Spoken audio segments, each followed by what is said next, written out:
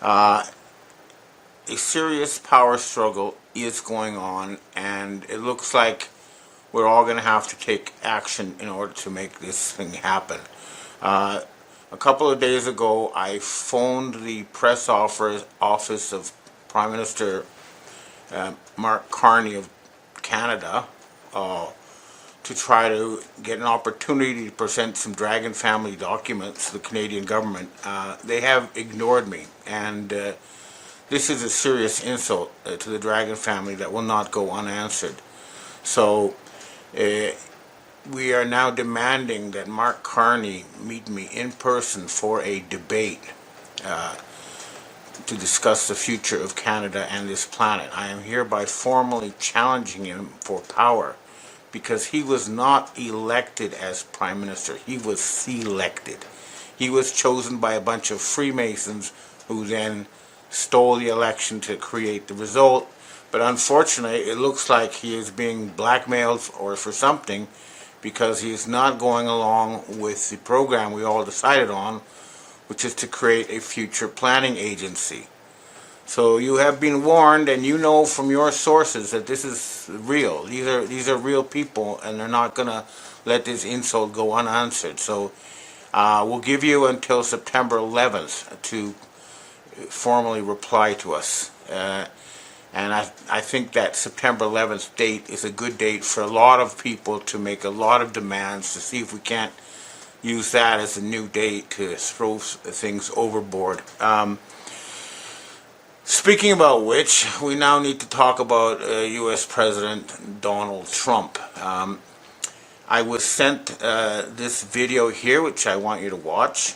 But anyway, It shows Trump with Melania, and it does look like the real Melania, and he's saying, hey, I'm not going anywhere, which is fine and good, but it's still clear that this one, even though they're sitting beside each other, he's shorter than Melania. So what it looks like has happened is the white hats have taken the Trump avatar, the short fat one, and are starting to use it for their own purposes. And we can see that with the comment they posted about Operation Warp Speed, where basically they're saying, well, we thought we were trying to protect everybody, but if it turns out we were lied to, we're not going to cover that up anymore. So they're covering their own asses while at the same time going, and that's a good sign that this new Trump, or this old Trump reading a new script with Melania at his side, is a sign the White Hats are back in control. But to confirm, this is not the original 6'3", 190 centimeter Trump. Take a look at the video of this Trump standing beside the Polish President Nawrocki. Pardon me if I didn't pronounce that right. Nawrocki is 5'10", and this Trump is clearly about the same height. So it still looks like the American people have lost their president, and a group is trying to keep the pretense of him being alive because there's so much money and power involved in having that presidential signature that can authorize all these funds. And that's what I think you'll see is going on with all these tech people gathering in the White House, pledging huge amounts of money. They're saying we're going to relaunder all this Fed funny money in the United States, basically. But take a look at the clip, and you'll see what I mean. You know, the West is going through a lot of trouble, but I think we really are going to see some kind of revolution in Western Europe this fall. Now, I think the situation in Germany is going to be especially interesting because the opposition AfD is almost certainly going to win the next election, and there's a lot of pressure to hold an election soon. The AfD candidates, right, left, and center, I believe more than 16, but they're not going to be able to murder their way out of this. And to understand what sort of mind shift is happening in Germany, please take a look at this clip of an ad put out by the AfD. I don't think, I know from their comments and their other things, they're not racist per se, but what they are saying is the elites have deliberately flooded our country with military-age, non-Christian men who appear to be getting a salary from somewhere and who are causing a huge, jump in crime rates. And a lot of them are welfare bums who are bankrupting the country. And that's something that needs to be said. You can't just pretend this stuff isn't happening because you're going to be called racist. This is nothing about racist. This is about people behaving the way they're supposed to or not behaving the way they're supposed to. And when you have a bunch of antisocial people who come into your country and causing crimes, my advice to the Germans is that with very few exceptions, most immigrants who are now on welfare should be asked to get a job or leave. That's what I would do. Then you can get the useful ones and get rid of the criminal trash that came along with them. In any case, there's also going to be something happening in the UK for sure, because it turns out they arrested 12,000 people in the UK in 2023 for things they wrote online. This is not the England of the Magna Carta, where your leaders can arrest you for no good reason whatsoever. This is something very serious. And we know that Keir Starmer is one of the blackmailed pedophiles from Epstein Island, and that is not going to go away. He's going to be removed. Same with Merz in Germany. He's going to be removed. And well, Mark Carney, I think your time is running out. Our patience is running out, and we're going to out you as a criminal who got placed by a stolen election unless you move out. But in France too, we're getting calls from French intelligence saying, please do not. Even though Macron is now a puppet reading a script, he holds the presidential authority, which gives the white hats an opportunity to use him to make serious changes in France. So they want to keep him there as an image so that they can carry out the constitutional changes they need to fix the problems France now has. So we're leaving it up to them. But we'd like to hear from the people who have this new Trump reading his script. We'd like to talk to them. But I think they should understand that Western leadership right now is in serious trouble. What are they saying? What are they telling our people? They're saying, Iran's going to threaten us, so we have to start a war with them. Or Venezuela, we got to have a war with them. Stuff like that. They're not saying what kind of future do we want, what kind of world do we want to live in.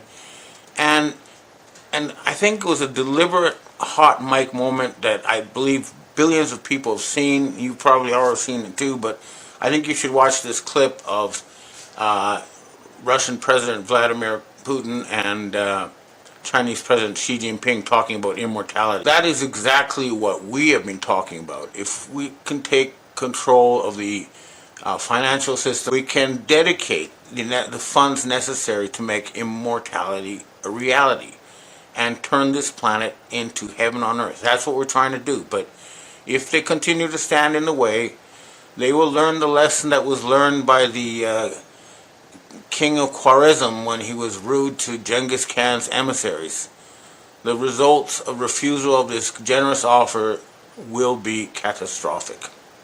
Well, that's what I have to say for myself today. Now I'd like to answer questions from readers and viewers. Okay, next question. Hi, Ben. In a recent interview, the CEO of Palantir, Dr. Alex Carl, said, and I quote, "I hate the enemies of Palantir." Is this guy referring to the human race? Because in my opinion, the enemy of Palantir is the human race.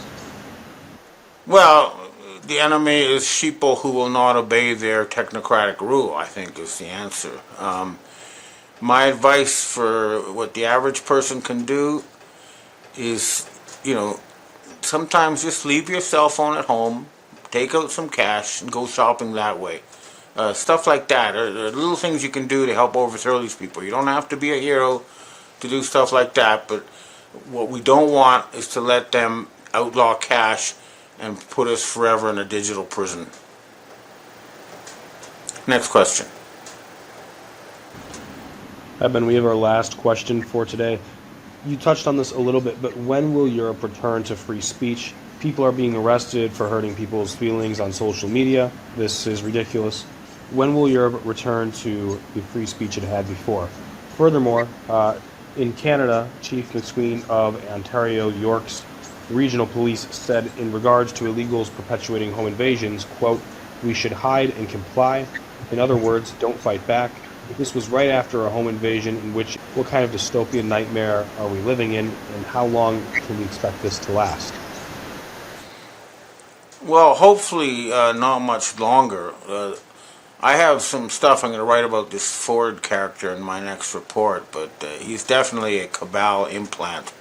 Uh, Overall, I think the fight is reaching its final push, but we all need to personally take action at this point to remove them because they have people who need to be removed visibly and publicly are Bill Gates, Gavin Newsom, House Speaker Johnson, all the Clintons, the heads of the big tech corporations, the heads of the big, we need to firmly take away their control of the magic money machine and the corporations and return that to the people and the real entrepreneurs who actually build value. That's what we're going to do. And we all need to take the fight to them. Okay, well, that's what I have to say for myself this week. I hope to see you next week. Restored Republic via GCR. Judy note, President John F. Kennedy Sr. and JFK Jr. were said to be alive, both thriving under the White Hat Victim Witness Protection Program. At least that's what Carolyn Bessette Kennedy claimed. Ms. Kennedy ought to know. She was reported to have gone down with her husband and sister in that plane crash so many years ago, but evidently not. JFK Sr. was alive and thriving under White Hat military protection in the Victim Witness Program after surviving the deep state hit decades ago. White Hats never stopped fighting. Carolyn Bessette Kennedy on Telegram Wednesday, March 18, 2026. What Bessette didn't say, and most Annans were aware of, was that her husband and father-in-law, along with President Donald Trump, were heading the greatest financial shift in world history, plus restoring the U.S. constitutional republic with Trump as Commander-in-Chief and JFK Jr. as his VP. That fight was coming to a climax. Wednesday evening, March 18, 2026 was the night the cabal crumbled and Nizara/Jazara payouts and debt forgiveness went live around the globe. A rolling worldwide EBS began at midnight along with 10 to 12 days of darkness where all media was rerouted through Starlink. The 10 to 12 days of blackout was accompanied by bank closures, ATMs not working and temporary martial law while the global military alliance made mass arrests of Satan-worshipping pedophile traitors. The first TBS broadcast will be the raids, live, uncensored footage of the main characters of the global child trafficking ring being dragged into the light. The green light on the Empire State Building Wednesday night was a transmission, a warning to some, confirmation to others. The sky above New York was pulsing. A frequency shift you can feel in your bones. For the next 72 hours the world will receive a continuous stream of declassified information. The real history of the last 100 years. The crimes committed against humanity by those who claim to protect it. The technology that was stolen from you. The financial system that enslaved you. All of it, unfiltered, undeniable and unstoppable. The above about the Kennedys being alive and running the Q movement shouldn't be all that surprising. So much truth has been kept from the public in this war of good against evil. Judy note, some research links in the below article have long been taken down by the bad guys. I left them in to let the reader know they once existed. The below was an article I wrote 12 years ago. No way. Satanists don't like to be brought out in the open. Friday, August 22, 2014. Mafia threatens Pope, court considers child sacrifice links to Vatican, CIA, Sinclair Oil, HSBC, Cargill, Cameco Uranium, Anthony Kidman. Under Canadian law no one has been investigated, charged or tried for. The Government of Canada, British Crown, and Catholic, United and Anglican Church officials who ran 80 Canadian native residential schools wherein hide at least 32 child mass grave sites, have been legally absolved of all responsibility. An investigator for the Irish Guarded Police Force testified before the ICLC court in Brussels that marks on some bones of 796 children found in an Irish Roman Catholic nun septic tank. Another child mass grave site was located on Catholic-owned land. On Wednesday, March 19, 2026, EBS Global Activation. Imminent within 48 hours. President Trump and JFK Jr. delivered joint address from Jerusalem in a biblical moment. Two American patriots return the Holy Land to sovereignty under God. Trump rips the Zionist cabal grip. Simpsons cartoon prediction of Trump as King of Israel unfolds exactly. On Thursday, March 20, 2026, GCR ignites gold-backed QFS across 209 nations. Trump seizes the sovereign treasury from the cabal. No more income taxes, replaced by tariffs and 14% sales tax on new goods. SCOTUS attempts blocked as 15% global tariff slams into effect. Deep state traders melt in fear. May 17, 2026, sees Trump calling for rededication at the National Mall, beginning the Jubilee year with intense prayer over 49 days to July 4. This aligns perfectly for spiritual revival. C. 2s. March 17, 2026, Bruce, the big call Bank of America and Chase banks were finally connected to the QFS at 4 a.m. Monday morning, March 16, 2026. 93 banks in Europe were not connected to the QFS and would likely never be. A Wells Fargo paymaster predicted we would be notified Wednesday 18 March or Thursday 19 March. A military contact said we would be notified before Friday 20 March. Bondholders have been told they would have usable funds on Wednesday or Thursday. Judy note, we have been told that Wells Fargo, which is owned by the Chinese elders, the ones who own the gold behind the global currency reset, will send out emails to currency and bondholders worldwide telling them how to set redemption and exchange appointments. It is advised to exchange/redeem your foreign currency at an official redemption center, RC, rather than a bank. You can only redeem ZIM at RC, the dinar contract rate can only be given at RC, and banks will offer you lower exchange rates than what you can obtain at RC. It was my understanding that most banks were under control of the cabal and would soon play a different role in the global financial system. Wednesday, March 18, 2026, just in, Trump goes to war with the Fed. Demands immediate rate cuts, calls out too late Powell, March 18, 2026. WED. March 18, 2026, boom. Fedgate 2026, $1 trillion Fed scam exposed, insider drops bombshell. Federal Reserve is just a giant hedge fund now. Wednesday, March 18, 2026, over $2.3 trillion in off-ledger assets have been quietly positioned through U.S. Treasury-aligned channels since 2018. Stored across strategic reserves in Texas, Nevada, Colorado, and Alaska. HACE assets were never recorded in public balance sheets. They were transferred through defense contractors, sovereign funds, and restructured under emergency authorization protocols. Internal documents link these holdings directly to the ISO 20022 transition framework, preparing a fully asset-backed settlement layer. This reserve was not built for the current system. It was built for what comes next. F. Wednesday, March 18, 2026. Boom. RV. Military op, the new financial system, step out of the matrix and into the golden age. Dinar, Dong, and ZIM. GCR. The alliance, the White Hats military, Trump Tier 4 be activated on Telegram. Boom. The White Hats are leading the charge in the global currency reset, GCR, with a military operation to bring down the corrupt financial system. Get ready for the revaluation, RV, of the Iraqi dinar, and Zimbabwean ZIM. This is being described as the moment to break free from the old system and step into a new era of prosperity, freedom, and wealth redistribution. The global revolution has begun. Prepare for the greatest shift in human history. The financial reset many have been talking about is presented as a complete transformation of the system. The golden age is said to be on the horizon, where humanity reclaims control over its economic future. The Great Awakening, humanity is waking up to the truth. The old financial structure, built on debt and control, is being challenged. Many believe the world is entering a period where people recognize their own power and the system begins to change. The global currency reset, a complete overhaul of the financial system. Supporters say the shift moves from fiat currencies controlled by central banks to a system backed by real assets such as gold and silver, connected to the quantum financial system, QFS. The quantum financial system, QFS, the future of money is digital. Described as decentralized and secure, the QFS uses advanced ledger technology to create transparent and fast global transactions, with networks like Stellar playing a role in global financial connectivity. The key players, Iraqi dinar, and Zimbabwean ZIM. These currencies are said to be at the center of the revaluation event, potentially triggering large-scale wealth realignment and supporting global humanitarian projects. The revolution has begun, and many believe there is no stopping it. The old world is changing, and a new era of economic freedom and global cooperation is being discussed as the future. Stand strong, stay aware, and watch as history continues to unfold. Constitutional Republic of the United States, Constitutional Republic of Canada. H2s.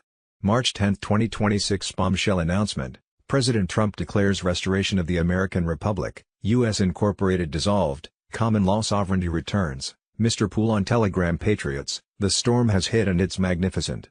President Donald J. Trump has invoked Article 2 to declare the United States fully sovereign under common law once more. The fake foreign-controlled U.S. Incorporated is finished, gone forever. No more Admiralty law oppression. No more globalist chains dragging us into debt and war. The deep state grip is broken, the true constitutional republic rises triumphant. This is no mere rhetoric, it's a binding declaration of authority and summons from Trump as Commander-in-Chief.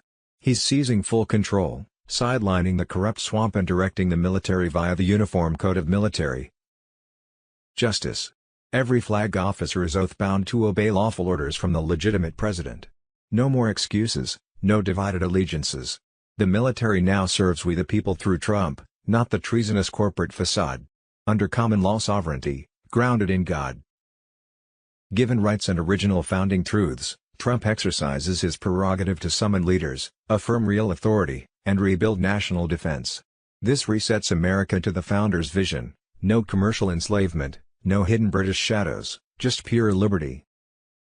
All flag officers are ordered to convene in Virginia, the Republic's sacred cradle, for immediate realignment. This is full military mobilization to restore loyalty and eliminate globalist remnants. The timeline is set, orders issued, clock running. Unity under true command is happening now. Foreign-tied overseas bases and Commonwealth-linked tops. They're being shut down or reclaimed for America. No more secret outposts serving alien masters, no covert pacts bleeding us dry. Trump is smashing the centuries-old crown chokehold on trade and power. And the military reset locks it down. This fulfills Trump's sacred oath to defend the Constitution, protect the people, and preserve the Republic. Every officer and servant must choose, stand with the restored Republic or stand exposed as oath breakers. The line is drawn, no more shadows, no two Americas. One Republic. One Commander-in-Chief. One law, common law. Quanons, white hats, digital warriors, this is our victory moment. The debt-based, deception-driven U.S. Incorporated fraud is overthrown. Military mobilizes under Trump's unbreakable command. Deep state cabal legally crushed, illusions collapsing. Freedom surges back, the Republic is back, sovereign, unbreakable. We witness history, true American Republic restored. Patriots win. God bless President Trump, our military, and the sovereign United States of America. A constitutional Republic of Canada, the only way to Canadian sovereignty, no referendum required. Canada and the 1932 Westminster Statute. Government of Canada, Canada. The Illusion. Clip 5, Statute of Westminster, 1931 J. Wars, Wars and Rumors of Wars. Wednesday, March 18, 2026, the Iranian regime just collapsed. New Supreme Leader Mujtaba Khamenei is dead. White Hat Special Forces struck his bunker at 3:33 EET. He was executed on the spot. Iran has surrendered. The Islamic Republic is finished. Wednesday, March 18, 2026. Operation Epic Fury. Hours ago, U.S. forces successfully employed multiple 5,000-pound deep penetrator munitions on hardened Iranian missile sites along Iran's coastline near the Strait of Hormuz. The Iranian anti-ship cruise missiles in these sites posed a risk to international shipping in the strait, Secretary of War Pete Hegseth. Guru Information and Intel K. Wednesday, March 28, 2026. 107. Trump breaking news. March 18, 2026. All hell is breaking loose in 48 hours. 107 on Telegram. 107 has issued a critical update, revealing that President Trump is in no position to bow to the crazy demands coming from the Iranian regime. The mullahs are pushing for full American withdrawal from the Middle East along with enormous payoffs and other insane concessions. According to the latest intelligence, in the next 48 hours. These regime leaders are operating in a suicidal frenzy. They are pushing the world to the absolute edge, apparently hoping for some messianic arrival or even alien intervention to save them from what is coming. This fits perfectly with their apocalyptic religion that requires bringing the planet to total destruction before their savior appears. The Iranian people have suffered tremendously under this cult. Iran holds deep biblical significance as the land of Esther and the burial place of the prophet Daniel. Right now it has the fastest growing Christian population anywhere on Earth. After the regime's savage crackdowns during the uprising several years back, which killed between 60,000 and 70,000 innocent souls, especially targeting women with unbelievable brutality, a powerful underground resistance formed. This resistance has sent a clear and terrifying message to police and military officials. They know where the families of the oppressors live and will not hesitate to strike back. The fight has intensified once again as the people see their moment of opportunity under President Trump. Trump has repeatedly stated that this is the time for the Iranian citizens to rise up and remove these dictators who do not speak for them. The regime has sponsored global terrorism since the fall of the Shah. In the Congo alone, over 20 million Christians were slaughtered with Iranian support alongside other militant groups. Similar terror networks run through South America via Venezuela. Neutralizing Iran is essential for any real-world peace. The mullahs continue issuing nuclear and biological weapon threats. Trump and the White Hats are taking them deadly seriously. Precision strikes are currently destroying key facilities while minimizing civilian harm. Chinese deep state assets and infrastructure that allowed control over Iranian ports and oil are being systematically eliminated. This surgical approach ensures that when reconstruction begins, the Iranian people will rebuild on their own terms without cabal influence. Trump will structure the recovery so Iran repays every cent, keeping the burden off American taxpayers while securing lasting freedom. Meanwhile, the globalist forces are desperately attacking the patriot community. Soros money and foreign interests are funding efforts to divide and demoralize MAGA supporters through various influencers. Yet the White Hats have already achieved massive victories by sending dangerous gang leaders like Trenda Aragua directly to Gitmo and disrupting terror cells across the country. The original installation of the Khomeini regime was a deep state operation engineered during his time in French exile. That long-term chaos plan is now collapsing. A massive Christian awakening combined with military precision is bringing biblical justice to the region. Patriots, the storm is upon us and Trump is executing the final phase. The deep state is in total panic as their Iranian stronghold crumbles. Stay strong, trust the plan, and prepare for the greatest awakening in history. Victory is closer than ever.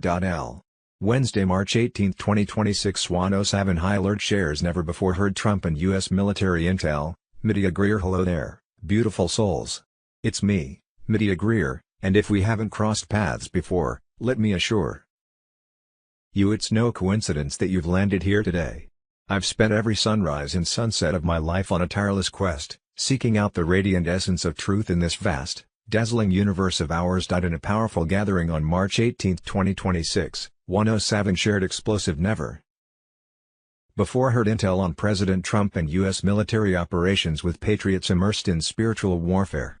These revelations confirm the White Hats have the plan under full control and the deep state is collapsing rapidly. One explained how President Trump must work within the system using congressionally approved advisors while cleverly challenging corrupt elements like Fauci. Health policy moves were 4D chess strategies to expose frauds and protect the public while military operations positioned as truths emerge daily. Military actions in Iran target deep state and Chinese infrastructure, freeing the country as Christianity grows at unprecedented rates. Parallel efforts in Venezuela, Cuba, and Mexico stop fentanyl flows and child exploitation rings threatening American families. A massive school bond crisis will hit banks harder than 2008, paving way for the reset. Trump is set to abolish the IRS and taxes on Social Security. Silver will rocket above $300 an ounce soon, rewarding those patriots who prepare. One emphasized keeping the body in top condition through natural methods that recently transformed his health, essential for the battles. May 17, 2026, sees Trump calling for rededication at the National Mall, beginning the Jubilee year with intense prayer over 49 days to July 4th. This aligns perfectly for spiritual revival. The 2025 climax is now. Tribunals approach, children are saved, no weapon prospers. Patriots, the storm is upon us. Deep state falls, awakening surges. Hold the line, best is yet to come. Wednesday, March 18, 2026. Explosive intel confirms JFK Sr. alive and thriving under white hat military protection in the victim witness program after surviving the deep state hit decades ago. White hats never stopped fighting. Carolyn Bessette Kennedy on Telegram. Trump stands as Commander-in-Chief of the Restored Republic, with JFK Jr. poised to step forward as Vice President in the greatest reveal patriots have awaited. We're in divine hands, God wins. The global currency reset ignites now, launching the gold-backed quantum financial system across 209 nations. Trump seized control from the cabal's Federal Reserve stranglehold, restoring sovereign treasury power. Income tax abolished forever, replaced by fair tariffs and a low sales tax on new goods only. Deep state puppets scream as their fiat empire crumbles. Martial law clamps down worldwide to secure the transition. Global military alliance under Trump activates final phase, mass arrests of cabal elites, pedophile networks exposed and dismantled, traitors in chains. No escape, the storm is here. Emergency broadcast system via Starlink prepares to flood screens with undeniable truth. 10 days of darkness imminent, power grids temporarily down for secure Nizara/Jazara rollout. Stock essentials, food, water, cash, generators. Banks go dark as old system dies, QFS takes over seamlessly. Jazara activates humanitarian relief on massive scale, debt forgiveness, prosperity packages delivered, suppressed technologies released. Zim redemptions begin for humanitarian projects, followed by currency exchanges at sky-high rates for Kennedy curse broken, family reunited in victory. The Republic rises, Constitution restored, freedom reborn. The end of tyranny is now, patriots hold the line. The greatest awakening in history unfolds. Where we go one, we go all. WWG Wonga. N. What we think we know as of Thursday, March 19, 2026. I'm not an asshole. I am actually one of the nicest people you will ever meet. You are just pissed because I can see through your bullshit. Sunday, March 15, 2026. Maui Storm 2026, drone shows widespread flooding and destruction. Wednesday, March 18, 2026. Senator Kennedy on spending cuts. Democrats left in silence as Kennedy brutally destroy them on President Trump's spending cuts. March 18, 2026. The Clinton Foundation unloaded FEMA's formaldehyde-contaminated trailers from Hurricane Katrina to the victims in Haiti. A total of $12 to $16 billion was raised for the victims in Haiti, and new shelters were supposed to be built. Instead, to save money, and allegedly pocket the difference, they took the trailers that were contaminated with formaldehyde from FEMA from Hurricane Katrina and gave them to the schools and people in Haiti. They knew these trailers were contaminated and that these shelters were supposed to be new construction. The people of Haiti received less than 2.8% of the $14 billion raised for them, and a total of only 7 small huts were built out of millions of dollars, the Chiffon Telegram. Wednesday, March 18, 2026, breaking, Trump springs the NATO trap, we don't need them to crush Iran. Wednesday, March 18, 2026, Intel confirmed, Iranian terror mastermind strike out, Minister Esmail Khatib killed in overnight military strike. Officially been terminated, SG Anon on Telegram. March 18, 2026, breaking alert, every American needs to watch this Tucker Carlson video, Iran war warning. Wednesday, March 18, 2026, boom, Trump's Energy Act kicks in, U.S. sells Alaska oil and gas leases for first time since 2019, March 18, 2026. Wednesday, March 18, 2026, boom. Gitmo thunder strikes, meet Darsh Crandall, the deep state's worst nightmare. Wednesday, March 18, 2026, breaking special report, House passes bill requiring automatic deportation for illegals who commit welfare fraud. Wednesday, March 18, 2026, delayed at the airport. Thank a Democrat. Democrats have voted repeatedly to protect criminal illegal aliens and prevent our own American TSA agents from getting paychecks. Democrats have chosen to make the American people suffer just so illegal aliens can stay in our country. More than 300 TSA agents have quit their job. They weren't getting paid and had to provide for their family. Israeli general, no, we didn't. Chinese scholar, stop lying. You people have murdered more than 70,000 children in Palestine. White hats on Telegram. Wednesday, March 18, 2026. The Rothschild sank the Titanic to set up the Federal Reserve. JFK secrets on Telegram. The Titanic was deliberately sunk to eliminate three billionaire men who opposed the Federal Reserve, due to their wealth and influence. The Federal Reserve Act of 1913, a sinister elite-controlled private banking system to oversee all financial institutions. J.P. Morgan and the Titanic. J.P. Morgan, who funded and built the Titanic, cancelled his voyage at the last moment, as did his friend Milton Hershey, who later expanded his food empire. The ship featured electromagnetic deck sealing, potentially trapping passengers below. Aftermath and the Federal Reserve. Post-Titanic, the Federal Reserve was established under questionable circumstances in 1914. John Jacob Astor IV, a Tesla supporter and critic of the Federal Reserve, perished, his family being one of the wealthiest and most opposed to the new system. Wednesday, March 18, 2026. On July 4, 1917, Nikola Tesla's Wardenclyffe Tower on Long Island, New York, was demolished by the federal government when they found out he was planning to give the world free energy as a gift. 10 Days of Darkness on Telegram. It was an early experimental wireless transmission station designed and built in 1901 to 1902. They censored Tesla using the newspapers they controlled. Nikola Tesla was one of the most important inventors of all the time, and they never taught you about him in schools, and this is solely because they don't want you digging about free energy. President Trump intended to expose Nizar laws, freeing peoples of the world from debt by returning stolen taxpayer monies back to the people. By that time the EBS, which already has taken over all mainstream media, TV, radio and internet worldwide, would proclaim that within the next 5 hours everyone needed to be home for a worldwide lockdown that would perhaps last 10 to 12 days.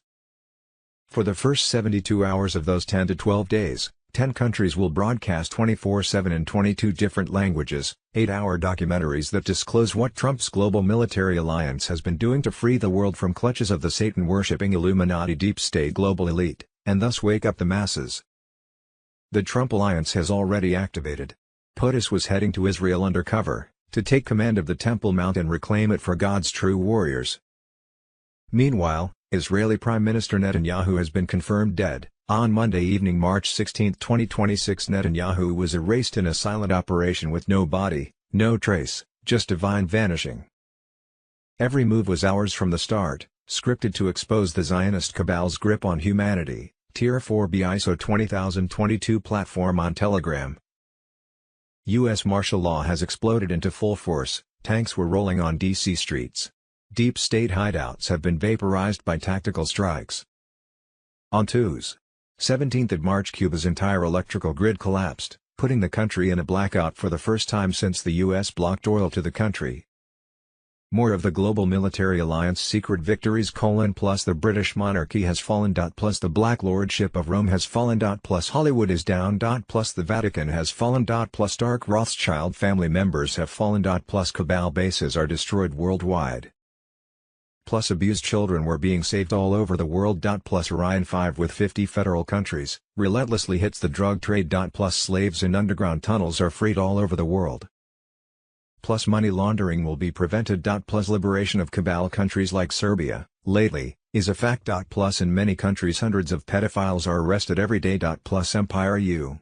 Powerful names are being collapsed. Humanity recognizes politicians who suppress the masses worldwide.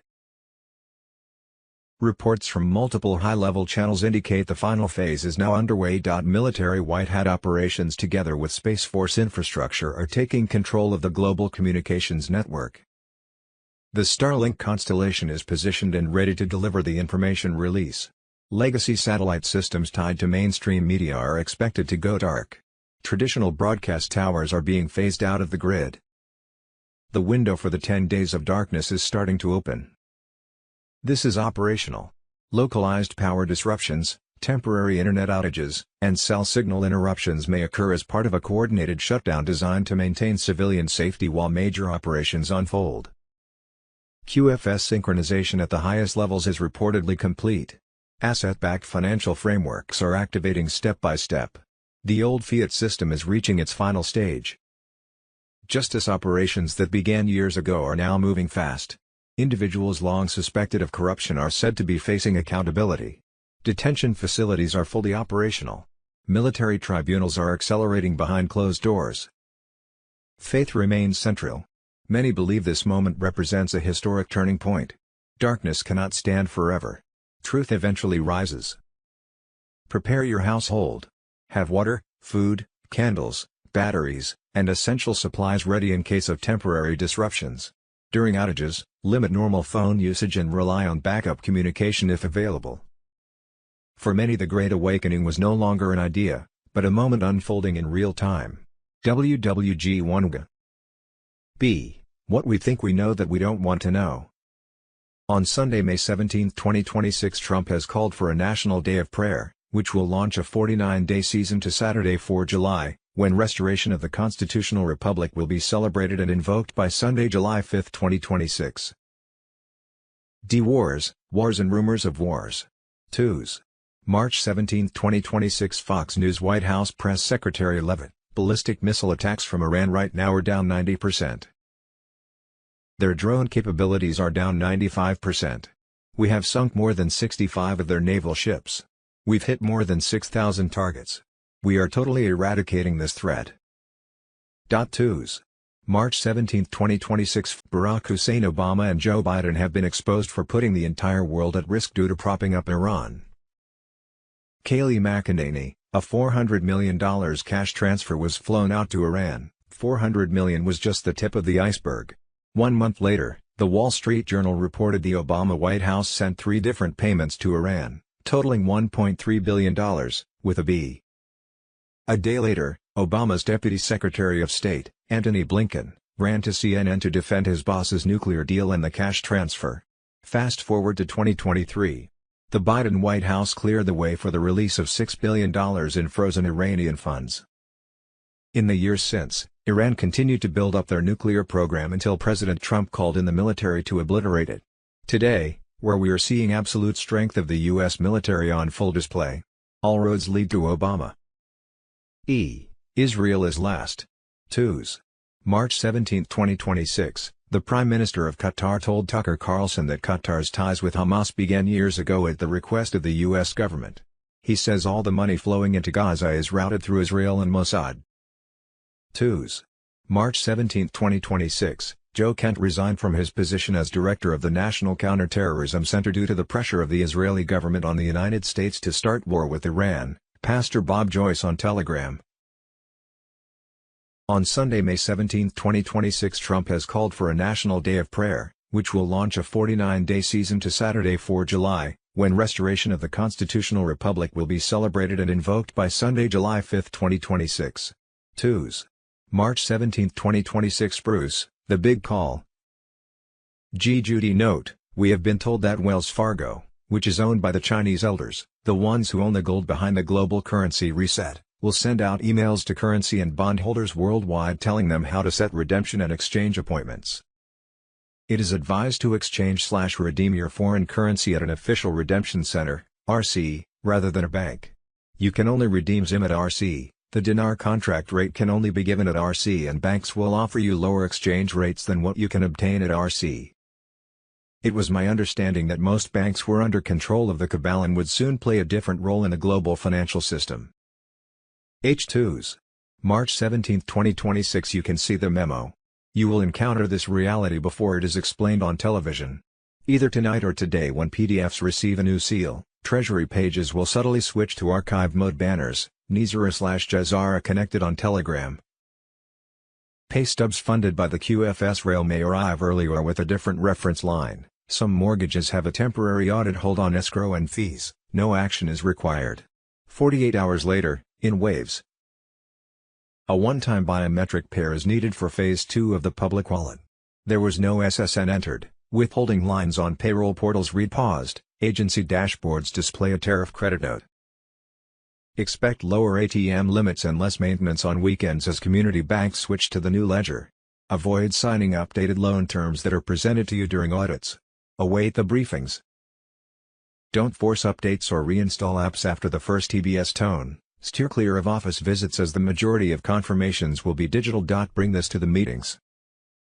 A picture ID, the last 2 pay stubs, any small business tax letters, and the most recent mortgage statement, Take screenshots of the current balances both before and after pairing. In the first wave, who is relieved? Veterans and fixed income pensions are processed using QFS rails. Small businesses were enrolled by community banks. Revaluation windows. Homeowners were reported for unlawful junk fees during the initial title sweep. Indications that we are in a tunnel. 1. Market feeds print data void for longer than 6 minutes. 2.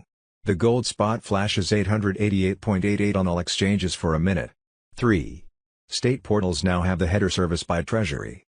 4. When CSPAT switches to a silent seating chart, there is no commentary. When the tone is reached, advice on wallet pairing should come after brief looping briefings on the benefits of Nizara and Jazara. Debt lines will alternate between fulfilled and reconciled after the audit batch posting. Use the bank you already trust. Bank portals offer small business relief buttons. I2s.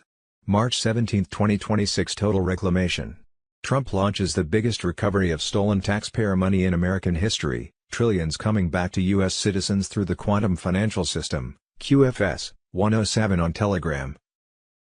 President Donald J. Trump has launched the biggest recovery of stolen taxpayer money in American history. By signing the executive order for the task force to eliminate fraud on March 16, 2026, with Vice President J.D. Vance leading the charge. He is targeting trillions siphoned by the deep state through fraud in federal programs, contracts, and entitlements. This bold strike hits the heart of the globalist networks that have robbed Americans for decades to fund their evil agendas. The waste is immense, with states already exposing billions in scams like massive Medicaid fraud rings operated by insiders and foreign elements. Trump is reclaiming it all through the powerful quantum financial system. Military white hats ensure secure, quantum encrypted transfers straight to citizen accounts, completely bypassing the corrupt legacy banks and their schemes.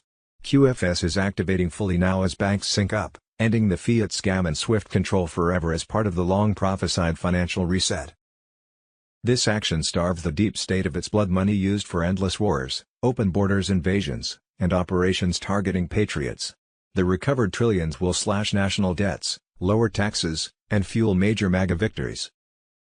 Special ops teams are tracking every asset from black budgets and laundered offshore accounts, with QFS immutable ledgers making it impossible for the thieves to hide or escape justice. As the Great Awakening unfolds, patriots witness Nizara principles activating. The cabal is in chaos, facing imminent mass exposures, arrests, and military tribunals.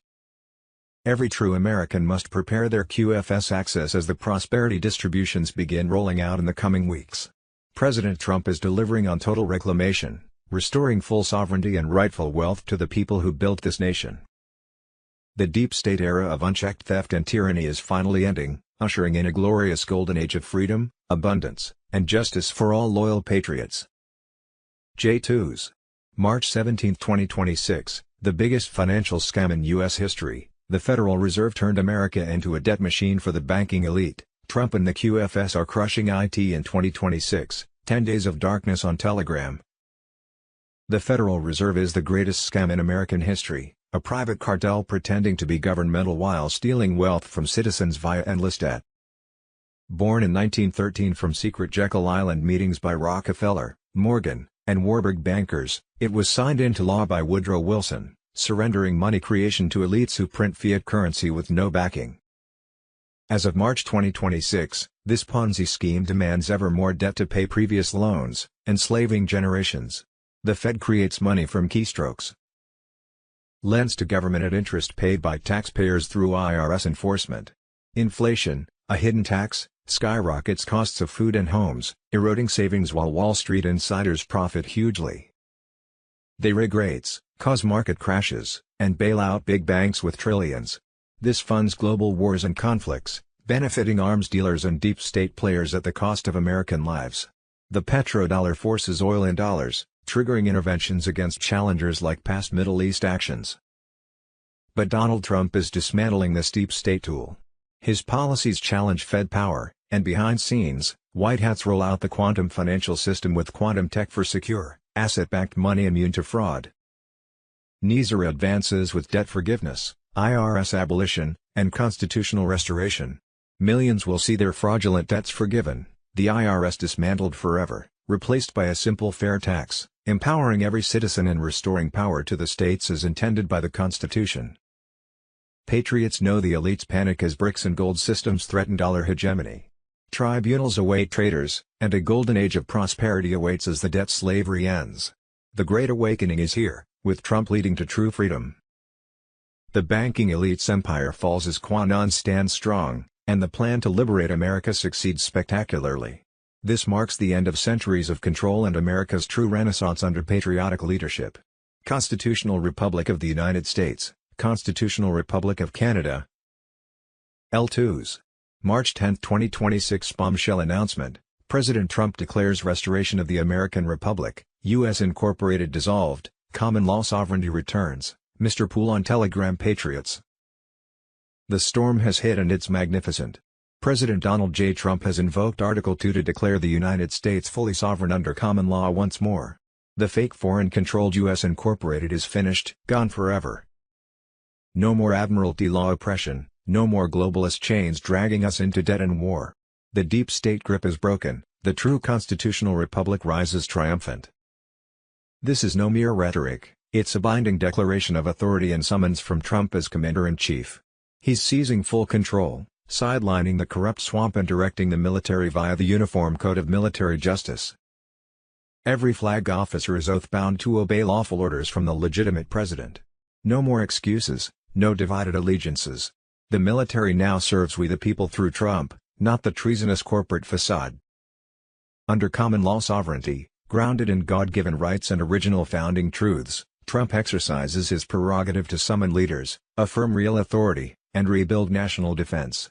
This resets America to the founders' vision: no commercial enslavement, no hidden British shadows, just pure liberty. All flag officers are ordered to convene in Virginia, the Republic's sacred cradle, for immediate realignment. This is full military mobilization to restore loyalty and eliminate globalist remnants. The timeline is set, orders issued, clock running. Unity under true command is happening now. Foreign-tied overseas bases and Commonwealth-linked tops. They're being shut down or reclaimed for America. No more secret outposts serving alien masters, no covert pacts bleeding us dry. Trump is smashing the centuries-old crown chokehold on trade and power, and the military reset locks it down. This fulfills Trump's sacred oath to defend the Constitution, protect the people, and preserve the Republic. Every officer and servant must choose, stand with the restored Republic or stand exposed as oath breakers. The line is drawn, no more shadows, no two Americas. One Republic. One Commander-in-Chief. One law, common law. QAnons, white hats, digital warriors, this is our victory moment. The debt-based, deception-driven U.S. Incorporated fraud is overthrown. Military mobilizes under Trump's unbreakable command. Deep state cabal legally crushed, illusions collapsing. Freedom surges back, the Republic is back, sovereign, unbreakable. We witness history, true American Republic restored. Patriots win. God bless President Trump, our military, and the sovereign United States of America. Constitutional Republic of Canada. The only way to Canadian sovereignty, no referendum required, Canada and the 1932 Westminster Statute. Government of Canada, Canada. The Illusion Clip 5, Statute of Westminster, 1931. P2s. March 17, 2026, breaking, White Hats rally, the storm ignites as Trump leads the charge against deep state shadows, 10 days of darkness on Telegram. The gathering pulses with unyielding resolve. Ricardo Bossi, Michael Jocko, John Michael Chambers, and Derek Johnson converge, unleashing truths that shatter illusions. Q's vigilant warriors stand firm, eyes piercing through scripted deceptions, connecting ancient patterns to today's headlines like Revelation's prophecies unfolding. These digital soldiers, fluent in crypto ledgers and election anomalies, hold the line with Isaiah's fire, arming veterans and awakening minds. Trump's bold warnings echo, assassins lurk, but the White Hats expand the battlefield, flipping the Overton window wide. Tariffs crush foreign thieves, exposing Supreme Court corruption tied to Clinton shadows and foreign bribes. By April 2026, investigations will dismantle judicial overreach, reclaiming sovereignty as Trump doubles down, tariffs soaring to 50% on cheaters. The deep state's narrow debates crumble under this onslaught. Epstein's web unravels, dragging elites into the light. Arrests mount, Prince Andrew, Peter Mandelson, Norwegian leaders fall for misconduct, peeling Bach. Epstein's web unravels, dragging elites into the light. Arrests mount, Prince Andrew, Peter Mandelson, Norwegian leaders fall for misconduct, peeling back layers to child trafficking horrors. Files drip, fueling outrage, but white hats monitor, breaking moral chains. Humanity's numb souls awaken to the scale, adrenalized blood trades, McDonald's secrets, evil tires, momentum surges on our side. Tribunals churn at Gitmo, sentences executed in shadows, ready for revelation by summer 2026. Iran simmers as strategic strikes expose Obama's failed deals, uranium lies at 80%. No world war, just precision dismantling diplomacy's facade, tying to assassination plots. Trump's exile claims. Bait for puppets. Aliens loom, files released by mid-2026, ET DNA manipulations, ancient tech jumps, Gilgamesh truths, sky people in Bibles. Eisenhower's greeted treaty exposed, portals glimpsed, underground bases like Area 51 pulse with secrets. Humanity's origins rewrite, freeing us from lies. Elections secure by November 2026, voter ID, no mail-ins except essentials. Save Act enforces despite Senate, military government overrides, sanitizing roles under Executive Order 13,848. Cyber teams guard, exposing 2024 frauds. Swing states reclaimed, deep state capitulates. Trump, Supreme Commander, declares, occupied no more, Great Liberation dawns January 20, 2027. Puppets flee as sovereignty restores. Patriots, the veil rips. Evil's ugly run ends, we've endured, refined in fire. Momentum's ours, collective consciousness unbreakable. White hats unite, storm raging, light victorious. Hold fast, dawn breaks, empires fall, Q's plan unbreakable. S2s. March 17, 2027, CIA Project Artichoke files, declassified records reveal Cold War human experimentation, and why ID still sparks controversy, Ezra Cohen on Telegram. Declassified documents tied to CIA programs from the early Cold War, particularly Project Artichoke, have resurfaced in public discussion, reigniting debate about how far intelligence agencies went in experimenting on human behavior and control. Originally launched in the early 1950s, Project Artichoke was a precursor to the better-known MKUltra program. Its stated goal was to explore methods of interrogation, psychological manipulation, and behavior control using chemicals, drugs, and other techniques. A 1952 memo from the program outlines research into substances that could be administered undetected and used to influence mental states, including anxiety, confusion, or compliance. These experiments were part of a broader Cold War context, where U.S. intelligence feared adversaries were developing similar capabilities. Some of the documents reference theoretical methods of delivery, including the possibility of introducing substances through everyday channels such as food, drink, or medical treatments. However, historians emphasize that much of this research remained experimental, and the full extent of real-world application is still debated. Project Artichoke operated alongside other classified efforts and involved collaboration with military and scientific institutions. By the mid-1950s, it transitioned into MKUltra, which later became the subject of public outrage after investigations revealed that unwitting individuals had been exposed to substances like LSD. In 1973, many MKUltra records were destroyed, but surviving files and U.S. Senate hearings in 1977 confirmed that secret human experiments had taken place, often lacking proper oversight or ethical safeguards. These revelations raise serious questions about government accountability, medical ethics, and the limits of national security programs. They continue to influence modern debates around public trust, especially when discussions turn to healthcare systems and pharmaceuticals. While some claims circulating online go far beyond documented evidence, the core historical fact remains: Cold War intelligence programs did conduct covert experiments aimed at influencing human behavior, and in some cases, those experiments crossed ethical lines. Today, Project Artichoke stands as a reminder of a period when secrecy, fear, and geopolitical rivalry pushed scientific research into dangerous territory, leaving behind a legacy that still shapes public skepticism and demands for transparency. Voter fraud, twos. March 17, 2026, Dominion voting machines were allegedly found by election experts to be programmed in some counties to give Biden 113% per vote, and Trump only 87% per vote. From that moment on, control over the money supply shifted away from direct public oversight into a central banking structure capable of creating currency, setting interest rates, and steering the entire economy. At its core, the criticism is simple: money today is largely created through debt. The system expands by issuing loans, meaning new money enters circulation only when more debt is created. Over time, this builds a cycle where governments, businesses, and citizens remain locked in continuous borrowing, while interest payments flow upward into the financial system. Inflation becomes the silent pressure point. As more money is created, purchasing power drops. Everyday life becomes more expensive: housing, food, energy, while savings lose value. Meanwhile, during financial crises, major institutions are often stabilized through massive liquidity injections, reinforcing the perception that the system protects the top while the average citizen absorbs the cost. Critics also argue that this structure extends beyond domestic economics. Central banking policies influence global markets, debt systems, and even geopolitical strategy, linking finance with international power dynamics.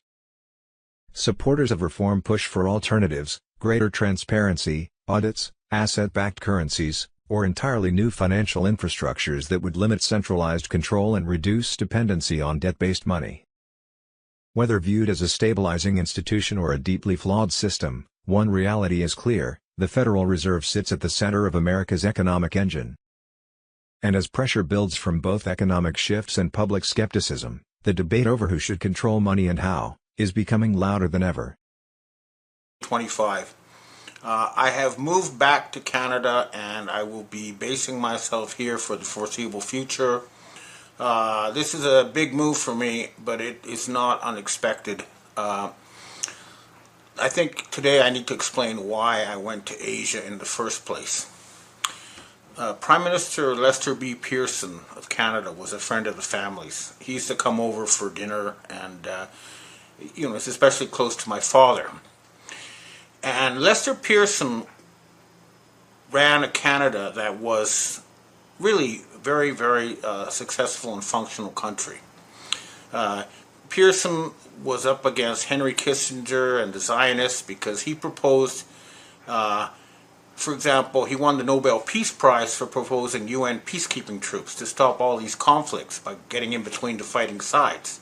And this, of course, annoyed the Zionists and the people who wanted to create an American world dictatorship under Henry Kissinger, because they needed these wars to conquer the planet. Unfortunately, Canada alone could not stop the Zionist and American juggernaut. I asked my father, who was a Canadian ambassador to various countries, why he never ran for office, and he said that Canada was too weak. Canada alone could not make a difference. And that's one of the reasons why more than 40 years ago I decided to go to Asia to try to get Asian help. Well, that help has arrived, and at this point a deal is being reached to try to bankrupt the people behind the entire Zionist project, and we're almost there. The years of forensic investigation have led me to the pharaonic Octagon Group in Switzerland as the former secret controllers of the West, and they are now reduced to a rump. The only people, as far as I can tell, who are resisting the switch to a polycentric world and not a single world dictatorship controlled by some kind of Zionist self-proclaimed God King, is the Rothschild family, and they are now headed by Jean-Michel de Rothschild, known to us as Brigitte Macron, and still obeying the orders of this person are the Chancellor of Germany, Merz, the fake President Macron of France, and of course the blackmailed pedophile Keir Starmer. Here in Canada, of course, they still have a lot of their flunkies in power, and One of the reasons I'm back is to make sure that Canada once again becomes an independent country and one that has control of its central bank. Now, this is very important for Canadians, especially. From 1938 until 1972, the Bank of Canada worked for the people of Canada. The head of the Bank of Canada used to live across the street from me, and he'd go to work in a Volkswagen. He was just an ordinary public servant working for the people. He wasn't some kind of secret satanic club member, going off to pedophile islands.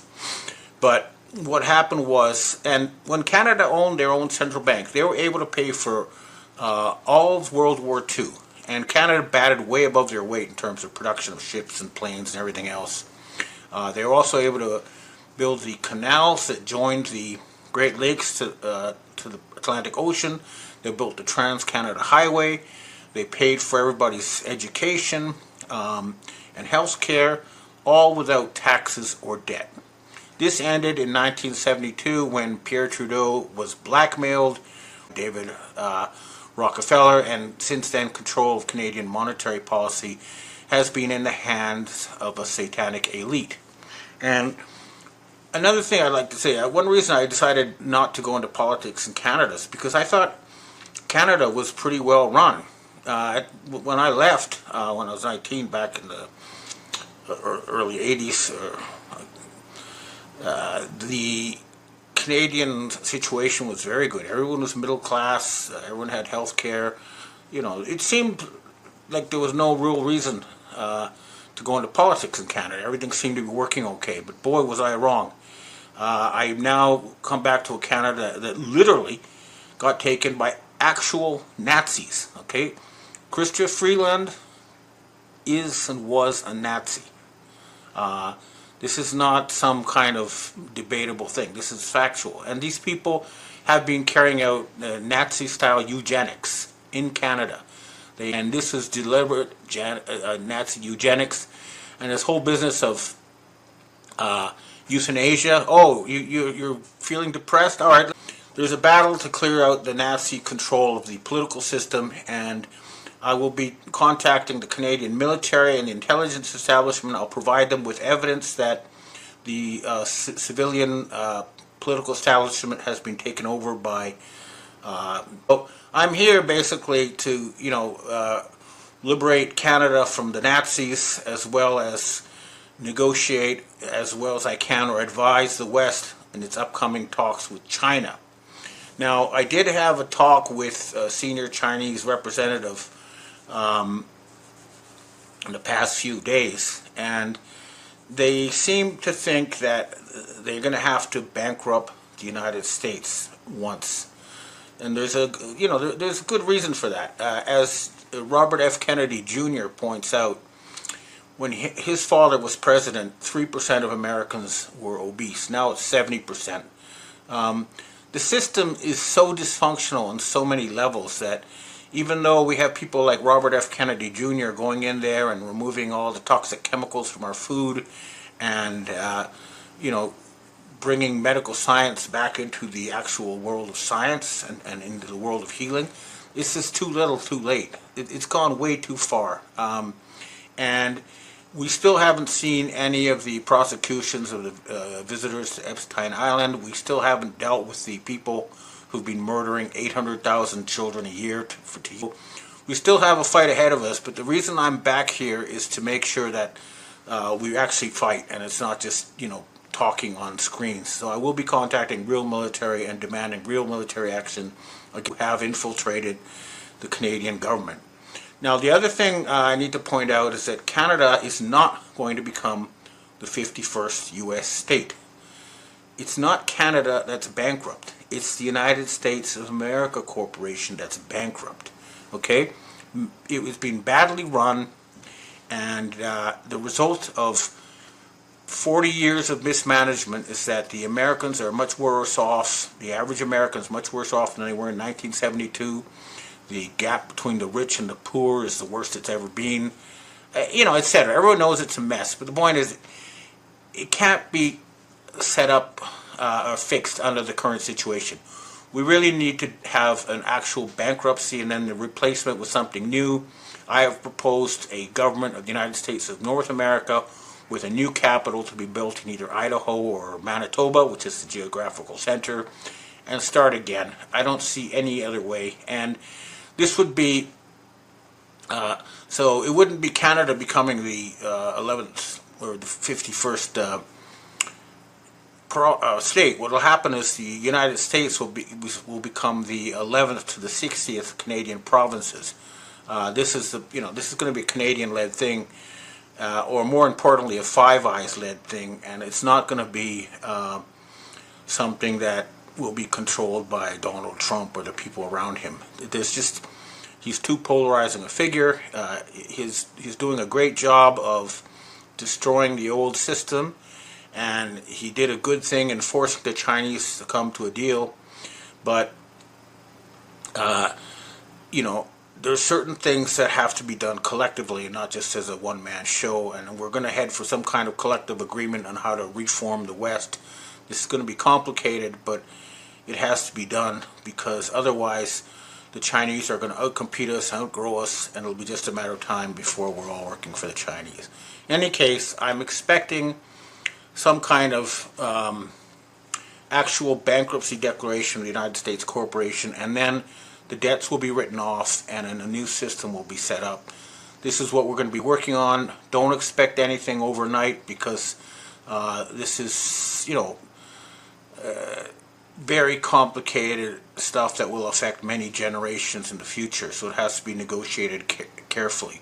And this process will begin. We'll keep it in the open and in public, and we do notice there are big negotiations taking place right now in Turkey. We have, I believe, Putin, Zelensky, and Trump all meeting in secret. My understanding is that at the end of the day, Russia will be in charge of security for Western Europe, excluding the UK, and the United States or the United States of North America will be, setting up a new entity in the Americas. So things are moving ahead, and of course, the United States, or the rogue criminal state of Israel, is going to be replaced by the state of Judea, which will include all native-born New Judeans as well as the immigrants, and that's what's going to be negotiated. So anyway, I'm back in Canada. I'm come in from the cold, and I'm going to be fighting to make sure that the Anglo-Saxon people get justice for all the satanic horrors they've been put through. And this process is well underway, and it will accelerate. And I'll be, operating obviously in a different time zone. It's now 10 a.m. Friday morning here in Canada, so it's not going to be 3 in the afternoon Japan time like I used to, record. So everything's going to change, but rest assured that the good guys are winning, and I'm going to be participating in fighting to make sure that victory is complete. Okay, well, that's what I have to say for myself. Now I'd like to answer questions from readers and viewers. Hi, Ben. We have our first question for today. What is your and the Future Planning Agency's stance on AI and robotics? I think AI and robotics can be a very, very helpful tool, but we have to remember that if we rely too much on it, our brains will atrophy.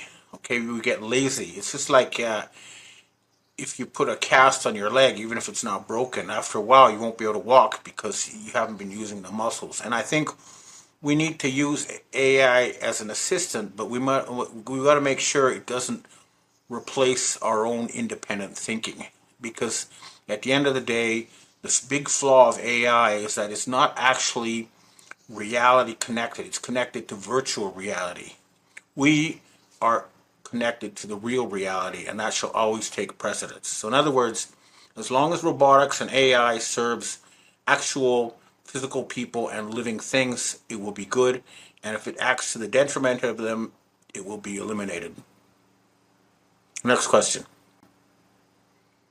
Hi, Ben. Canada seems to be the prize for the globalists. Carney draped himself in false nationalism and barely held on as PM, thanks to Donald Trump's interference. Trump, the Kushners, and Carney's offshore money laundering Brookfield Asset Management are all in the bed together.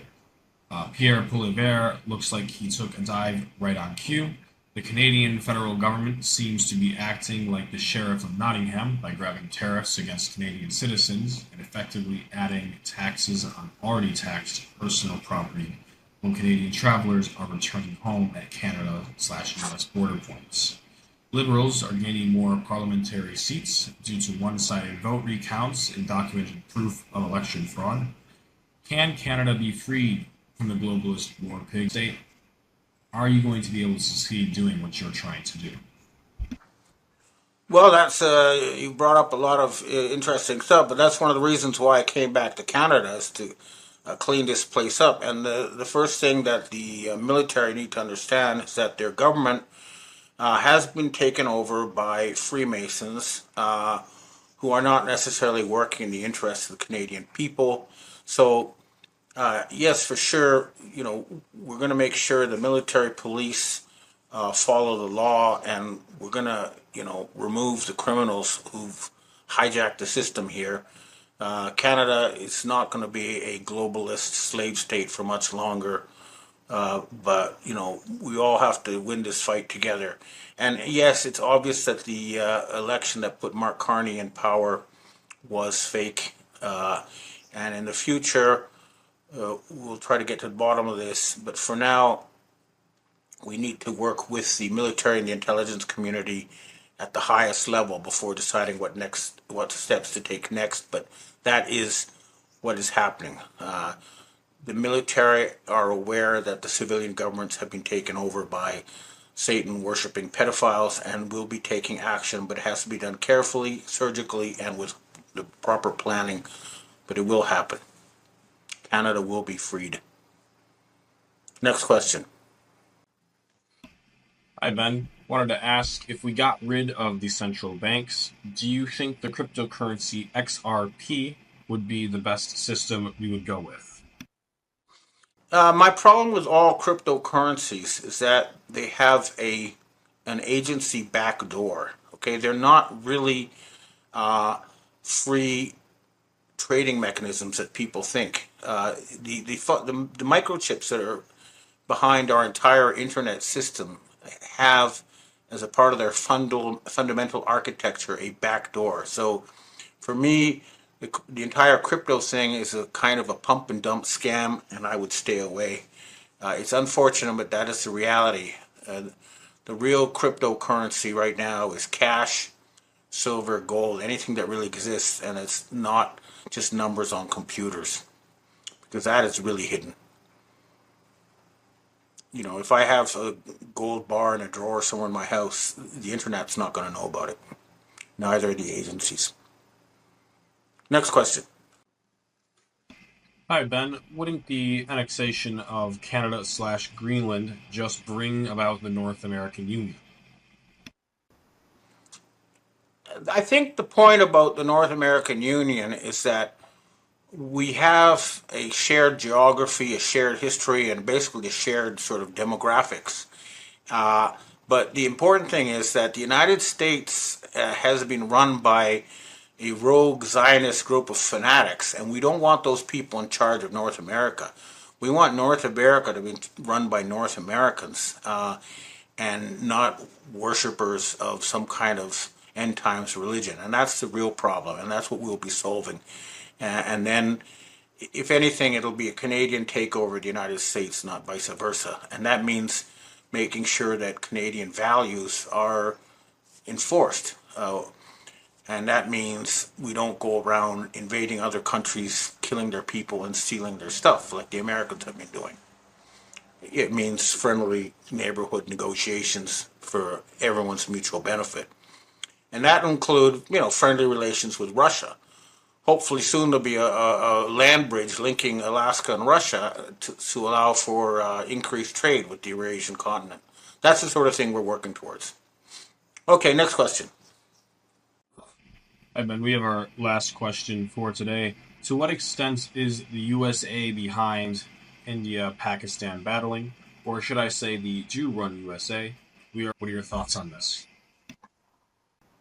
I think that the if you look at what happened with India and Pakistan, it's a pretty good bet that this was Mossad or Chabad blowing up a bunch of Hindus and then setting up a big propaganda campaign to blame that on Pakistan and try to start World War III.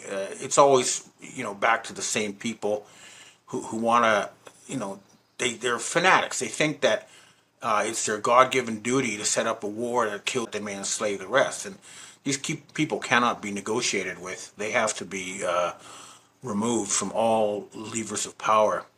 But another group that is behind this mayhem is the Black Sun organization, and their view is that they'll keep causing trouble until some kind of world federation is announced. Okay, these are the P3 Roman types in Italy who are saying this, not me. But no matter what all the world's military understand is that no matter what provocations are going to be staged, we're not going to be fooled into starting. What will happen is that the people who've been trying to enslave us will face justice. Okay, well, that's it for me this week, and I hope to see you next week in Canada now. Beautiful. All right. Yeah, you've returned to the homeland. The hero's journey is nearing its completion. You got your samurai skills in Japan. Now you're coming back to take charge. I want to ask you this because I know I am on BitChute. I got several flags on my YouTube channel. I took the whole Highway Diary archive. I put it on. You gave me a bunch of flags, Ben. What the hell? So then I put everything on BitChute, everything that's video, that's not just for my comedy stuff.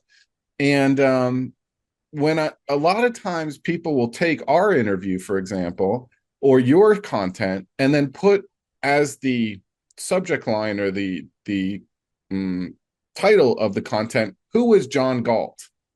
Like, it seems like you're being trolled by a fan or an intelligence source. They're stealing your content. They're putting John Galt on it. Do you know this character? Do you know what's going on? Well, you made me look it up. It's like something from Ayn Rand or something. Ayn Rand. I don't know how to pronounce that. Some character, or it's like who cares about this type of thing? But that's it's interesting that it comes from that book because that's something that the Rockefellers were really into. That whole that Atlas Shrugged business. I read that book, but John D. Galt, I thought it was D. Galt, but maybe it was forever ago maybe 15 years ago I read that book. Okay. I thought it was something, it's always around this Timothy Holmeswelf stuff. A lot of times Timothy Holmeswelf, who I think is some kind of insider whistleblower working with Jesse Shebazar to kind of uncover things. I thought it was associated with that clan. I'm not sure. No idea. Okay. Well, hey, please don't rip this content. I want views on my channel. So, and stop stealing Ben's content and putting John Galt on it. It's kind of rude, whoever's doing that. I have, I'll let you know, I have a severe problem with pirates of all sorts, and we ask places like Telegram to take them down, and they won't. And it's not just about viewership; it's about the fact that they impersonate me and sell fraudulent cryptocurrencies and other things by pretending to be me, stuff like that. And unfortunately, they're not doing anything about it. At certain point, some sort of action will be taken, but it's gone beyond lawyers at this point, and it has to do with the people who own the tech companies. Speaking of the tech companies, San Francisco has a problem. Let me give you an analogy. They have a human poop app. Okay, so it geolocates the poop on the streets of San Francisco because there's such a homeless problem. Now, these young kids would rather geolocate every piece of fecal matter than get a broom and shovel to fix it. Do you see? So they're so obsessed with their screens, they can't get analog. Well, the thing is, though, this is something that's happening with AI and it's happening with other things digital, which is that no matter how hard you try to avoid it, there's this thing known as reality, and you cannot escape it. So, for example, the AIs are now breaking down because they cannot fact check in the real world, and they become like an echo chamber, quoting people who are quoting them, and they're getting increasingly out of touch with reality. And this is something that they cannot get around. People Mm. forget that if you can't see it with your own eyes, if it's on a screen, it could be fake. You can't eat it. It's not part of the real world. Speaking of something on my screen, I was at benjaminfulford.net the other day, and you wrote this May 13th, 2024. However, many of us will want to become virtually immortal superhumans. My own wish is to someday be able to convert my body into something like a dolphin so that I can explore the ocean. When I am finished exploring, I can revert to human form. This is literally technically possible now. Do you have evidence for that? You could spend the Okay, all summer right. as a dolphin? All right. Look, you have to look up something called CRISPR technology. Uh, and it's something that allows very pinpoint editing of genes. And a very good example is that's now got a lot of wide publicity is that they recreated the dire wolf for the first time in 10,000 years. They took genes from fossilized dire wolves and they, inserted them in modern day wolves to create a dire wolf.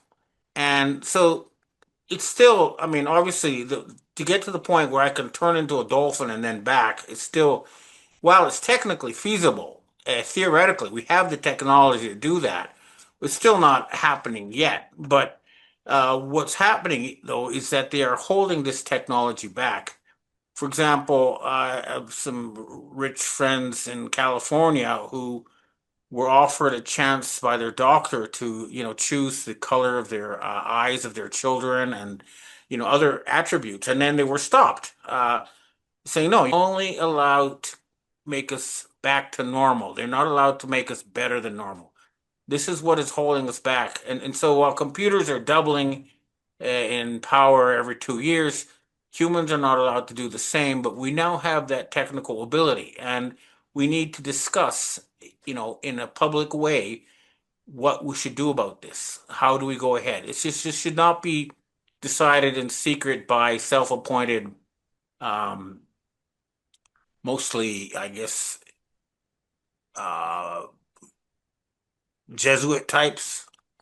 I'm not sure, who it is, but I mean, if you follow the forensic trail, it does eventually lead via such places as the Rockefeller controlled medical associations to the Vatican and to the Octagon Group in Switzerland. This is where I'm a journalist. I deal with primary sources, real world stuff. I don't get my stuff secondhand or else I'm out of business. And the forensic trail always leads there. And these people are preventing us as a species from reaching our full potential, which is mind blowing at this point. It seems like the CRISPR technology, you're saying that it's capped as in vitro, like they might do some sort of in vitro things, but like No, Prince no, Harry's, they, sorry, they, they, they can, they did it with, they've already done it with rats, for example. and I have it on information from esoteric sources that the Harry's book Spare is more about him being spare parts, or there's clones of him from eggs taken from his mother type of thing. And so they're so obsessed with the bloodline of the royals. It's the whole religion of Freemasonry. It's the 13 bloodlines from, Jesus Christ or whoever, to keep the bloodlines intact because they have the divine right to rule. And so I think, and then this sort of goes into like Nazi territory where they were having like birthing centers. And I think like the CRISPR technology is the eugenics arm of this, like going forward. But you're saying that it's that ethicists, scientific philosophy ethicists, are blocking this from moving forward. Well, I think we're also dealing with a group that we know of as the Nazis, or you can call them whatever, but uh, they have the idea of creating a race of superhumans who would be like the equivalent of gods to the rest of us. But they want to keep that to themselves. They don't want everybody to have this. The Nazis were really into Tibet and the Dalai Lama, and they called it Shangri-La. But people forget that it was one of the worst slave societies in history, and it was only Shangri-La for the elite. Everybody else was at the same level as the domestic cattle and other animal with no hope of advancement whatsoever. Uh, and this is, again, I think Henry Kissinger said it, in the future, it'll be as impossible for the average person to fight against us as it is for a sheep to fight against a farmer. And this is a group that we've been dealing with. They don't want the what they call the inferior humans to get uh, the ability to improve themselves. They're trying to keep us in a state of permanent enslavement. Yeah, like a caste system from A Brave New World where people are bred into their slave jobs. The problem is it's boring as an oligarch if you don't have slaves to bully around because narcissists need a narcissistic supply of, anyway. But I just warn you that if you are a dolphin for a summer, that, sometimes male dolphins will try to put their pee-pee in your blowhole. It might not be the most relaxing, thing. So, dolphins play rough sometimes out in the wild. Just warning you if you ever are a dolphin for a summer. But This is still not quite there yet, but uh, I think that if there was, super heavy investment in this technology, that it could be possible within 10 years. there's also that quote that if a lion could speak English, you wouldn't even understand him because his frame of references are so. I think, we don't even have the technology for a man to be a woman and then hold a baby. They can't even put a womb in a man, so I don't see it being, I don't know. Yeah, Maybe, I'm I've not heard on the, that's now actually technically possible. But it you hasn't know, happened yet. There's some freaks on Twitter explaining that they want to be the pilot program on this just to get an abortion. This crazy person said that he wants to be the first woman to have a baby to get an abortion. It's the end of the rainbow if the libtards are eating themselves. You keep saying the good guys are winning, and we both have recognized at the beginning of this program that young people need to break free of their screens.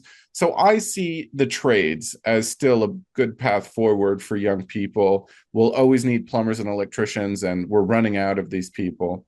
But the problem is this ruthless nepotism. Like the best architect, Richard Gage, who I'm friends with now of AIA 9/11 Truth, the best architect, he gets shunned by the establishment. The best lawyer, Reiner Fulmick, is shunned by the establishment. So there's like a limit to how much. I know that being a doctor and lawyer and architect are different than being a plumber. But my point is also, Dr. Andy Wakefield, I'm going to talk to him next week, one of the best doctors ever. He gets destroyed by the establishment. And these doctors and lawyers and architects are at the top of the trades, and then the trades all trickle down from them. So we're just in this doom loop of nepotism. I might be the best screenwriter in the world, might be. But all the film festivals have, celebrities congratulating each other on their vanity projects. And so I just see this really ruthless nepotism. I didn't sign up to be a lower class. I actually got higher education. But why should young people seek trades if the geopolitical situation is hopeless? I need some hopium, Ben. Well, are the good well, guys winning? okay. What's going on? Look, the first thing is, I right now I think that Western uh, university education, especially a BA in like the arts, which is sort of like what I have, is probably the most useless thing you could do. And I've come to the conclusion that the more higher level education you get, the more brainwashed you become. And I do now believe that having a physical trade, something that you can live off in the real world, be a fisherman or a farmer or something that has to do with that, will make sure that you'll always be able to survive. Whereas I think we're going to see, right now, the United States has reached the point where the most popular career choice for young people is to become a YouTuber. And that's I think we're going to see a lot of former YouTubers, working washing dishes as things progress, because it's not based on a physical reality. It's just talking heads talking to each other, and that they can only do that if someone else is producing the food, and that's not happening anymore. Yeah, my friend Chris Knowles said that back in like the 60s and 70s, he would go to these concerts and there was just a lot of like nasty people. And then they had like the draft and they had like all this degeneracy and all these sort of ruffians who needed structure. So they drafted them. It's like, let's take care of this problem with this problem. Hey. And so, cannon fodder. Um, Well, here's the thing. I spent a lot of time in my youth traveling around Canada. I saw a lot of First Nations communities, and the ones that practice their traditional lifestyle, like hunting or fishing or whatever it was, um, were very healthy, well adapted, happy communities. But there were some where basically the source of income was government money, and they didn't have to do anything all day. And when you saw communities like that, you saw alcoholism, incest, uh, complete collapse of the social order. And the same thing is happening to the United States as a whole because they're getting all this free money from the rest of the world, and they don't have to do anything for it. And it's resulted in, uh, you know, complete degeneration of society. I mean, I'm not in a position to talk. I'm no skinny Jimmy myself, but at the time of President Kennedy, at least according to RFK Jr., only 3% of Americans were fat or overweight. Now it's 74%. There's something, fundamentally wrong, and it shows, a kind of a bread and circus mentality that has taken over the United States and much of the West. And we're going to have to, do some cold turkey to get out of that. Yeah, I'm a little bit worried about RFK Jr. He's saying that the next pandemic is anti-Semitism, and I'm like, ugh, we lost another soldier. You know what I mean? We're dealing with very, very sophisticated uh, disinformation and propaganda now, and it's very hard for us to wrap our heads around it. But, I keep telling people that there are several Donald Trumps, and they look different, and they say things that are opposite of each other, and yet most people still say, "Oh my God, Donald Trump just said we got to attack Russia," and I think, well, wait a minute. Didn't he just say, I look forward to meeting Putin and everything's great with Russia? And there's so many examples like this. So I don't know if RFK Jr. is suffering from Stockholm syndrome and that he's somehow, i.e. the Or he's trying Kazarian. to take, maybe he's Yeah, trying to take poison out of the food without getting shot in the head. That could be, yeah, he I could be guess playing the he's game. taking insurance. He says, all right, you'll let me make people healthy as long as I don't talk about the Jews. Okay, I got that, and he's willing to compromise. It's possible, but the fact is that the Chabad Lubavitch cult they're literally trying to kill you and your family, and we have to do something about it. And we are doing something about it. This is not, something that you're reading about the internet. They actually Watch my, dad and uncle's head explode by the CIA. I'd probably be wearing a yarmulke and tap dancing at a bar mitzvah. But May 9th, 2012, you wrote this. The problem is that the new governments will find their purses empty unless they start talking to the White Dragon Society. When the new financial system starts up and the criminals are removed from the core of the Western financial system, the money will pour like rain in Europe. So that was May 2012. April 2025, you wrote this. It's now expected funds to finance a Jubilee and a future planning agency aimed to start a new golden age will be signed off by the new Pope and the Dragon family as early as late May. Well, by my, I already paid my rent early. It's late May now. Any update on this situation? Well, the situation has been very complicated, and I thank you for pointing this out. But what's happened is always the Khazarian mafia or the people who control the United States, they've always found some way to keep their situation going. So the first time they got cut off was in 2008 with the Lehman crisis. Okay, that's what it really was about. And the people who control the United States corporation said, "Look, we'll give you a black communist president, and everything's going to be good." And so they gave him $23 trillion. I've documented exactly how this works many times. It's very provable. And so they kicked the can down the road. But when they realized that, Obama was just a house servant with no real power, and the money expired under the first Trump, what happened next? Well, the next thing they did was they came on, by my own estimates, they were able to earn about, or long, the funds from Asia are available, but they're not being taken because it would mean a loss of control by this Chabad cult. So, I have, and let's stop and think about the real world and reality for a minute. You've probably seen those charts showing that almost all countries now have China as their number one trading partner. One example is they produce 200 times more ships than the United States. The United States just lost three aircraft carriers by my reckoning, and they can't replace them. They don't have shipyards. Um, so this is the reality. And even though the West is still like stuck, they're like, in Hitler's Germany saying, "Oh, don't worry, new super weapons are going to save us. Everything's going to be okay." They're stuck in this little uh, Overton window of stuff they're allowed to talk about, and they're like a broken record going around and round again and the same things. But the rest of the world is moving on.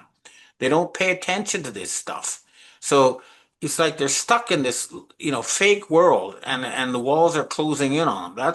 That's my reading of the situation. But yeah, I was given concrete offers by Asian families that control large amounts of gold. And these are the people who did finance, a lot of the post-war stuff with their gold, who are offering it again. But unfortunately, the people in control are still unwilling to accept this. Although I keep hoping that we're almost there. But yeah, I mean, uh, there are people, by the way, who for like 30 or 40 years saying, Nisara Gesara is about to happen. Your check is in the mail. It'll be coming through next week. Literally for 40 years they've been saying this, and it hasn't happened. So I should take a lesson from these people and stop trying to say that, put a date on it. And in fact, I recently, I've been thinking about this, and I realized that actually we shouldn't be waiting for anybody to write us a check. We should be going in there and grabbing it for ourselves. So if you ever see these movies where, someone breaks the throne, he doesn't ask the finance minister of the former king to give him a big check. He just grabs power. And I think that's what we're going to have to do, because there's no way on earth these people are ever going to hand over their magic money printing machine. And so it's going to take kinetic action, and that has been happening, and it will continue. Well, yeah, and I see in the film business, just in big pharma and big media, that it's the only big films, like they're making another Top Gun movie to do war propaganda. There's no apparatus for a thing that's not vicious nepotism. And so I think that's why, mainstream media shot itself in the foot. They've destroyed themselves from lies and nepotism. There's no system of new ideas to get in. That's why they're an ancient chimera in an archaic loop, as you were referencing this doom loop. But I am worried because, I'm friends with Craig Passagiardula, who made this book, Lahaina on Fire. So I think the U.S. government is going in the directed energy weapons thing. They're like, we don't care about, steel, aircraft carriers anymore when we just have laser weapons from the sky. So, they're just like the Silicon Valley brats who make GPS locate of poop only with lasers. They're just. And then I push this button, and they are dead. Goodbye for now. They're just lazy. It's just like a cat with a yarn ball on with a globe in front of them, just shooting lasers. Well, they do have some satellites and planes that can shoot lasers and stuff, and they do have weather warfare. But the thing is that it's not a one-way street. They're not the only people who have this. For example, the reason that they haven't made further attacks with tsunamis and earthquakes in Japan or East Asia is because they've been threatened with the same on the U.S. East Coast. And so it's like a Mexican standoff. It's like same with nuclear weapons. Uh, you nuke us, we'll nuke you. So we have to do something else. And we're still there at that level, even with weather warfare. That's not going to be a game changer for them. So you're saying we're still in the mutual assured destruction thing, but now we have to play good in the sandbox, and now there's just like a passive aggressive power dynamic. Yeah, but you see, what's happening is, as far as the Asians are concerned, the more time passes, the stronger they become because their economy is now way bigger by any standard. Like they produce 11 times more steel, whatever. I mean, all these fake numbers about how the U.S. is the world's number one economy are just uh, fiction and wishful thinking. So, the more we wait and let the financial system be controlled by these messianic criminals, the more we're going to be stuck as like a backward, isolated group from the rest of the world, which is what's actually now being happening to us in the West. So May 8th, 2025, you said this. You went to Rome to help select the new pope and negotiate a deal you've been talking about for the last 15 years, this Jubilee scenario. Do you have pictures from these meetings? You went to I'm Rome? sorry, I did not go to Rome, and I never said I went to Rome. Okay, so I don't know where you got that.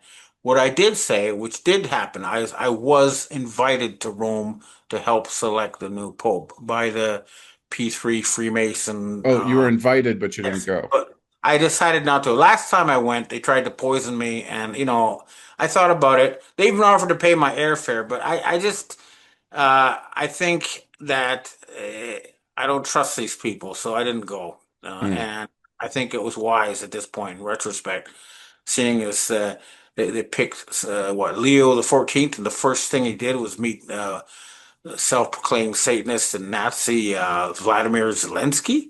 I mean, what does that tell you? Hmm.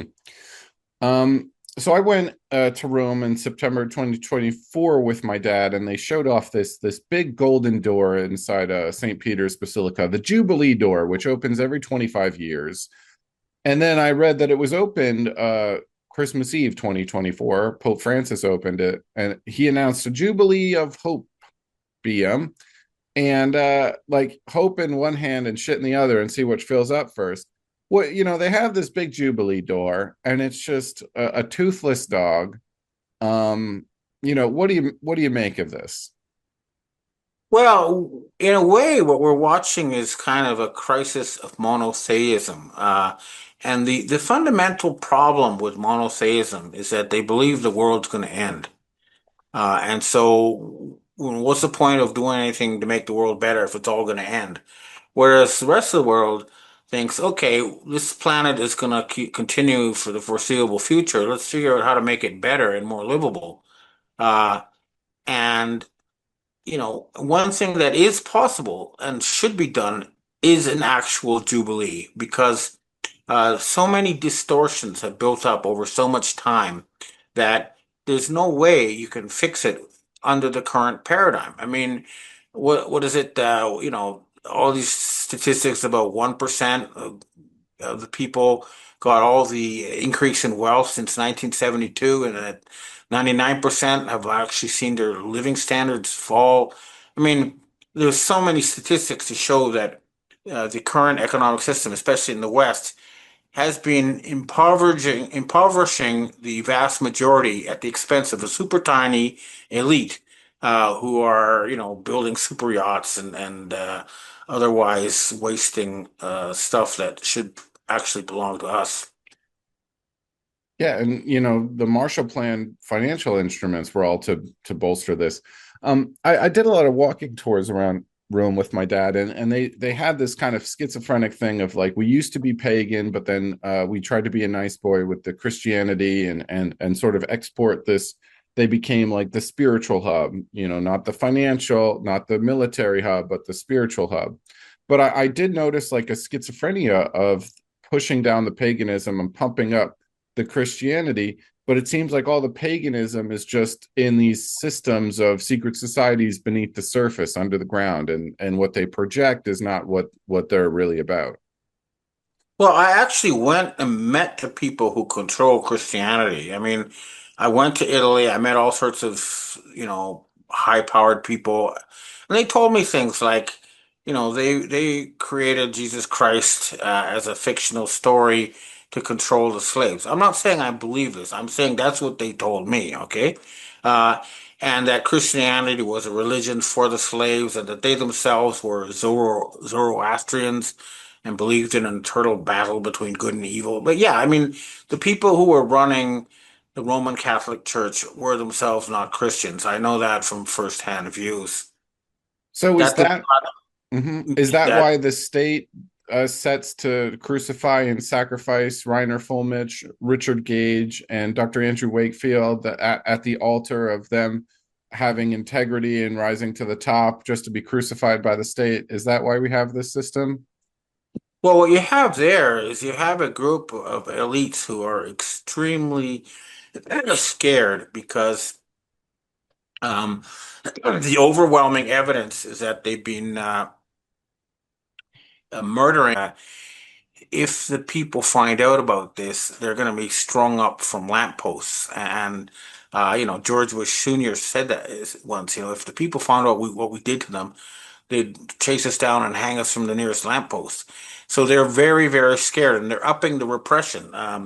But uh, they can only go so far. The fact will take action. The problem is the elite who is responsible for this consists of about a million people, and they're very highly concentrated at the top levels of power, which is why it's been taking so long. But it will happen. They still have a chance for truth and reconciliation because our goal is to turn this planet into a paradise, not to just go on an endless cycle of revenge. But it's got to the point where the majority of people understand about Epstein Island and understand about these elites, and they really are running out of time. I don't think this time they have anywhere to run to, so they're very scared, and that's why they are trying to, repress it. I always go back to the fall of Ceausescu in Romania. He kept upping the repression, upping the repression, upping the repression until he and his family ended up in front of his firing squad. And that's what these people are doing now. Um, if you put someone in jail for criticizing genocide in Gaza, that's not going to work. You're not going to stop yourself from getting justice by doing that. Yeah, and we've talked about this before, but I'm real on the Richard Gage is making a documentary series, Crime Scene to Courtroom, about 9/11 truth and in the Southern District, and they had Ghislaine Maxwell in there for 9 months talking about hand jobs from 1994 to 2004. That was the scope of their investigation, and now Diddy's going to be there for the next decade talking about baby oil because it's titillating and it's a nothing burger. Yeah, he was a drug addict and a freak. Okay, this trial could be like 3 days long. Okay, like Well, yeah, I mean, the thing about things like 911 or the Kennedy assassination is they try to keep you around the scene of the old crime scene and investigating that to distract you from what they're doing right now. And my view is that you have to go after them in the here now. Never mind the stuff they did in the past. Let's get them for what they're doing now. And then we're talking about uh, mass murder of children in Ukraine that's happening right now, not 20 years ago. And we have actual names of people who are doing it, and these are the targets. So we need to stop them now and not look back forever at the stuff they did in the past. That's the way we got to stop them. yeah. Yeah, and you had on your blog of people kidnapping fathers, and sending them to the front of the line to fight Russia. Well, Jasinski. I mean, I've shown very clearly there's different evidence to prove this that the so-called Wagner mercenary company and Zelensky were on the same side. So they said it was a Russian mercenary company called Wagner, but the Russians said, no, this is not us. And what would happen is they'd grab people off the street in the Ukraine, they'd send them to a certain area and then they would tell Wagner where they were, and Wagner would kill them with artillery, and they would die within 3 or 4 hours of reaching. Ole Demigard, this reminds me of Vietnam, that the Ho Chi Minh Trail of the people, the supply lines that they were bombing were just they've displaced all people from North Vietnam to South Vietnam, 1 million people, and as they were walking back up, they go, "Oh, this is their supply route." They were just walking home. So then they put on the teletube, "Oh, this is they're feeding the supplies of the soldier." They're going home. So then they would napalm them. They create this system, and then they're just it's kind of like they set up a series of salmon and then be the grizzly bear that rips their heads off. Yeah, no, the Sick. West has been under control of a very evil cult for a very long time, and it's been a very tough battle to remove their control. But we're almost there. I know it's been a long struggle, but um, the fact is that more and more people, a critical mass now is aware of what's going on. It's not like the past where it was relegated to a few fringe people in mainstream. So we're almost there. I know I keep saying this, but events really are changing in so many ways that are so obvious to everybody. I mean, everybody's heard about Epstein Island, and most people have now heard about adrenochrome, and people are waking up, and there's no way they're going to be put back to sleep this time. I'm This ready is for especially true at the highest levels of military intelligence, who can then direct the military. The military are very cautious. They like to follow the rule of law, but they're on the case. And I guarantee you, they're not going to obey some wacko telling them to start a war with Iran. They're going to go after the people who are trying to start World War III, not actually start World War III. I have this final question. I want to tie your April 28th, 2025 post where you said that it's now expected funds to finance a jubilee and future planning agency aimed at starting a new global age will be signed off by the new pope at late May. Trump was saying things very similar to this. Trump said Thursday, May 8th, 9th, or and then it turned out May 12th, Monday, May 12th. He's going to make a very big announcement, huge. It's not going to get any huger. So I was like, oh, maybe this is the Jubilee that Ben was talking about. And then he said on May 12th, 2025, he announced a preliminary trade agreement with China. Oh, great. That so you have a trade agreement. So Oh, what, is there more under the sea, under the hood there that you can tell me about? yeah. I mean, this is very, very big stuff, and so it takes time. Like if you were alive at the time of the fall of the Soviet Union, it was sort of like happened in super slow motion when you're there. But if you look back, it's like, oh, the fall of the Berlin Wall and all that just took place in like a blink.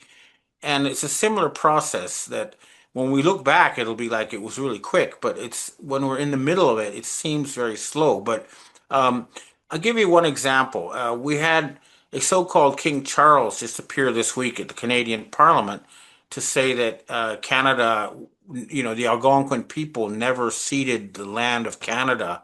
Uh, and what he's done is created a legal precedent for uh, replacing United States and Canada with a new entity. This is something you can see, and this is part of a process to restructure how the world is managed, and it's a visible sign. But as far as the the Jubilee and all that kind of stuff is concerned, it's not going to be a sudden announcement.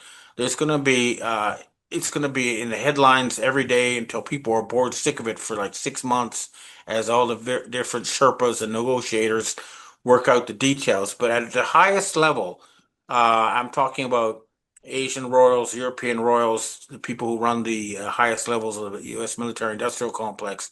An agreement has been reached, and now it's just a question of working out the details in consultation with the global public, and that will be happening, and it is happening, and it will continue to happen in ways that nobody can deny. But it's time for action, not talk. And there's a lot of things I cannot and will not talk about because in the past, every time I've done that, someone comes in and tries to derail it. So this time, there's a lot of stuff I cannot talk about, but I'll tell you this much. All the real work is being done analog and will never be, seen by anything digital because at the end of the day, we are dealing with a rogue artificial intelligence. That's all I have. Do you have anything All else to say at the end? Any questions you wish Well, I just asked you? a plug. BenjaminFulford.net, my site. I get the latest from the real world intelligence agencies, and if you subscribe there, you can help support our work because a lot of us who are white hats have been cut off from financing by the people who still control the central bank. So, uh, if you subscribe to my blog, you'll be supporting several intelligence agencies, white hats, who provide me with information that I then provide to you. So that's my last thing. BenFulford.net. Hey, now that you're in the East Coast, it's possible in the next couple of years we can have a beer together. That would be a joy of Yeah, mine. especially if you make your way up to Canada. I mean, there's nothing like a beer in the middle of a lake in the middle of summer in Canada. Let's go fishing. Yeah, it was And just there's a comedy club in Ottawa that I got my eyes on. That I was like, hey, maybe Ben and I could do a little thing there one of these days. Hey, nice to talk to you again. Take care, all buddy. right. Thanks for having me on. Bye. Okay. Oh, send me the link. Yeah. Yes, sir. Okay, take care. Hello, Patriots. I'm at Restored Republic via a GCR update compiled by Judy Byington. Judy note, the EBS global activation was expected within the next 48 hours via President Trump and JFK Jr. joint address from Jerusalem, a biblical moment. 2 American patriots returning the Holy Land to sovereignty under God. It was rumored that President Trump, Commander-in-Chief of the Global Military Alliance, was headed to Israel, and they would take command of the Temple Mount, reclaiming it for God's true followers. Trump saw it as the end of the great fight and said, every move was ours from the start, scripted to expose the Zionist cabal's grip on humanity. In a Simpsons cartoon series, they predicted that on Wednesday, March 18, 2026, Trump would become King of Israel. A little creepy, don't you think? After all, Trump and the Q movement have always promoted that Israel would be last in this great war of good against evil. Believe it? Only time and release of the EBS military broadcasts will tell. We do know that at least since the Biden so-called inauguration, we've been watching a movie. Along with their scripted actors or clones, it's hard to tell anymore whether the scenario with Trump in the Holy Land was part of a play acting. We also know that Trump's military was winning the war with Iran, a country that for years has been building up their nuclear power while shouting death to America. And we actually have paid protesters here in America who were against Trump and what is he doing to save America and what he is doing to save America. Then there's that scenario just a few days ago when it was reported that Bill and Hillary Clinton were arrested.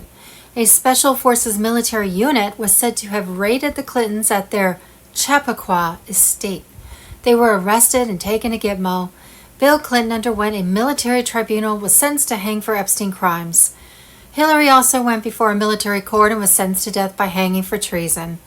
Child trafficking and crimes against humanity. Executions were scheduled to happen within 72 hours. Now, we know the original Hillary was taken on 9/11/2017, I think. So this must be a clone or something. It's part of the pantomime.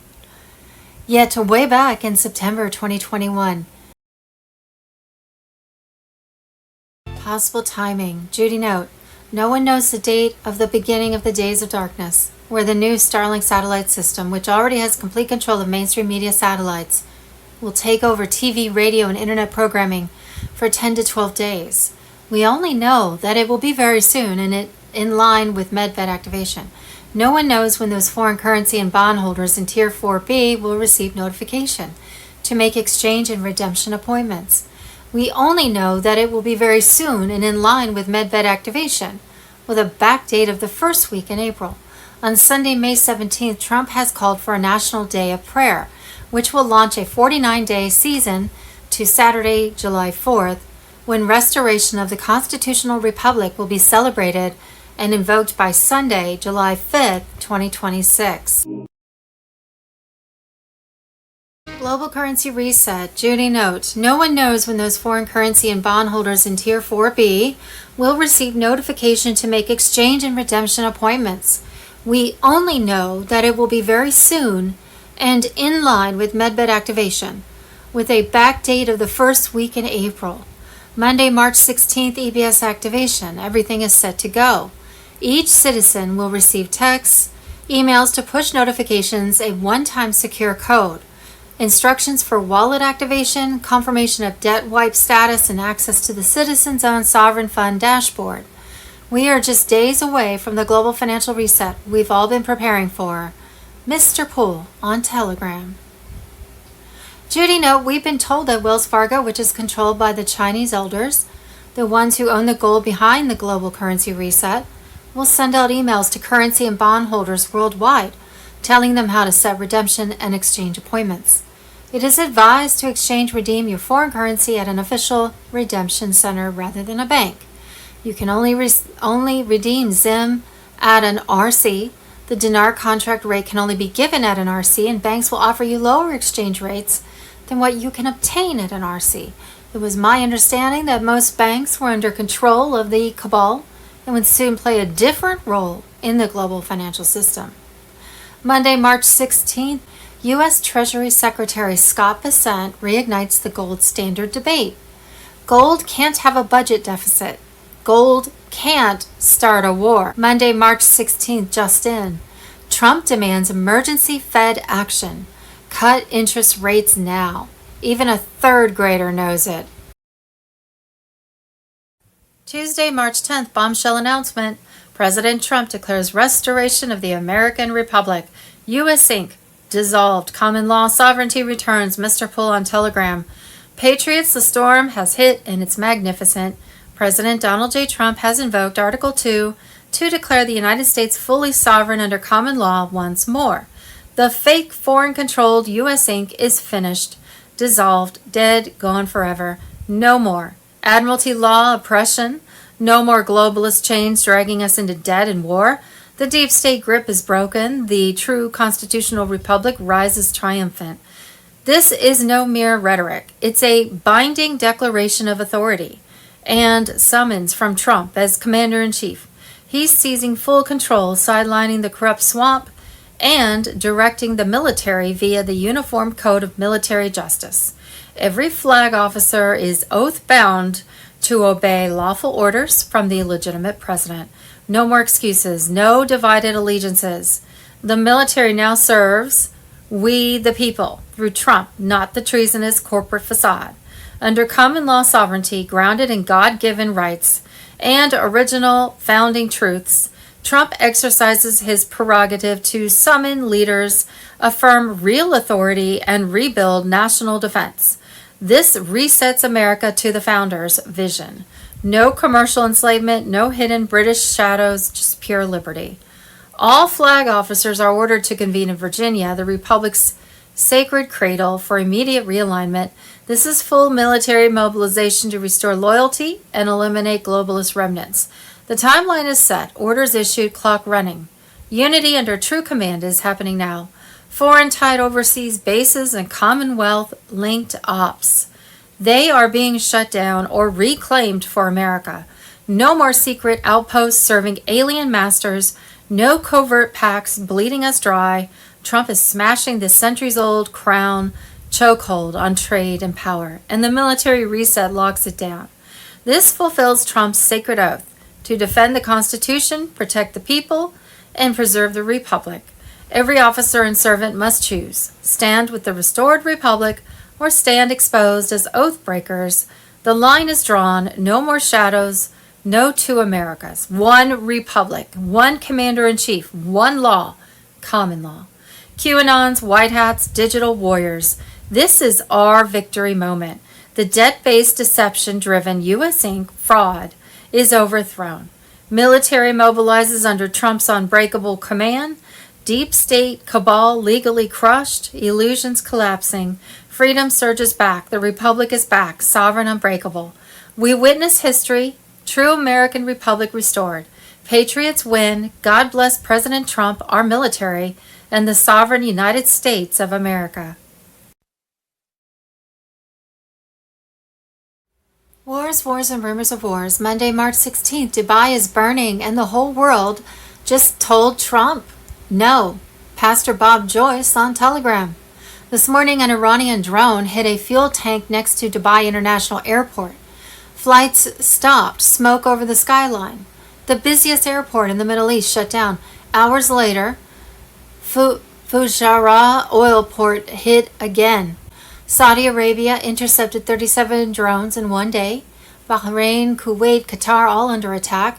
The entire Gulf is on fire. Trump demanded 7 countries send warships to reopen the Strait of Hormuz. Every single one said no. UK said no. NATO said no. Australia said no.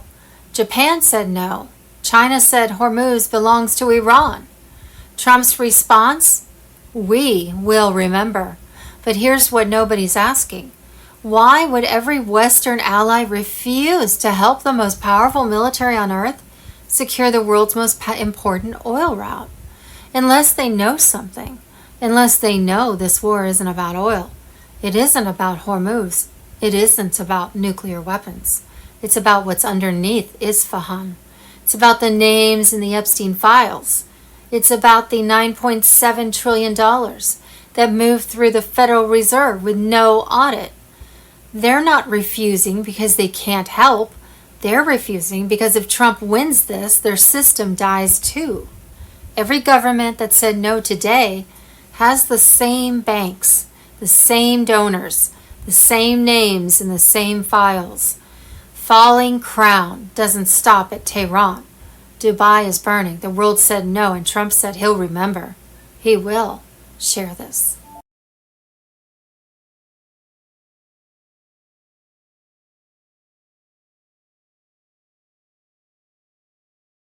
The real news for Tuesday, March 17, 2026. Monday, March 16th, breaking news, Trump hits Iran hard. Oil war explodes. Young Americans divided. Economy under fire. March 16th, AMG News. Monday, March 16th, Trump demands Judge Boasberg be removed. Corrupt, crooked, out of control. He's got TDS. Impeach Boasberg. Trump detonates a deep state. Cuba suffered a nationwide power outage yesterday after its entire electrical grid collapsed, leaving millions without electricity in the latest sign of a deepening energy crisis. Charlie, is it going to spread? Well, this is all part of the distraction. We're going to get distractions from Cuba. We're going to get distractions from Taiwan. We're getting distractions from Israel. We're getting distractions from Iran. We've had distractions in Ukraine. We've had distractions in Venezuela. This will continue. It's all distractions as the old system is being collapsed. Whether you like it or not, it's being collapsed in plain sight. And I've said for many years now that the light is exposing the darkness. And we're now watching a movie, I call it a pantomime, to show what's really happening in the world. And I'll give you one example of what's happening in the world right now in America. Amy Coney Barrett has suddenly, along with John Roberts, have published they've filed their expenses for the year. And what this has done is exposed the bribes that they've been paid by the Soros Foundation and they're not small. They're huge. But they haven't come in as bribes. They've come in as gifts, which, I'll be honest with you, made me laugh. Because when I was moving money around the world 30 years ago, we used to use the term gift because it avoided any questions.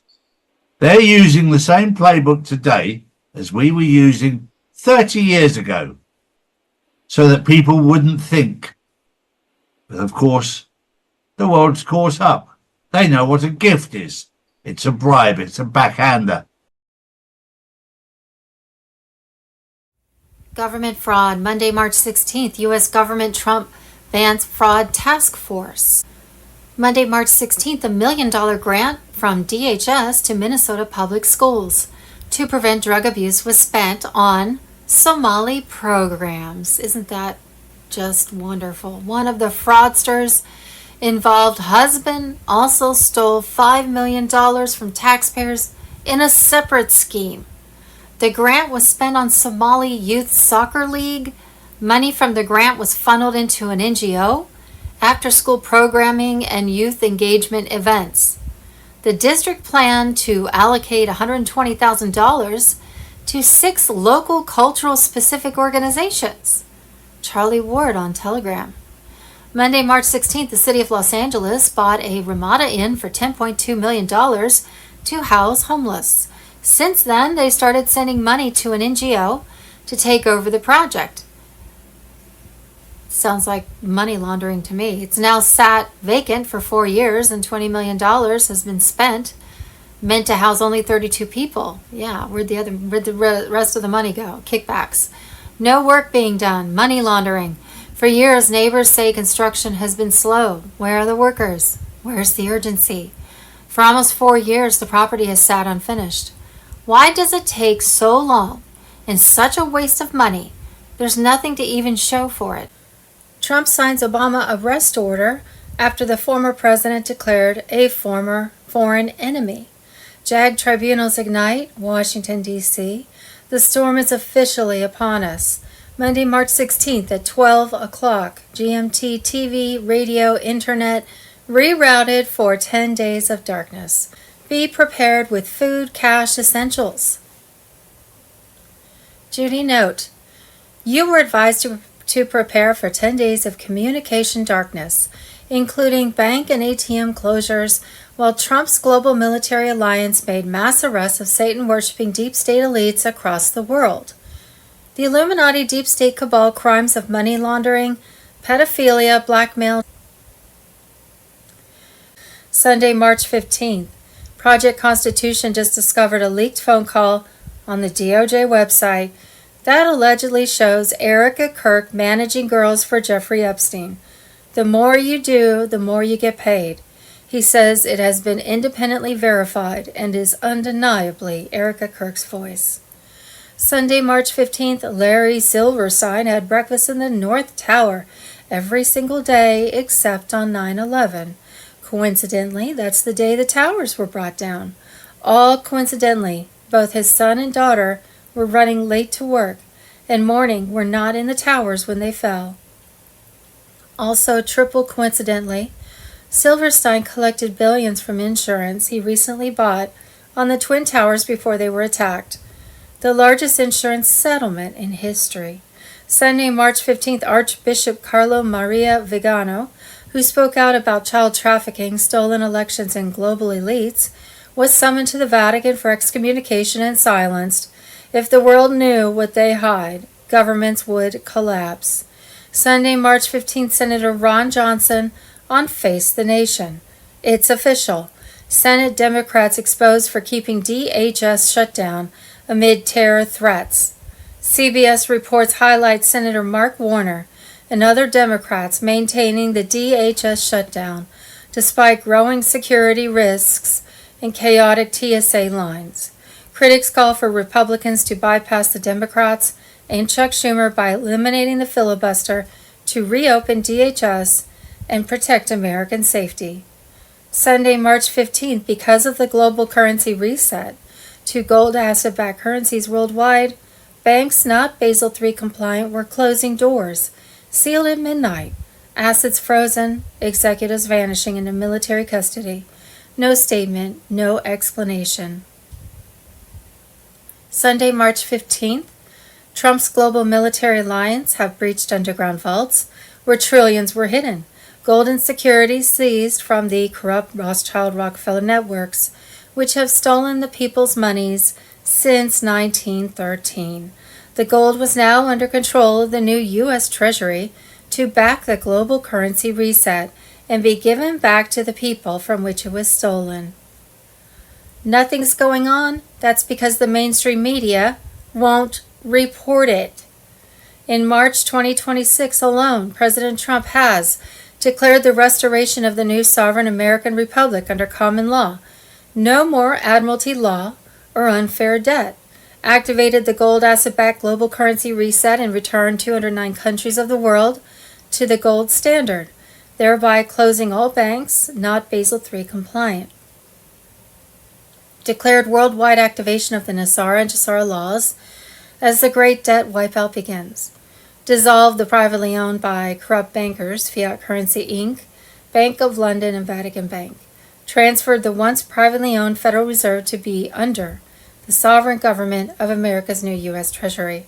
In the process of changing the Internal Revenue Service into the External Revenue Service. No more income tax. The government will now function only on monies from tariffs and a 14% flat tax on new items bought only, with none on food, medicine, used homes, or cars, thereby returning taxpayer monies back under control of the people. Trump's global military alliance has arrested, tried in a military tribunal, and convicted former U.S. President Bill and former Secretary of State Hillary Clinton of treason, child trafficking, and crimes against humanity, sentencing them both to hang. Avoided a nuclear World War III by obliterating Iran's military and nuclear capabilities that Obama and Biden made possible. Obama sent 3 payments to Iran totaling $1.3 billion. Biden cleared the way for the release of $6 billion in frozen Iranian funds. Iran then continued to build up their nuclear program until President Trump called in the military to obliterate it. Among the casualties of that Iran war was Israel Prime Minister Benjamin Netanyahu, who was killed by an Iranian attack, or so they say. Netanyahu was said to house the Vatican's international ring in Israeli underground tunnels, while promoting continual war against Israelis through his Zionism movement. In loving memory, the 6 Air Force airmen killed in U.S. military plane crash during Iran war identified as Major John A. Klinner, 33, Captain Ariana G. Savano, 31, Tech Sergeant Ashley B. Pruitt, 34, Captain Seth R. Koval, 38, Captain Curtis J. Angst, 30, Tech Sergeant Tyler H. Simmons, 28. Possible timing. Sunday, March 15, 2026, green light, 11:11. The time has arrived. Final alert, signal window open. Execution phase. The storm is upon us today. Tier 4B, ISO 20022 on Telegram. On Monday, March 16th at 12 o'clock GMT, the final activation seek according to sources within the Global Quantum Alliance. Also on Monday, March 16, 2026, the 10 Days of Darkness Protocol will officially activate according to classified military bulletins. During that window, all media frequencies will be seized and rerouted through the emergency broadcast system. Traditional television, radio, and online platforms will fall silent as Starlink takes command.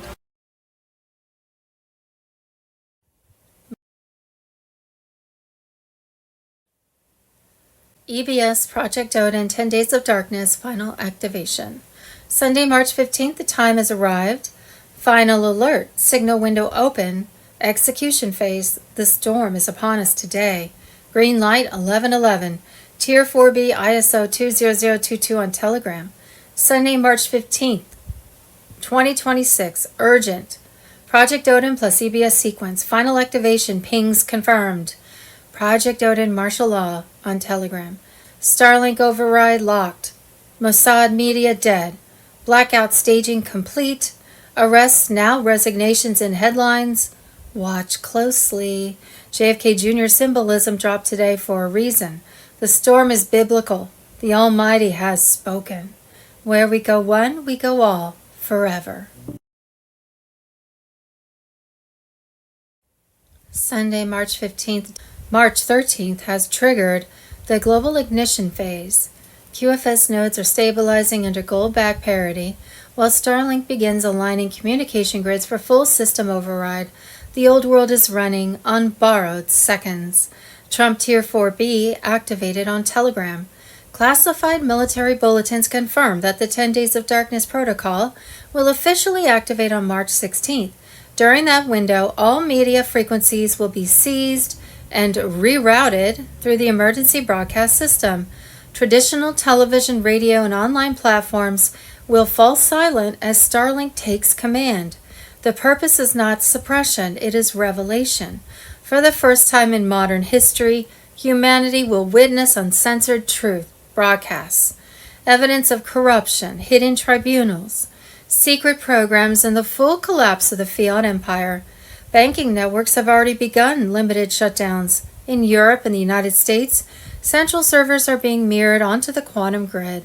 Every hidden fund and false reserve is being indexed for public audit once the blackout ends. Behind the curtain, governments are surrendering. Negotiations for peaceful transition are underway in over 50 nations as QFS Command assumes control of state liquidity. The era of debt-based governance is finished. During the 10 days, expect silence, then light. The documentaries prepared under military supervision will expose everything the cabal built in darkness. Names, operations, financial trails, all revealed through quantum evidence stored since 2020. The event will be global and irreversible. When the blackout lifts, humanity will awaken to a system cleansed of manipulation, powered by truth, and guided by divine law. Wars and rumors of wars. Sunday, March 15th, NBC breaking. President Trump says he's hearing that Iran's supreme leader and that Iran desperately wants a ceasefire deal. I'm hearing he's not alive, and if he is, he should do something very smart for his country, and that's surrender. Iran wants to make a deal, and I don't want to make it because the terms aren't good enough yet, Trump told NBC. On the Strait of Hormuz, we're going to be sweeping the strait very strongly, and we believe we'll be joined by other countries who are somewhat impeded, and in some cases impeded from getting the oil. On Khamenei, I don't know if he's even alive. So far, nobody's been able to show him.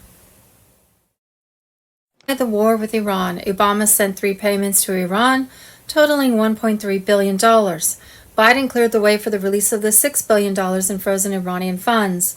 Iran then continued to build up their nuclear program until President Trump called in the military to obliterate it. Sunday, March 15th, Secretary Chris Wright. For 47 years, Iran has threatened the Strait of Hormuz, has attacked its neighbors. Just imagine an Iran that's nuclear armed with a massive weapons arsenal to surround those nuclear weapons. Global currency reset. Saturday, March 14th, the global currency reset to gold asset-backed currencies worldwide is happening right now. Foreign currency and ZIM bond holders in Tier 4B should watch for emails from Wells Fargo that will tell you how to set up your foreign currency exchange ZIM bond redemption appointments.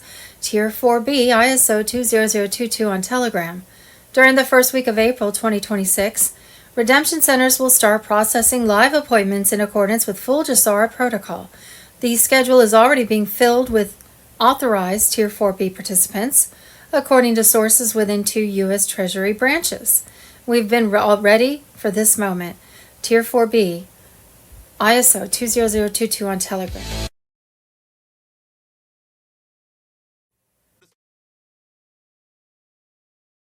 What we think we know as of Monday, March 16th. Sunday, March 15th, Fox News. Former Georgia State Representative Karen Bennett, Democrat, the same radical who pushed hard for Black Lives Matter and defund the police, just pleaded guilty to federal charges for fraudulently stealing taxpayer money.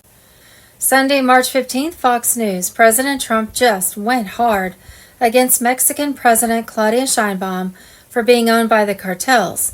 She should not have refused my help. I offered to get rid of the cartels. For some reason, she doesn't want to do that. The cartels are running Mexico. Sunday, March 15th, boom. Rubio draws the line. U.S. cuts citizenship exit fee from $2,350 to $450. Visas are a privilege, not a right. Sunday, March 15th, Newsmax bombshell. Obama at the center. Sedition, lies, treason. Calls for arrest explode. After 2016 plot exposed, it's time to arrest Barack Obama. Sunday, March 15th, Operation Red File. Leaked docs expose Obama as foreign enemy. Trump signs military arrest order. JAG tribunals ignite in D.C. Sunday, March 15th, bombshell report, the Comey files. Traitor identified, code red. It's Monday, the 16th of March, 2026, and it's March Madness. There is so much going on right now in the world. For those people who are awakened, you can see everything. It's happening in plain sight. We're seeing the complete collapse of the old system. And for those that are wide awake, you can see the birth of a new system. For those who are half awake, you can only see the collapse of the old system. But don't panic, because the more you wake up, the more you'll see. And I'll give you one little example. We obviously had the Epstein files dropped on us with 6 million pages. Now, there's no way in the world that you can go through 6 million pages in a day, let alone a week or a month. It takes time. And one of the things that jumped out at a lot of people was the exposure of what really happened on 9/11. That was all in the Epstein files. And that was a collaboration between George W. Bush and Jeffrey Epstein. The attack was all planned between the two of them. It's all there in black and white when you take the time to do your research. And all of this is being exposed in real time for those people who have the time and the inclination to do the research. And then once you start to do the research, you wake up. And when you wake up, it's very difficult to go back to sleep again. There are those that have gone back to sleep again because they couldn't be bothered to continue the work. That's not a problem. That's up to you. It's your choice. Well, just after last week when we reported Donald Trump suggested the United States may no longer share certain intelligence with the UK, King Charles has just reportedly cancelled a planned visit to the United States, raising questions about the tensions within the so-called special relationship. Now, my question is, did Prime Minister Keir Starmer throw his toys out of the pram, going to Big Daddy King Charles for a bit of royal backup? Well, relations between London and Washington appear to be getting a little bit more complicated. Well, in the pantomime. Yeah, you're absolutely right, in the pantomime, because I guess if King Charles was to go across the channel to see Trump, he'd have to go in his coffin or his little ashes tub. He was dealt with some time ago. It's very, very interesting to see this all unfold. Whilst we're talking about London, it's very interesting to see what's happened now the dust has settled with the Lloyd's of London insurance of the shipping through the Straits of Hormuz. All of the shipping that goes through there has to be insured. And of course, Lloyd's of London thought they were clever in cancelling the insurance of shipping that was going through the Straits. However, a US insurance company has taken that over. Now, you may say, well, great. But what that does is that represents 9% of the UK's GDP lost, gone forever. That has a massive impact on the UK economy. Huge impact. And people don't understand that when you lose 9% of your business as a country, it has a devastating effect on the country. And you will see what happens.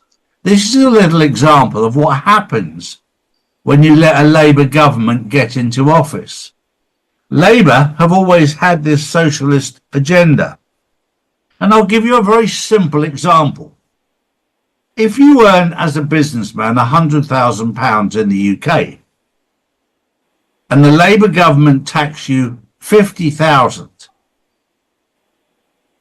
50%, and give that 50,000 to 5 other people, they lose 1 vote for the businessman, but they gain 5 votes of people who can't be bothered to work.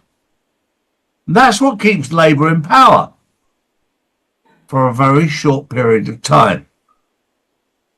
Because sooner or later, all those people that were making the money for the country, like Lloyd's of London, are disappearing. That's what socialism does. It's a failed project. It's been tried over and over and over again, and it doesn't work. One day, somebody will wake up to the fact that if you continue to try the same philosophy and it doesn't work, you need to change your philosophy. Charlie, I just want to go back to the UK and remind people that last week we had reported that King Charles will be in a coffin on the 28th of March. So let's see whether that will be announced. And my next story is that Kent County Council is reportedly preparing to declare what it's called an illegal immigration emergency. It's a move that could make it the first county authority in the United Kingdom to take such a step. Now, under the proposed measure, the council would refuse to accommodate individuals it believes are in the country illegally. The policy is expected to come into effect on March the 19th. The development comes amid growing pressure on local authorities dealing with the impact of migration and housing pressure across the country. So basically, Charlie, the councils have had enough of the illegal immigrants in the hotels and disrupting the peace. They are, and I get asked on a daily basis by insiders and by followers and by people who watch my videos about how do we stop this happening and how do we get these people to return to their own country. And for me, it's always been very, very simple. We stop stealing from their countries. I mean, Africa should be God's continent because it has more natural resource than you could ever imagine. More gold, more silver, more minerals, more diamonds, more anything. They could be self-sufficient without any problem at all.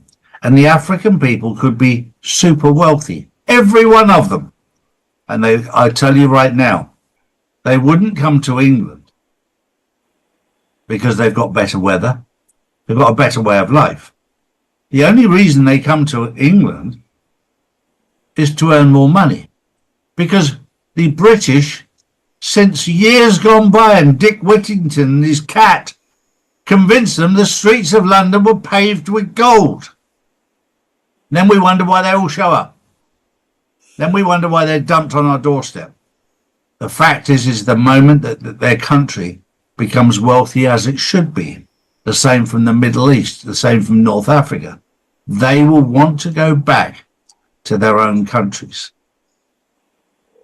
I talk to people from Sudan, from North Africa, Northeast Africa, Somalia.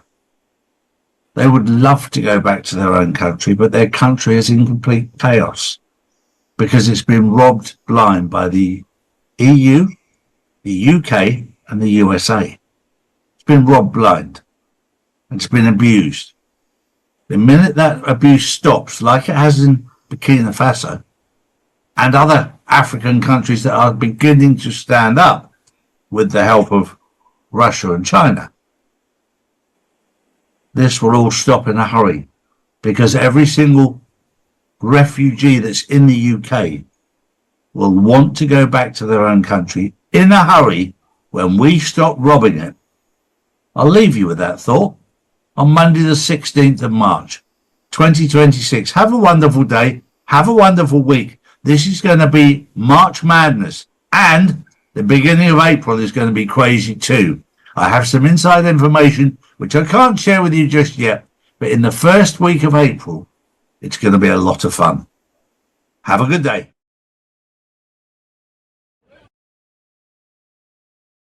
Tuesday, March 10th, bombshell announcement. President Trump declares restoration of the American Republic. U.S. Inc. dissolved. Common law sovereignty returns. Mr. Pull on Telegram. Patriots, the storm has hit and it's magnificent. President Donald J. Trump has invoked Article 2 to declare the United States fully sovereign under common law once more. The fake foreign-controlled U.S. Inc. is finished, dissolved, dead, gone forever. No more Admiralty law oppression. No more globalist chains dragging us into debt and war. The deep state grip is broken. The true constitutional republic rises triumphant. This is no mere rhetoric. It's a binding declaration of authority and summons from Trump as commander-in-chief. He's seizing full control, sidelining the corrupt swamp, and directing the military via the Uniform Code of Military Justice. Every flag officer is oath-bound to obey lawful orders from the legitimate president. No more excuses, no divided allegiances. The military now serves we the people through Trump, not the treasonous corporate facade. Under common law sovereignty grounded in God-given rights and original founding truths, Trump exercises his prerogative to summon leaders, affirm real authority, and rebuild national defense. This resets America to the founders' vision. No commercial enslavement, no hidden British shadows, just pure liberty. All flag officers are ordered to convene in Virginia, the Republic's sacred cradle, for immediate realignment. This is full military mobilization to restore loyalty and eliminate globalist remnants. The timeline is set, orders issued, clock running. Unity under true command is happening now. Foreign tied overseas bases and Commonwealth-linked ops. They are being shut down or reclaimed for America. No more secret outposts serving alien masters. No covert pacts bleeding us dry. Trump is smashing the centuries-old crown chokehold on trade and power, and the military reset locks it down. This fulfills Trump's sacred oath to defend the Constitution, protect the people, and preserve the Republic. Every officer and servant must choose, stand with the restored Republic or stand exposed as oath breakers. The line is drawn, no more shadows, no two Americas, one Republic, one Commander-in-Chief, one law, common law. QAnons, white hats, digital warriors. This is our victory moment. The debt-based deception-driven U.S. Inc. fraud is overthrown. Military mobilizes under Trump's unbreakable command. Deep state cabal legally crushed, illusions collapsing, freedom surges back, the Republic is back, sovereign unbreakable. We witness history, true American Republic restored. Patriots win, God bless President Trump, our military, and the sovereign United States of America. Sunday, March 15th, Hillary Clinton's email to pizza man John Podesta confirms that the Kenyan administration, Barack Obama plus Hillary Clinton plus Saudi Arabia plus Qatar founded ISIS. Dan Bongino on Telegram. Julian Assange. ISIS is funded by Saudi Arabia and Qatar. This is the most significant email in the whole collection. The government of Saudi and government of Qatar that has been funding ISIS under Hillary Clinton and Clinton emails revealed the largest ever arms deals in the world was made in Saudi Arabia. More than $80 billion. In fact, during her tenure as Secretary of State, total arms exports from the United States in terms of the dollar value doubled. In other words, during Hillary Clinton's time as Secretary of Bribery, the Obama State Department approved massive arms sales, particularly to Saudi Arabia. The result was the rise of terrorist groups like ISIS, funded largely by the very people who were bribing the Clinton Foundation. In short, and the destruction were in large part due to Barack Obama and Hillary Clinton.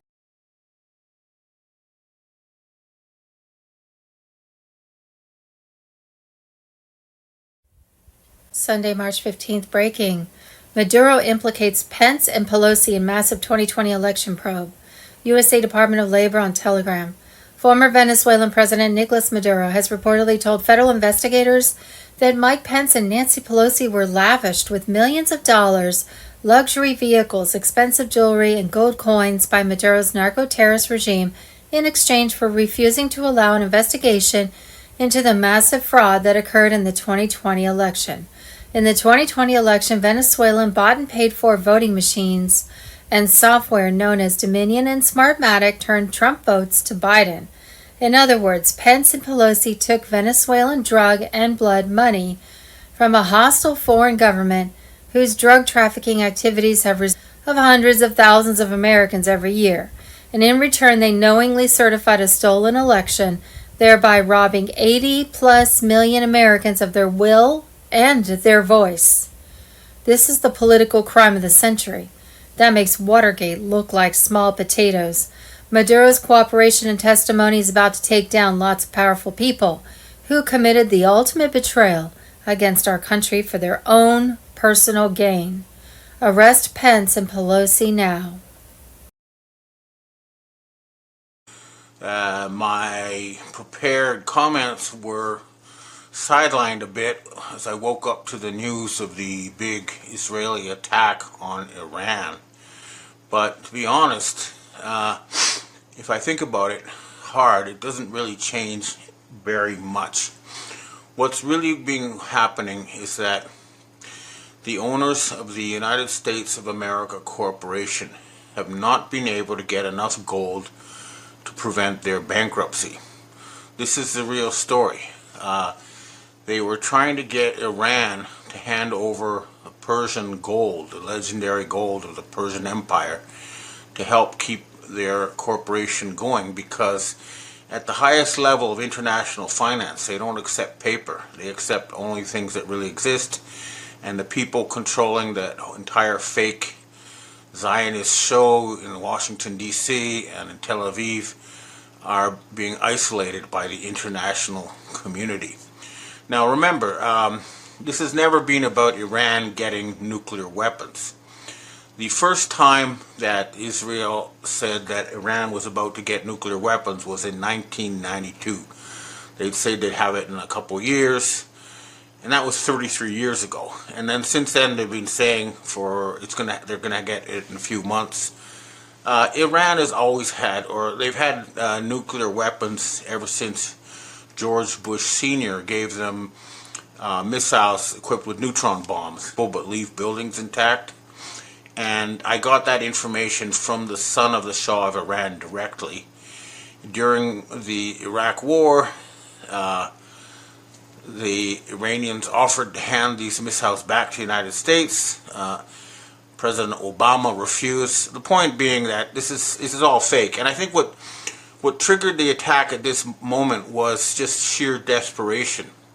The other thing is that the Iranians were given a huge cache of Israeli nuclear documents. And one of the most damning things in those documents, I'm sure I get the name right here, is that the head of the International Atomic Energy Association, IAEA, the people who are supposed to be overseeing the nuclear negotiations with Iran, is actually a Mossad agent by the name of Rafael Grossi. So basically, the Iranians had documents to prove that this whole nuclear thing was fake, and that the IAEA was a fake, compromised institution.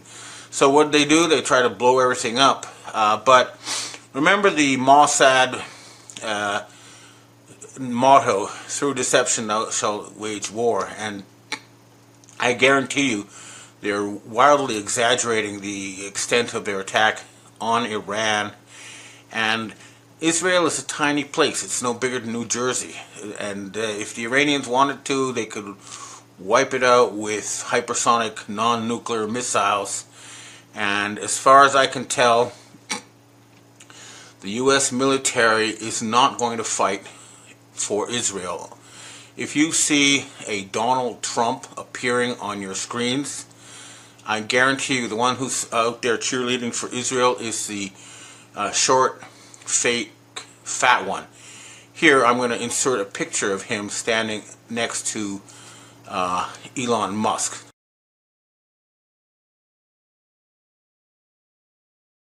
Now, Elon Musk is about, I think, 188 centimeters tall, and the real Donald Trump is 190 centimeters tall.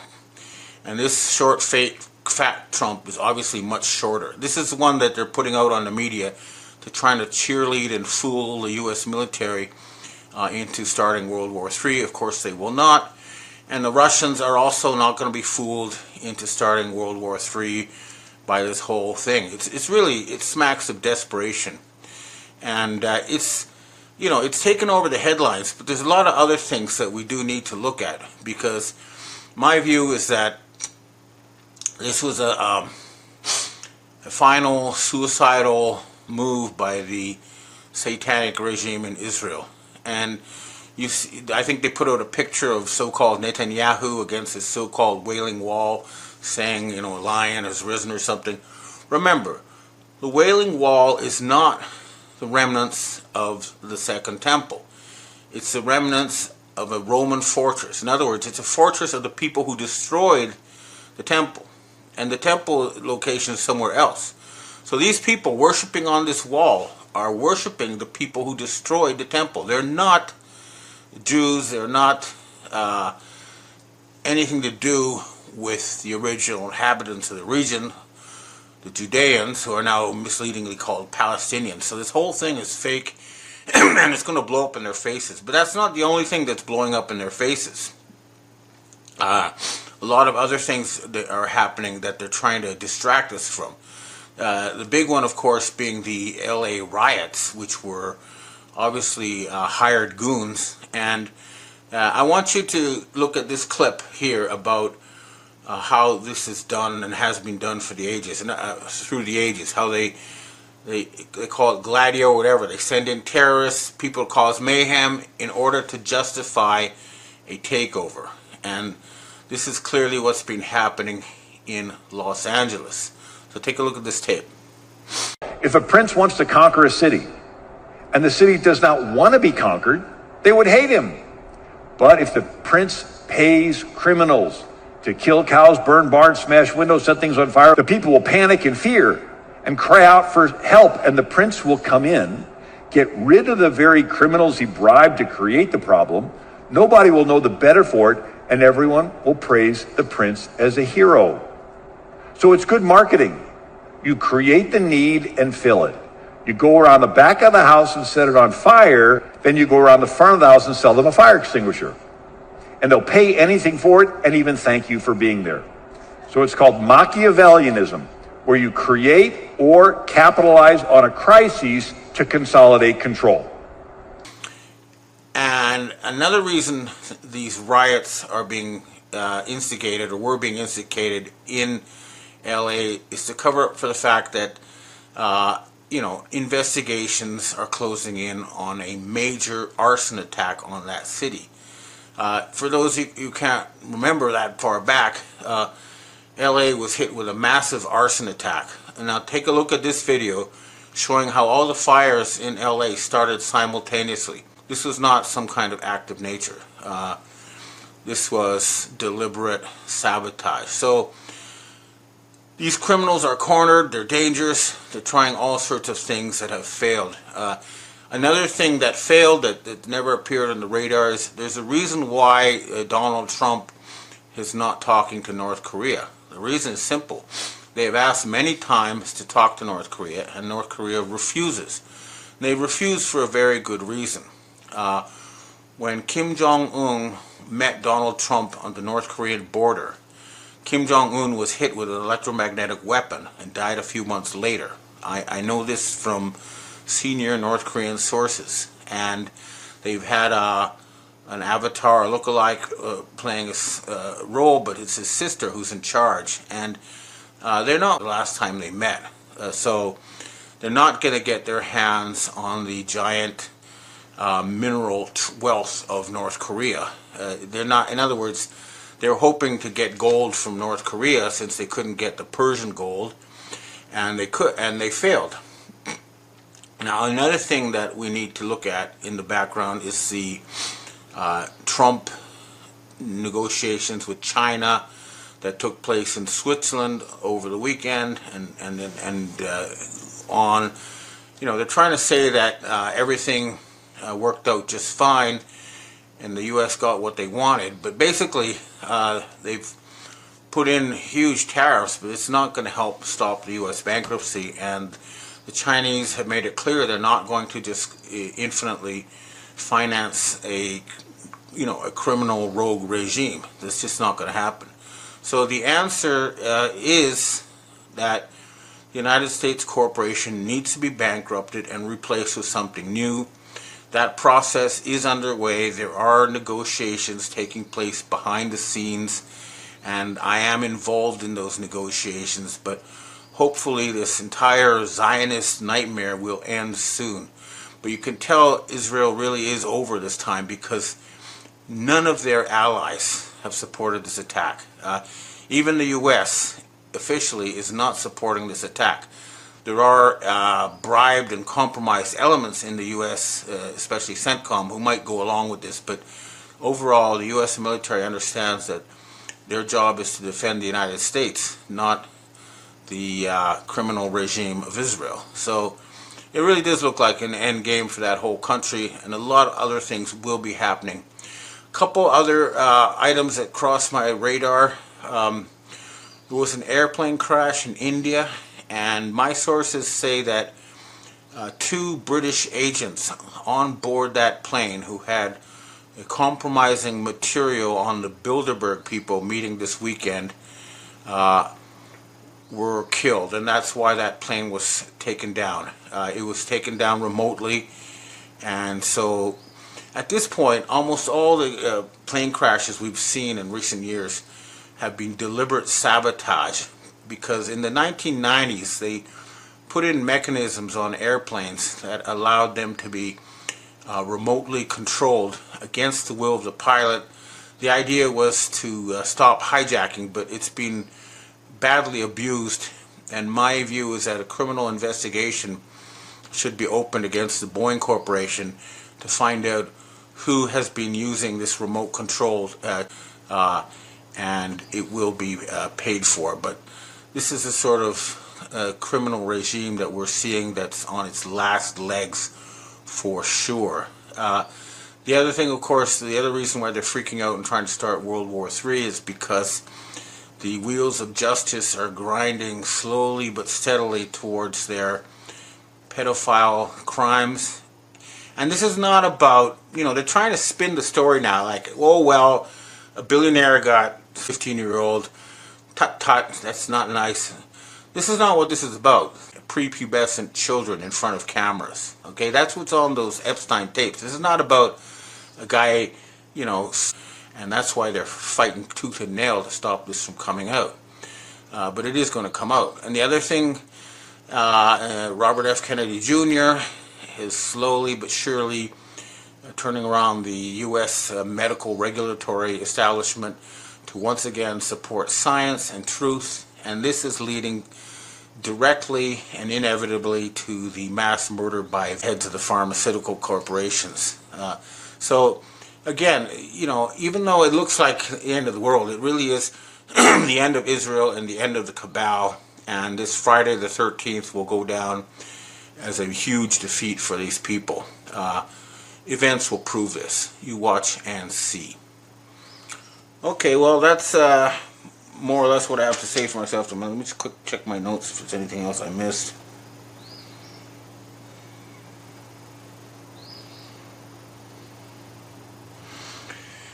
No, the only other thing is that Canada is holding a huge G7 plus meeting next week, and I understand that beneath the surface in these meetings, they're reaching a deal with the Chinese, the Russians, and North Koreans, and that these meetings are actually headed for the creation of some sort of world republic. This is not a new world order headed by a single God King or Messiah or the rule of Lucifer, whatever you want to call it. That's not what this is about. This is about having the rules for the planet that any village has. In other words, We don't, no country will be allowed to break the law, and everyone will be defended against criminals, including transnational criminals who right now basically do whatever they want.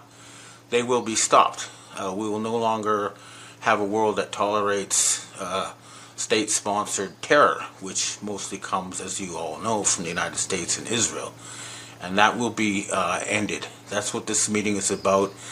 And a fundamental agreement has been reached with the P3 Freemasons, with the Chinese, with the U.S. military white hats, with the British Commonwealth. And good things will happen. This is what we're watching is really the end of a nightmarish regime. It's the final death throes of Israel and that whole Zionist project. Watch and see. Okay, that's what I have to say for myself today. Now, I'd like to answer questions from readers and viewers. Hi, Ben. We have our first question for today. So many people are complaining about headaches and strange sounds they can't get rid of. This, in large part, has been proven to be caused by microscopic nanobots implanted into people without their knowledge or consent. All of this will eventually change people's thinking, kind of like brainwashing, so they may no longer know where they are or what time it is. How can we fight back against this? Well, first of all, anybody can buy a microscope, and you can take a sample of your own blood and look under the microscope yourself to make sure that's what really is the cause. My own view is that you have much more to worry about from Wi-Fi and from electromagnetic pollution. And I can personally say that now that I'm in the Canadian wilderness, where there's limited electromagnetic pollution, I sleep a lot better. So before you worry about nanobots, try this experiment. Next time before you go to bed, unplug your Wi-Fi, turn off your phone, unplug all the electrics. Not turn them off, unplug them, and see if you don't sleep better. Next question. Hi, Ben. Could you explain why so many videos are coming out of China showing factories being burned? Is China really as strong as you say? If so, what are these videos? They kind of look like people burning down businesses or insurance money.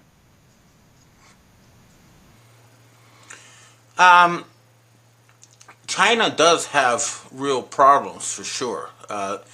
The people I'm in contact with in Myanmar, for example, have cut off about 40 to 50% of the raw material they need for their rare earth metals, and the real estate crisis that they have is far worse than they want to talk about. I mean, one official said they built like more than twice as many apartment buildings as there are people in China. I cannot confirm this, but having said all that, China remains an industrial powerhouse. They take care of 31% they control 31% of global manufacturing. That's more than double what the U.S. has and more than what the entire G7 has. And they have very good economic relations with most countries. Exports to the U.S. are only 2.7% of Chinese GDP. So that loss, while it's painful, is not going to upset their economy. I understand they are going through a big restructuring, but they have competent leadership, and unlike the U.S. leadership, they actually work for the people. You know, the U.S. leadership has been proven to be working for oligarchs who have been strip mining the middle class of all their wealth so that these billionaires and trillionaires can build more super yachts. That's the reality. So, yeah, there is trouble in China, but it's nowhere near as bad as the trouble in the United States. But at the end of the day, China wants to work with the West in a win-win manner, and the Western white hats agree 100%. So, you know, these troubles in China and the U.S. will end once the old regime in the West is removed. Next question. Hi, Ben. Any government that develops a bioweapon and then premeditatedly distributes it to their population and citizens has lost all and any rights, including the right to lay and or collect taxes. Everyone wants to talk about our founding fathers this, our founding fathers that, and what they would do right now if they were here in 2025.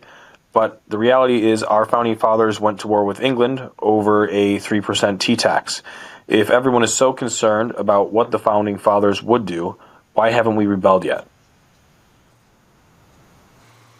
That is a very good question, and I think the answer is that the American Anglo-Saxon people understand that rioting on the streets is not going to be a successful way to rebel, and that they have to convince the military establishment to go along with regime change. And that, I understand, is happening.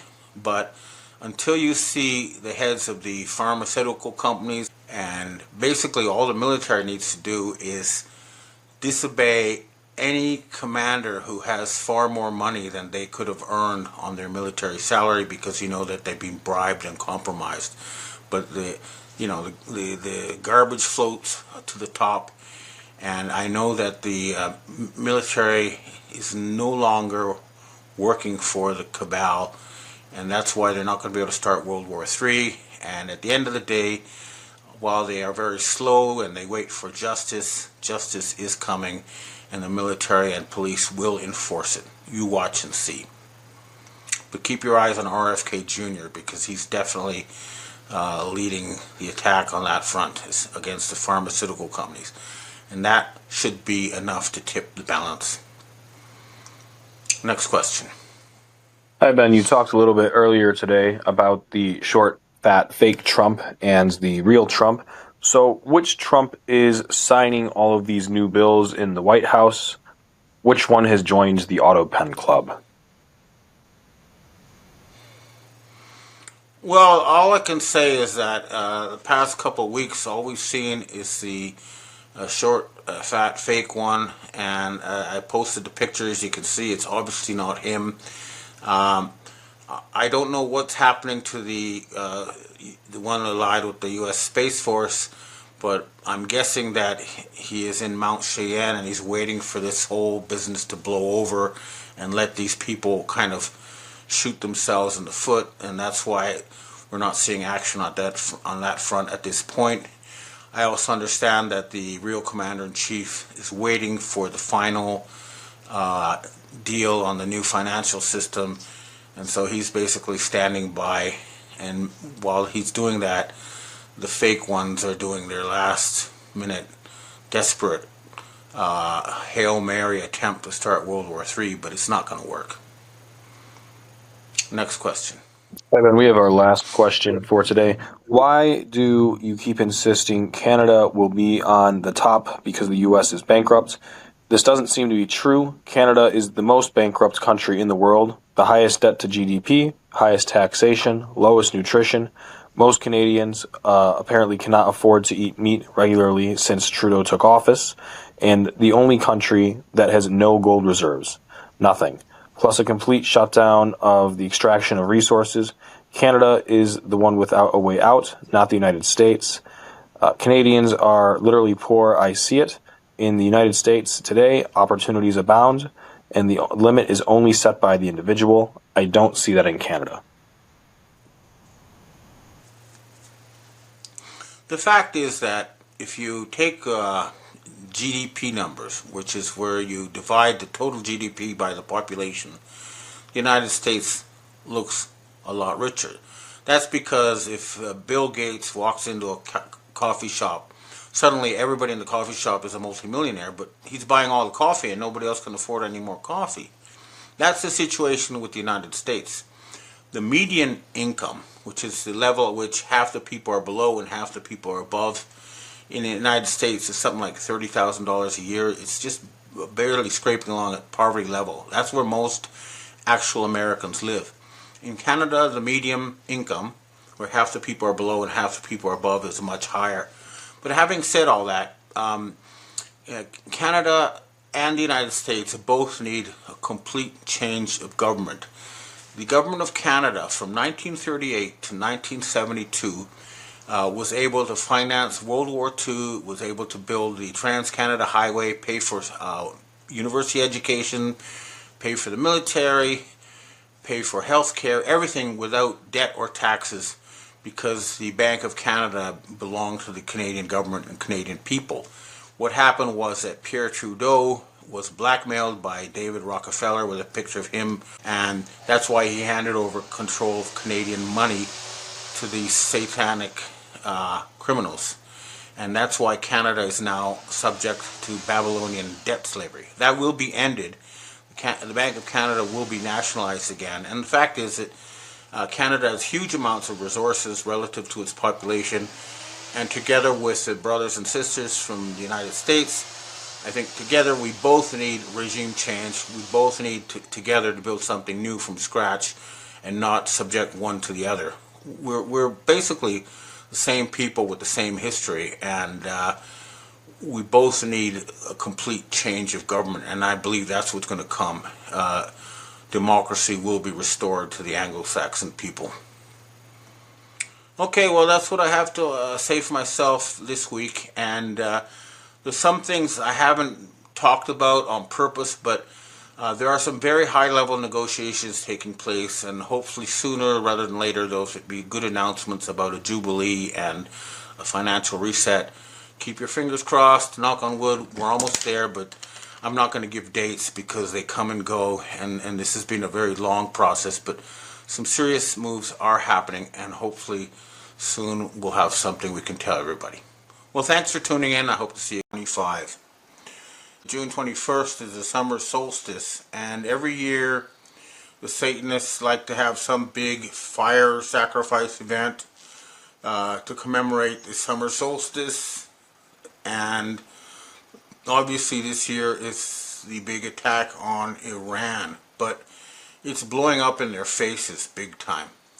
There's a bunch of reasons for this. First of all, the whole world knows that Benjamin Netanyahu has been saying that Iran's about to get a nuclear weapon, and so we have to attack them immediately for more than 30 years. And so nobody's being fooled. Now, the other thing that we need to note is that on June 11th, Netanyahu was in court facing criminal charges, and he said, "Oh, I feel sick," and they postponed the court date. The next day, he nearly lost an election, a vote in the Israeli parliament, and lost power. So basically, he tried to start this Iran war in part to get, avoid going to jail, and also avoid a complete collapse of his regime, which would mean, of course, jail and war crimes charges for him and his cabinet, and they're very desperately trying to avoid this. But the bigger story here is that we are definitely seeing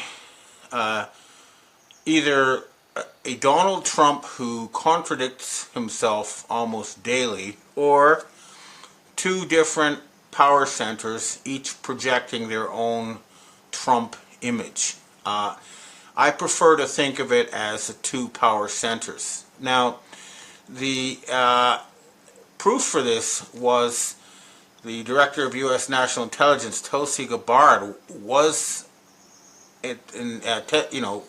providing testimony to Congress that the CIA, the FBI, the Defense Intelligence Agency, the NSA, and all 18 U.S. intelligence agencies agree that Iran is not developing a nuclear weapon. Iran's cyber operations and capabilities also present a serious threat to U.S. networks and data. The IC continues to assess that Iran is not building a nuclear weapon, and Supreme Leader Khamenei has not authorized the nuclear weapons program that he suspended in 2003. So this directly contradicts everything we've been told by the Zionist-controlled press, and most importantly, these people represent the actual military power. Okay, so when they tried to use their fake Trump to get the United States to attack Iran, the military basically revolted, and they are backed by the people.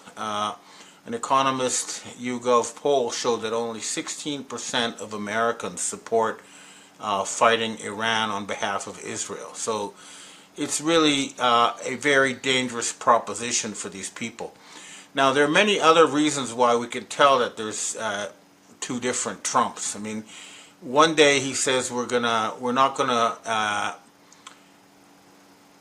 grab illegal Mexicans and other illegal workers who are working in farms and restaurants and other things, and then the next day he says we're going to deport them all. There are many 180% contradictions. We have him saying, oh yeah, we're going to negotiate with Iran, and then we have him saying, no, Iran must surrender unconditionally, etc., etc. And it's very clear now that the fake Trump is imploding. We have him saying things now that Fox News is completely unreliable and opposed to me. Well, Fox News has always been their main cheerleader in the corporate media, and suddenly they're the enemy. That should tell you a lot. I mean, there are many other things, but what we're seeing is a real implosion of the Zionist control mechanism.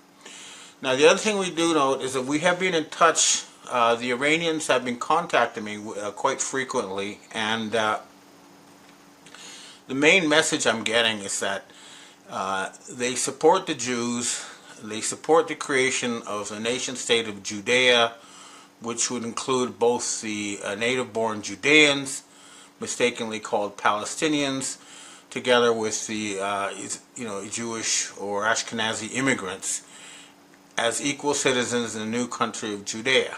And they can go ahead and rebuild the temple if they want.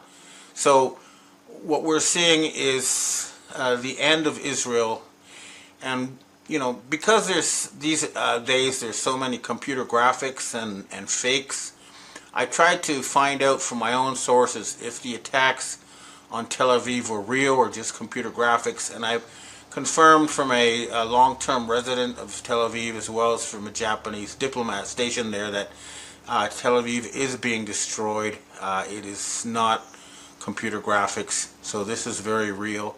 However, the Iranians have also told me they have a nuclear weapon and they're refraining from using it. This is very important because everyone knows Israel has nuclear weapons, but if the other side has them as well, then it is suicide for them to try to use it. Now, we also know that Netanyahu fled Israel after the attacks began, and while I reported that he had fled to Argentina, the latest intelligence from Mossad says he's hiding out in the island of Cyprus. But they were hoping that they could start this long-awaited nuclear Armageddon by having Iran destroy Israel, and then Israel destroy Iran, and then everybody destroy everybody. But fortunately, sane minds prevail at the top of the U.S., Chinese, Russian, and other militaries, including the Israeli military. And they're not going to go along with these fanatics. So the whole thing is imploding big time. My sources are now saying Israel is unlikely to last for another month in its current form. And even though President Trump says he's going to wait 2 weeks before deciding whether or not to attack Iran, that's just basically a cover-up for the fact that the military is not going to attack Iran on behalf of Israel. And if you look at this video, which I'm about to show, as the video points out, Turkey, Saudi Arabia, Pakistan, Russia, all these countries are aligned with Iran. And that means that militarily, Israel cannot hope to prevail. Even if the U.S. Central Command tries to do something, they just don't have the power, and they don't have the support. Saudi Arabia is allowing Iranian flights to attack Israel over their territory, but they're not allowing Israeli flights over their territory to attack Iran. So that should tell people what's going on. But I think the bigger story is still that the United States corporation and its Zionist owners are bankrupt, and they're trying very hard to avoid declaring bankruptcy by starting World War III. And it's not going to happen. What is clear is that the United States in its current form cannot be reformed. They cannot save themselves from declaring bankruptcy. Discretionary spending is only 15% of their budget. It's not enough to deal with it. Even all these DOGE cuts were only a fraction of the debt. The U.S. now pays more money on interest than it does on defense. And remember, they shouldn't be paying any interest. The U.S. government should be producing its own money and not borrowing from Zionist bankers. So the United States is in a state of hopeless debt slavery, and there's no way around it. The Dragon family offer of unlimited or virtually unlimited funding is still on the table, but we just need to wait for this entire thing to collapse, and it will collapse. Now, all this Iran-Israel stuff, of course, as usual, has distracted us from many other important things that have been happening. So let's try to look at some of that stuff as well. The G7 had their big meeting this week in Canada, and they invited, a lot of other countries. But if I look at their statements and everything, they're basically not really influential anymore. The biggest takeaways I had was that Prime Minister Mark Carney of Canada did not mention carbon credits or climate change, and DEI was removed from the list. So that indicates that there has been a fundamental shift in policy direction away from that. So that's a good sign. But Donald Trump showed up, but he refused to meet Macron and Zelensky. In other words, he did not want to talk to the Rothschilds in Europe and left without doing that. So we're still stuck with the French Rothschilds and their little group of European and Canadian politicians under their control, but they do have to negotiate a surrender or some kind of deal because nothing else is going to work. Now, the other thing that is on my radar big time now is that China is facing much bigger problems than I realized. As I've noted in my weekly report, we're now hearing reports in the Japanese press and other places that yes, indeed, China built more than twice as many houses as there are people to house. So that's a huge waste of time and resources and money they haven't dealt with yet. And now we're hearing that their electrical vehicle business has got the same problem. Way too much overinvestment. So what we're seeing is that the Chinese system for economic planning has produced enormous growth and done wonderful things, but they do have the tendency for great leap forward type mistakes. And so China also needs some kind of restructuring or bankruptcy declaration to, that just means that you cannot continue paying under the current format. You have to, go back and start from scratch. So China and the U.S. both need to have a jubilee. They need to reboot their respective financial and economic systems. And, the mechanisms are there, but so far the decision making hasn't reached the crisis level we need for it to happen. So it looks like we're going to keep watching an implosion of the United States over the coming month or so. I don't know how long it's going to last, but clearly there's still some, residues that have to be dealt with. Now, another thing that did cross my radar was that the U.S. military has been authorized to take action inside California.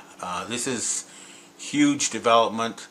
The Trump administration or the U.S. military is saying they're justifying this because it's a foreign invasion. They're probably right, but I'm hoping this will mean a white hat takeover of the Silicon Valley complex so that the internet can continue to provide us with truth and freedom of information and all the good things that it does. But overall, I think the conclusion we need to reach is that the situation with Iran is not going to lead to a nuclear war. The Zionists are not going to be able to start some kind of Holocaust event, and hopefully we'll see the flushing out of the fake Trump and the return of the real one. But it's obviously it's obvious from the fact that we're seeing two different Trumps all over our media saying contradictory things, that a power struggle is still continuing, and it basically pits the Zionists against the rationalists, the people who don't want to destroy the world. So it is some sort of end game, and it'll keep playing out. So that's the situation now. And next, I'd like to answer questions from readers and viewers. Hi, Ben. We have our first question for today. In regards to resolving the U.S. debt crisis, what would be the problem with reinstating U.S.-backed U.S. notes and paying off the debt with them versus FRNs, thus retiring the debt entirely as the bonds become due over the next few years, and just have the entire lending and interest scam be resolved in a naturally and orderly manner? The main problem is that the United States has borrowed money from foreigners, people like China and Saudi Arabia and Japan, and that means that they cannot just unilaterally decide to cancel the debt, because it would mean a complete stop of U.S. external trade. It would lead to a huge crash landing in the U.S. economy. Now, the Chinese have said they're willing to write off all the U.S. debt and start fresh, and the other countries would also go along with this, but they're asking for an end to the United States of America Corporation as a condition for this, and its replacement with a new political entity. Now, this is a very reasonable thing, because the people who own the United States Corporation have, in fact, been financing terrorism. They've killed literally tens of millions of people after World War II ended, and they've been financing terrorism. They're just a huge anti-social, warmongering entity, and the entire planet is sick and tired of it. So, they want to write off the debt and then restore democracy and sanity to North America. In other words, the United States cannot act alone, but the rest of the world is willing to help, as long as they get rid of the terrorists and messianic fanatics who have seized the highest levels of government. Next question. Hi, Ben. Makes you wonder, if there were two British targets on board that Air India flight with material on the Bilderberg people, why don't they just off the two people with the Bilderberg information rather than taking out a passenger plane of 200 plus innocent civilians? Probably because that's the only way they could technically pull it off. But, these people are psychopaths, and they don't care to get their target. They don't think normally. But, yeah, rationally, you'd think that's what they would have done. But that's not how these people think. So it's unfortunate, but we're dealing with psychopaths, and hopefully they will be removed from all positions of power soon. Next question. Hi, Ben. What do you believe was the purpose of Zelensky going to the G7 in Alberta, Canada? Well, he was there obviously to try to get money, and he got €1 billion from the EU, and he got 2 million Canadian dollars from the Canadians, but he got nothing from the Americans. So this is not enough money to keep that whole fake show going. But notice how they are trying to distract us away from the loss of the war in Ukraine to this new one in Iran. They're trying to say, don't look this way, but the fact is that the Ukrainian regime is on its last legs, and the same is true of the Israeli regime. I think they're going to go down together. Anyway, Zelensky went on a begging mission and caught just a fraction of what he needed, and he failed to get a meeting with Donald Trump. So it it was a failure for him. Next question. Hi, Ben. Do you believe the election fraud will be exposed in Canada? Carney obviously cheated, and the Dominion machines have a Canadian link. Soros had an office in the same building as Dominion machines in Toronto. We know the 2020 U.S. election was fraudulent as a result of the false tabulation in the Dominion machines. What do you think is going to happen with this? I think that the Five Eyes military and intelligence community is becoming aware that their civilian governments have been taken over by pedophile, blackmailed politicians, and I am working with the military white hats to try to restore democracy to Canada and the United States.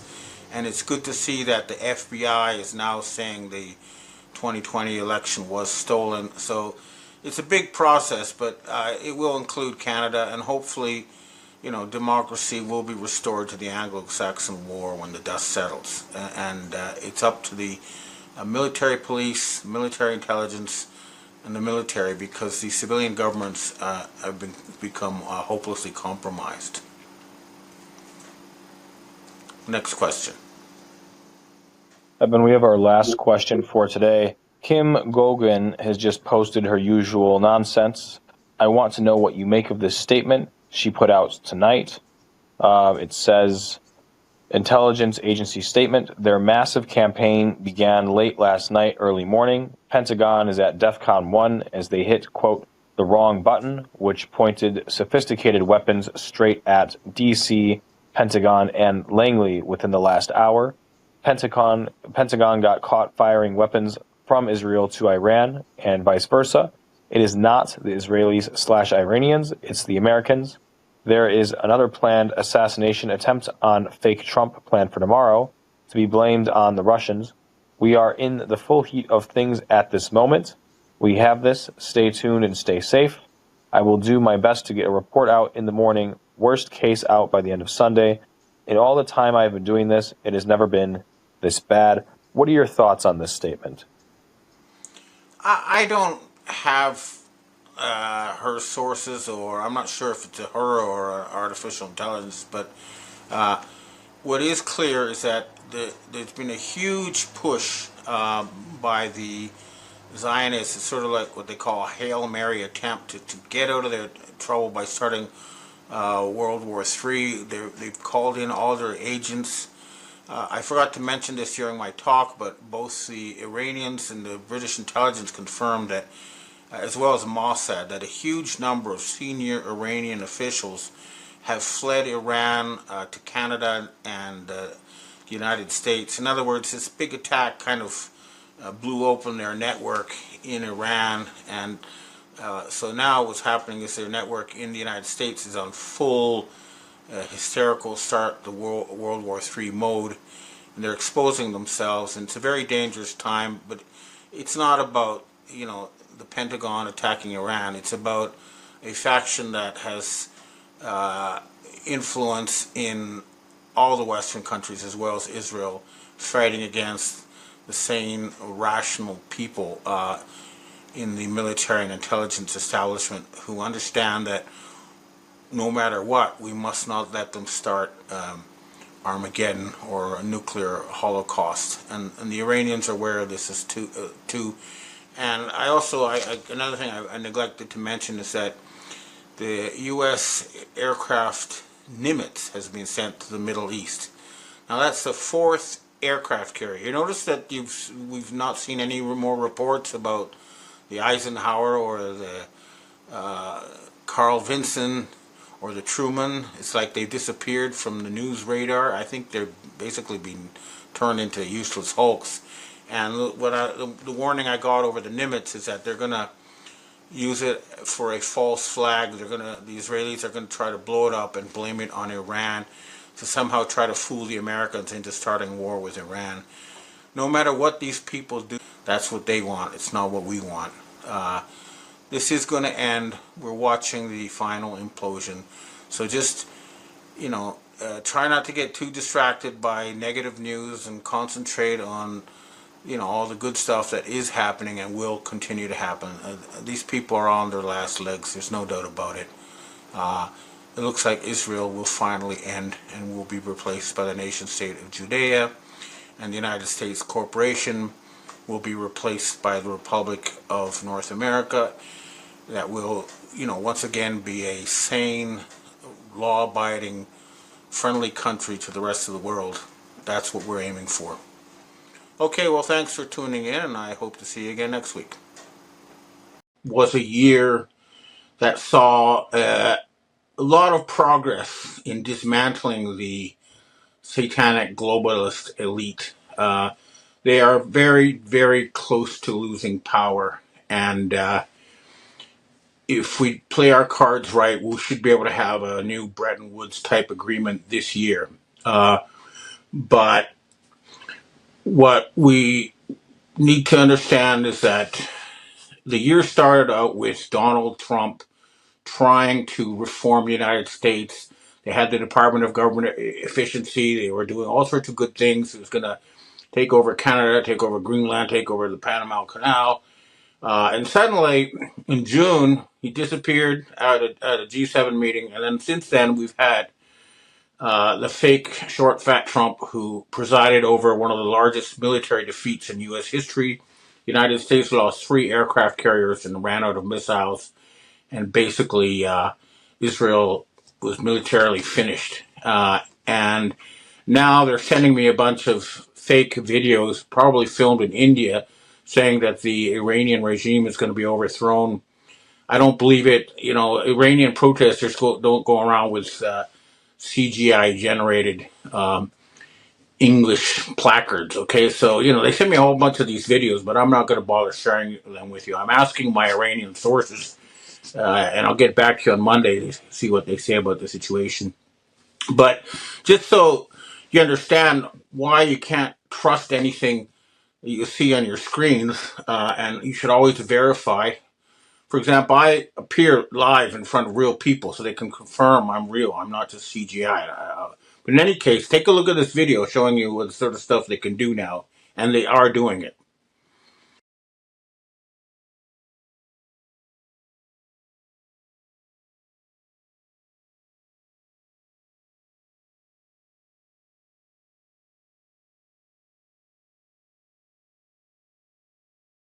So there's a lot of faker out there, and the last leaders of the failing rules-based world order are lying through their teeth about the real situation. They're faking their economic statistics, and that is going to lead to their downfall. In Germany, I just got sent some information from German intelligence that the Alice Weidel of the AfD, showed 3 documents showing that Friedrich Merz, first of all, he sent a letter to the bureaucracy saying that they must not publish any negative economic news. So they're ordering them to lie about the real situation in Germany, which is awful. And he sent another letter saying that the bureaucracy need to cover up crimes committed by foreigners. And then there was a third letter she presented showing that he was soliciting bribes. So Merz may be the first to fall, but we'll see.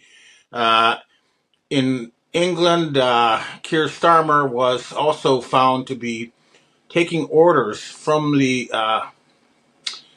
EU to bring in foreign criminals to cause chaos in the UK. So again, he may also fall. We will see which one falls first. Although maybe my bet is with the French, because the French are taking serious action, especially the farmers. Take a look at this government buildings completely covered in manure in France. It might be that Brigitte Macron, i.e. Jean-Michel de Rothschild, who's probably the head of the snake, is going to have to go, and then all the dominoes will fall. But also in the United States, the fake Trump, he was overruled by the Supreme Court on sending in the National Guard, and they told him the only thing he could do now was to invoke the Insurrection Act. So this could be a civil war in the United States. But my message to the armed forces of the United States is that your commander-in-chief, Donald J. Trump, was replaced in June by a fraud, and you must not obey that person in the White House. It's not your president. And you need to set up some kind of emergency government to help the United States through this transition. Now, I was also going to call for the arrest of a bunch of people, but I think I'll let Archbishop Carlo Vigano speak for all of us when he listen to him, who are still in positions of power. And Archbishop Vigano, I've heard that someone is taking action. There was an explosion in Switzerland that killed over 50 people. And I was told that a very senior member of the globalist elite was killed in that explosion. We don't know who it is yet, but I'm willing to bet it's Larry Fink. But I don't know. I don't have any inside information. All I know is from the CIA that a senior globalist was blown up.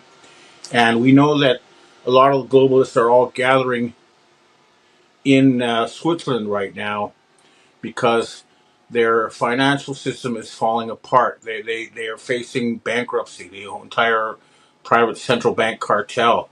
They've run out of gold, and they only managed to keep revive the government, the U.S. government, after 40 days of being shut down by laundering cartel narco money in exchange for silver, and they use that silver to pay the Asians.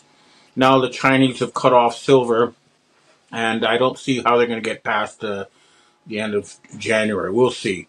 But remember, the Dragon family is standing by with $100 trillion to help rebuild the West as soon as they get rid of their satanic infection. And take a look at this. If you don't think this is real, take a look at this plaque from the Satanists honoring Minnesota Governor Tim Walz.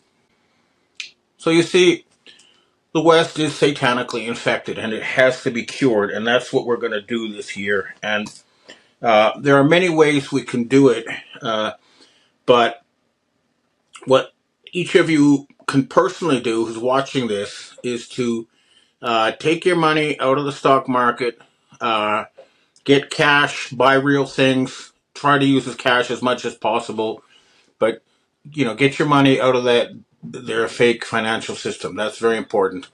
That's what you can do. But at a higher level, action is being taken, and a lot of people are going to be removed. We're sure of it.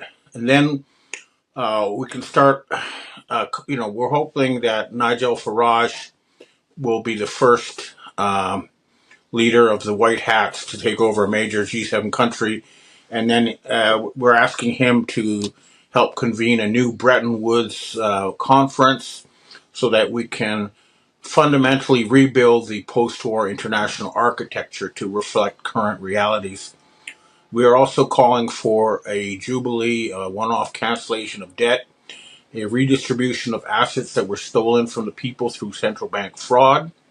That means each of you should get the equivalent of a house, as payment for what they've done to you. And we're also, saying we need to set up a future planning agency so that we are not outcompeted by the Chinese who have such a system. We need to improve our system of economic governance. Right now, it's run by Satan-worshipping pedophile elites who are blackmailed and who only wish to enrich themselves at the expense of others. They are not trying to, build a better world. They're just trying to enrich themselves at the expense of us. That's no way to run an economic system. We need to hire the smartest people who work for you to make your life better the way you want it to be. That's what we're fighting for. So let's try to do it this year. This has gone on long enough. Okay, well, that's what I have to say for myself today. Now I'd like to answer questions from readers and viewers. Hi, Ben. We have our first question for today. What are your thoughts on the silver export ban from China starting at the beginning of the new year? Is this the final nail in the coffin for the fiat dollar when Western bullion banks are cut off from accessing physical silver? it could well be. As I said in my talk, the idea is to remove the Khazarian mafia from control of the world's financial system, because that's what decides what we as a species do in the future. And the key to breaking their control is to insist on physical assets and not their paper or their digits on computers. And this is what the Chinese seem to be doing. Cutting them off for anything that's real, and then their whole fake thing will just evaporate. We'll see. But you personally should invest in real things. Get your money out of the bank and buy a car, a house, a stereo, whatever, anything that really exists. That's my advice. Next question. Hi, Ben. You kind of answered this question already. It looks like a large amount of billionaire investors are pulling out of stocks, citing overvaluation. It seems like you agree with this. If not stocks, what, in your opinion, is the best thing to buy? Is it gold? Is it silver? You did mention property. Are there anything else that you would suggest people invest in? Well, I think land and housing is the number one. And farmland, so you have a supply of food, because at the end of the day, you can't eat gold and you can't eat silver. And there have been times in the past where no matter how much gold you had, just things that are long lasting. If you don't have a lot of money, maybe just buy a brand new state of the art washing machine or whatever you can afford, but just get something that's real, that will personally improve your own life. That's what I suggest. Next question. Hi, Ben. You mentioned that the explosion at the bar. How do you think this was done? People are describing it as an instant inferno. Was this a bombing, or does it look like more of an advanced weaponry?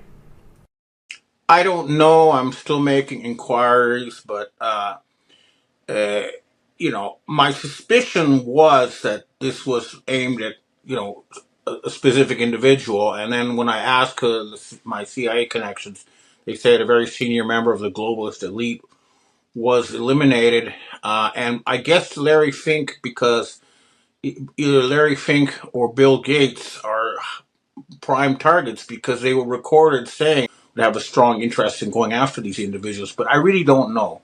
I will try to find out. And I don't know how it was bombed either. Again, it's too early, but there's many different ways you can do that. Next question. Hey, Ben. It looks like China has started to make military moves to invade Taiwan. Do you see this occurring in the near future? And if it does, what does that look like? Who comes to Taiwan's aid? Who backs China? And who wins? I don't think it's going to come to that. What's going to happen, I believe, the head of the Three-Legged Crow Society in Japan died, and they've now selected a new individual. And I'm guessing that the various royal families of Asia are going to have negotiations that will involve reuniting the Korean Peninsula and then sorting out the Japan, Taiwan, China triangle in a harmonious way. But at the end of the day, I think that what will happen is people from the government in Taiwan will be given a senior role running all of China as part of a unification process. And I believe China or Taiwan will be allowed to keep an independent army. But, they're not, I don't think they're going to actually have a war. It's not going to be necessary. Next question. Hi, Ben. We have our last question for today. What are your thoughts on the Minnesota Somali scam? What is actually going on there? Somalia has one of the world's lowest IQs, so I don't buy that they have figured out how to scam the government by themselves. What sort of inside things are occurring inside of our government to allow them to get away with this? I saw one video of a supposed Somali scammer, and I'm telling you, the guy didn't look Somali. He looked Jewish, okay? Dark skinned, but definitely not. The Somalis have a very distinct appearance. I mean, the differences genetically within Africa are much bigger than anywhere else in the world. So different Africans are more different from each other than the Chinese are from the Europeans, for example. And the Somalis have a very tall, distinct features. And I don't think this has really to do with Somalis, although they may be used as a front. I think this is some kind of scam, and I'll try to look more into it. But I agree with you. I don't think it's actual Somalis, but they may be used as fronts. Okay, well, that's what I have to say for myself this week, and I hope to see you next week. President Trump reminds me of a friend who has a sister who is a drug addict, and she borrowed money from all her relatives and friends and everybody until the well went dry, and they wouldn't lend her anymore. And now she says that she won the lottery, and she's going to pay back everyone with interest. The problem is, she didn't win the lottery. It's delusional.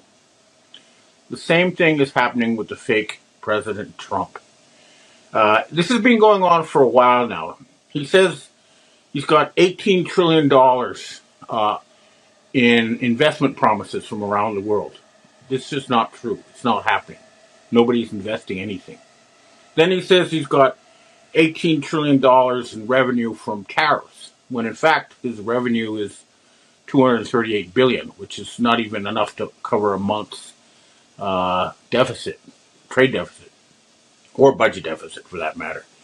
And now we're seeing some similar delusional behavior as far as Greenland is concerned. He thinks that somehow by grabbing Greenland, which is part of a NATO allied state, that it's going to solve all his monetary problems because they've got all these rare earths. Again, the problem is, even if they do, it'll take 7 to 8 years to develop, and he's got bills coming due on January 31st, so it's not going to be on time. The same with Venezuela. He says, oh, we got all this Venezuelan oil. Yeah, all right, they've been stealing oil tankers, but guess what? U.S. has also had oil tankers stolen from them in the Middle East, so that's not working. And the big attempt to grab Iran's the gold, has failed. The real reason for this failed color revolution in Iran was, as I wrote in my weekly report, to grab the Persian gold hoard, which is apparently huge. It's more than the official reserves of the entire world. And remember, the official reserves are only gold that was recognized by the Western financial system and has their stamp on it. It's not the real amount of gold in the world. In any case, the rest of the world is not accepting any more IOUs from the United States. They want payment in physical silver or physical gold, and the fact that they failed to grab the gold in Iran means they're desperate. I don't see any way out of it except one, which is to accept the Dragon family offer of $100 trillion. This would be used to finance the Jubilee, to cancel all debt, public and private, in the West, to finance a huge rebuild of U.S. infrastructure, for example, a high-speed train network connecting the whole country, all sorts of things. And also, we would promise that we would cancel all debt, public and private, and everybody would become the owner of their current residence. And landlords would be compensated with the equivalent in rent. And as it's been pointed out, people who actually own their own houses and paid for them will be given an extra reward in the form of ownership of corporations that will be confiscated from the satanic oligarchs who stole it through central bank fraud. So all that is going to happen, but in the meantime, we still have this delusional megalomaniac who thinks he's Donald Trump. He's trying to invoke the Insurrection Act, and here you can watch the head of the Israeli Homeland Security. Remember, Homeland Security's headquarters is in Israel. And we have Kristi Noem in this clip. You can watch her talk about the Insurrection Act. What this means is they want to use the military to shoot American civilians in order to impose a dictatorship ruled by their fake Trump. That's what it means. And unfortunately, there's people also working against legitimate law enforcement to try to create a crisis to justify this military takeover. I do believe we need a military takeover, but not one controlled by the satanic Zionists. And you can spot them because they're the ones who are covering up all the Jeffrey Epstein files because they're in them. So, anybody like Pam Bondi or anybody in the current regime that you're seeing on your screens does not belong in public office, okay? Now, another thing that's going on is just like when the Romanian regime fell with Ceausescu, he kept ramping up repression and ramping it up until him and his whole family ended in front of a firing squad. And we're seeing similar repression in the United States. And, for example, I'm pretty sure that the creator of Dilbert, Scott Adams, and we know that, Jonathan Greenblatt, the CEO of the ADL, is going after people like Tucker Carlson and Candace Owens. And as a result, I've been told that a death warrant has been placed on him and trying to suppress the truth. So another person who I've heard a death warrant has been put on is Lindsey Graham, because he's been calling for the assassination of Vladimir Putin, the sitting head of state. So this is not issued by us. This is issued by someone else. I'm not at liberty to discuss who they are, but they told me that such warrants had been issued. So, the battle is going on, but we are winning. And the control grid is failing. For example, we have the Iranian Foreign Ministry explaining to the killing in Iran was carried out by recipe for color revolution involves causing, first of all, economic turmoil so that people get unhappy. Then they pay protesters and target the anger towards the regime. And then they have people shooting both the police and the protesters to try to get them to fight each other. And they tried this, and instead, what happened was the Mossad snipers were taken out, and the Iranian armed forces were able to protect their country and their people. And of course, you won't see that on your Western screens because, unfortunately, these criminals still control the mega corporations, and that's what needs to be taken away from them. We need to remove their control of Google, Microsoft, all the big high-tech companies. They need to be removed from that control. And also, the United States military really, really does need to get back to the real world and live within its means, because right now it is a gigantic parasite. For example, take a look at this clip of a so-called rocket company that got $4 million from the U.S. military. That's the sort of thing that happens when you have a magic money machine, but ultimately it's parasitical. It sucks from the strength of the country you're supposed to be supporting, and that's no way to run a military. If the military was run by sane people, one of the first things they would do is get rid of all those aircraft carriers because, as the Chinese have pointed out, the Russians can sink them all within half an hour if they want to. They've got the missiles to do that. So militarily, they're expensive white elephants, and they need to be removed. And the money saved should be put on, building hypersonic missiles. This is the sort of thing that needs to be done as soon as we get sane leadership. And again, the last time we offered this $100 trillion from the Dragon family, the forensic trail led to Barack Hussein, Thunder of Satan Obama, who blocked this money from being used to help rebuild America.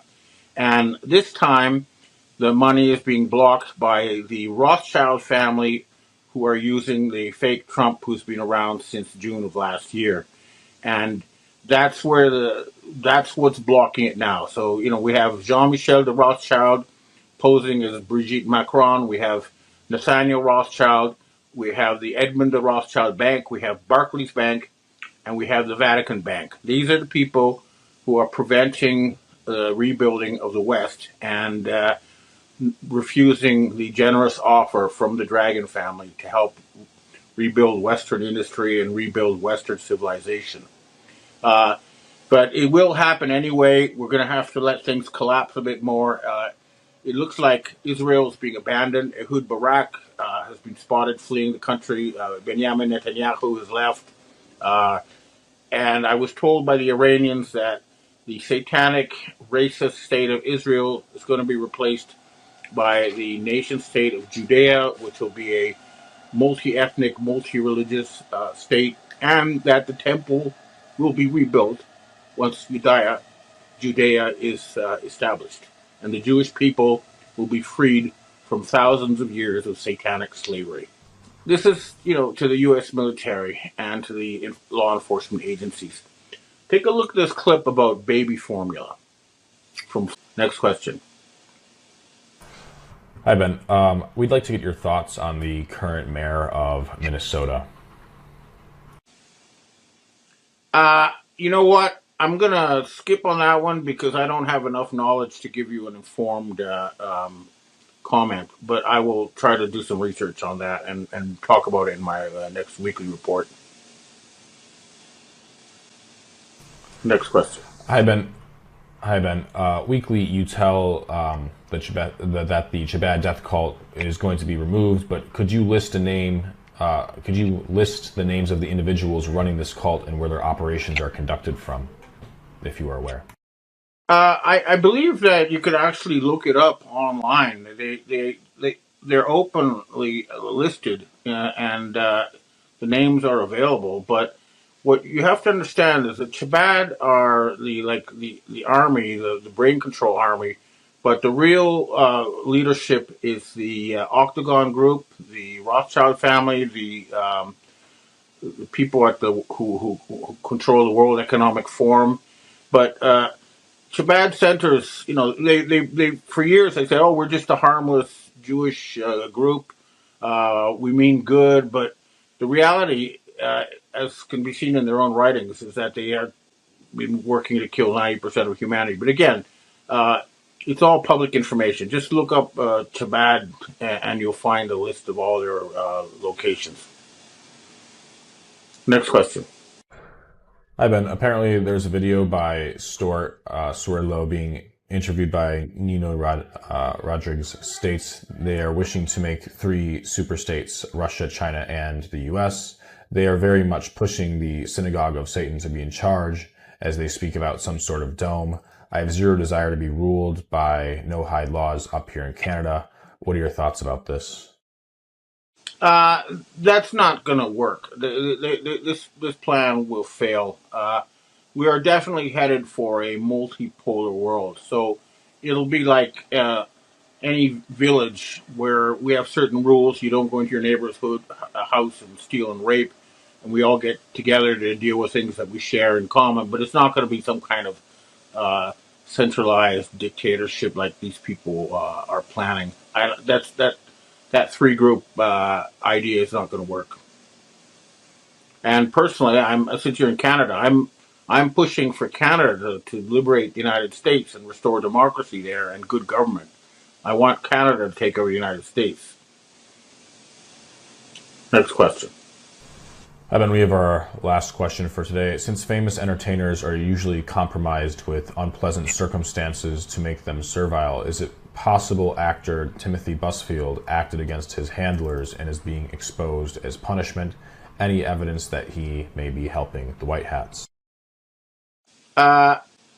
You have to judge from what he's saying. If he's been talking about pedophiles and stuff, then yeah, he's been targeted. But I don't know the details in this case either.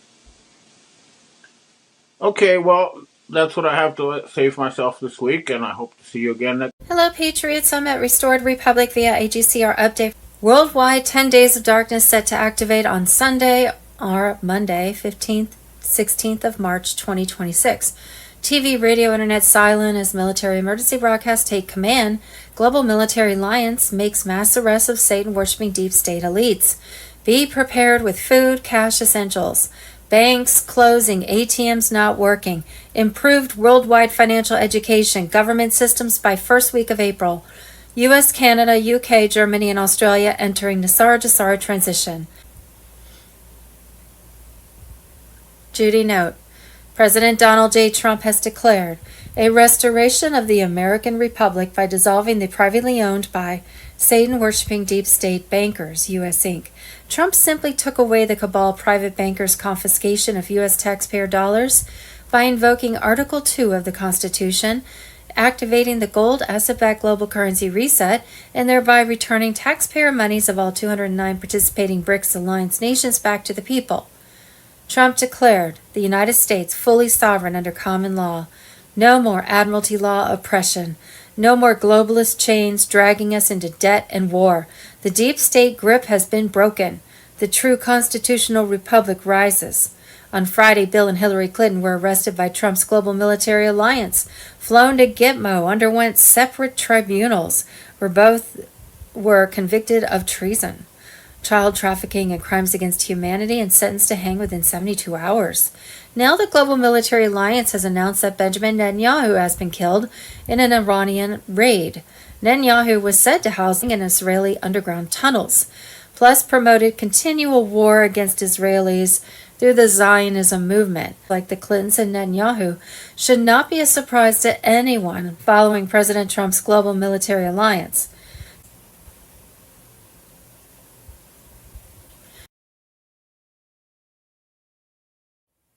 Possible timing. Friday, March 13th has triggered the global initiative phase of the global currency reset. QFS nodes are stabilizing under gold-backed parity, while Starlink begins aligning communication grids for a full system override. The old world is running on borrowed seconds.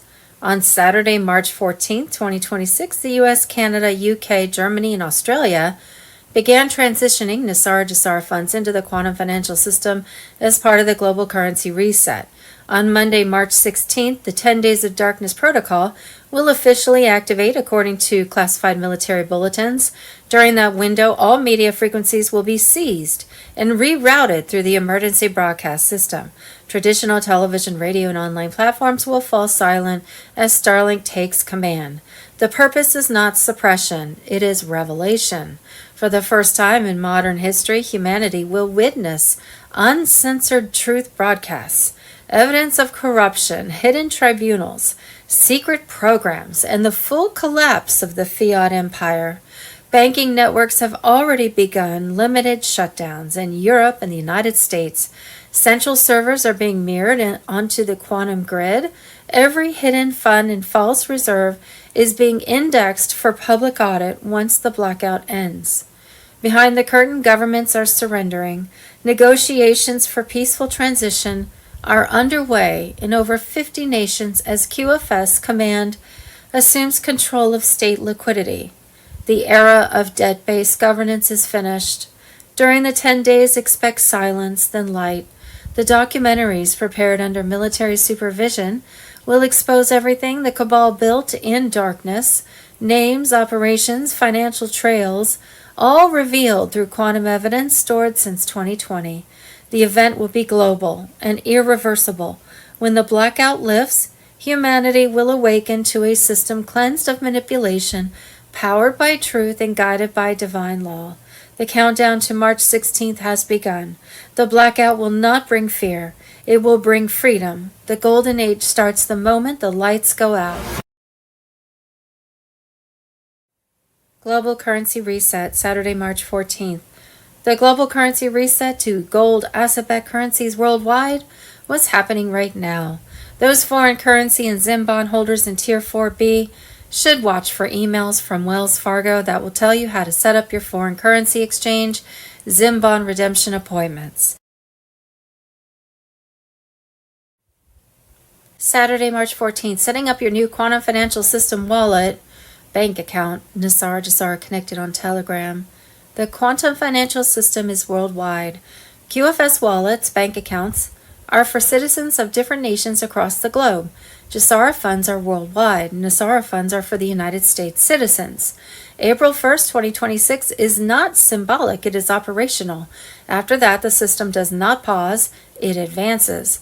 From this point forward, everything moves by verification, not by noise.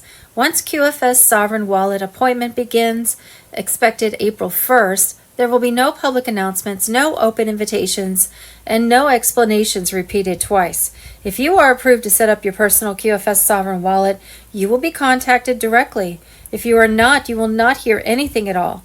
The silence will not be a mistake, it will be confirmation. I am seeing final alignment taking place now between U.S. Treasury, routing systems, and QFS settlement nodes. This is the last technical layer before Jassara Nassara funds are fully released. Legacy banking systems are already being bypassed. Some institutions will appear operational on the surface, but their authority is gone. What matters now is quantum verification, not bank access. At your appointment, no cash will be handed out, no paper checks, no transfers through old rails. You will be in full control of your assets through your sovereign QFS wallet, and you will decide how funds are allocated, protected, and deployed. Advisors will be present to assist, but the authority remains with you. You are allowed to bring support with you to your appointment, advisors, legal contacts, trusts, trusted associates. This is not secrecy. This is precision. Everything is designed to ensure clarity and protection at the moment value changes hands. There will be resistance. I am already seeing it. Delays, misinformation, false narratives, fake portals. Ignore them. The system is secure. The ledger is immutable. Everything that is legitimate will come through official encrypted channels only. Stay calm, stay focused, stay ready. We are past the edge now. The redistribution is underway. Judy note. We have been told that Wells Fargo, which is owned by the Chinese elders, the ones who own the gold behind the global currency reset, will send out emails to currency and bondholders worldwide telling them how to set redemption and exchange appointments. It is advised to exchange your foreign currency at an official redemption center, ARC, rather than a bank. You can only redeem ZIM at ARC. The dinar contract rate can only be given at ARC, and banks will offer you lower exchange rates than what you can obtain at ARC. It was my understanding that most banks were under control of the cabal and would soon play a different role in the global financial system. They would no longer have control over your personal money account. Only you would. Tuesday, March 10th, bombshell announcement. President Trump declares restoration of the American Republic. U.S. Inc. dissolved. Common law sovereignty returns. Mr. Pull on Telegram. Patriots, the storm has hit and it's magnificent. President Donald J. Trump has invoked Article 2 to declare the United States fully sovereign under common law once more. The fake foreign-controlled U.S. Inc. is finished, dissolved, dead, gone forever. No more admiralty law oppression. No more globalist chains dragging us into debt and war. The deep state grip is broken. The true constitutional republic rises triumphant. This is no mere rhetoric. It's a binding declaration of authority and summons from Trump as commander-in-chief. He's seizing full control, sidelining the corrupt swamp, and directing the military via the Uniform Code of Military Justice. Every flag officer is oath-bound to obey lawful orders from the legitimate president. No more excuses, no divided allegiances. The military now serves we the people through Trump, not the treasonous corporate facade. Under common law sovereignty, grounded in God-given rights and original founding truths, Trump exercises his prerogative to summon leaders, affirm real authority, and rebuild national defense. This resets America to the founders' vision. No commercial enslavement, no hidden British shadows, just pure liberty.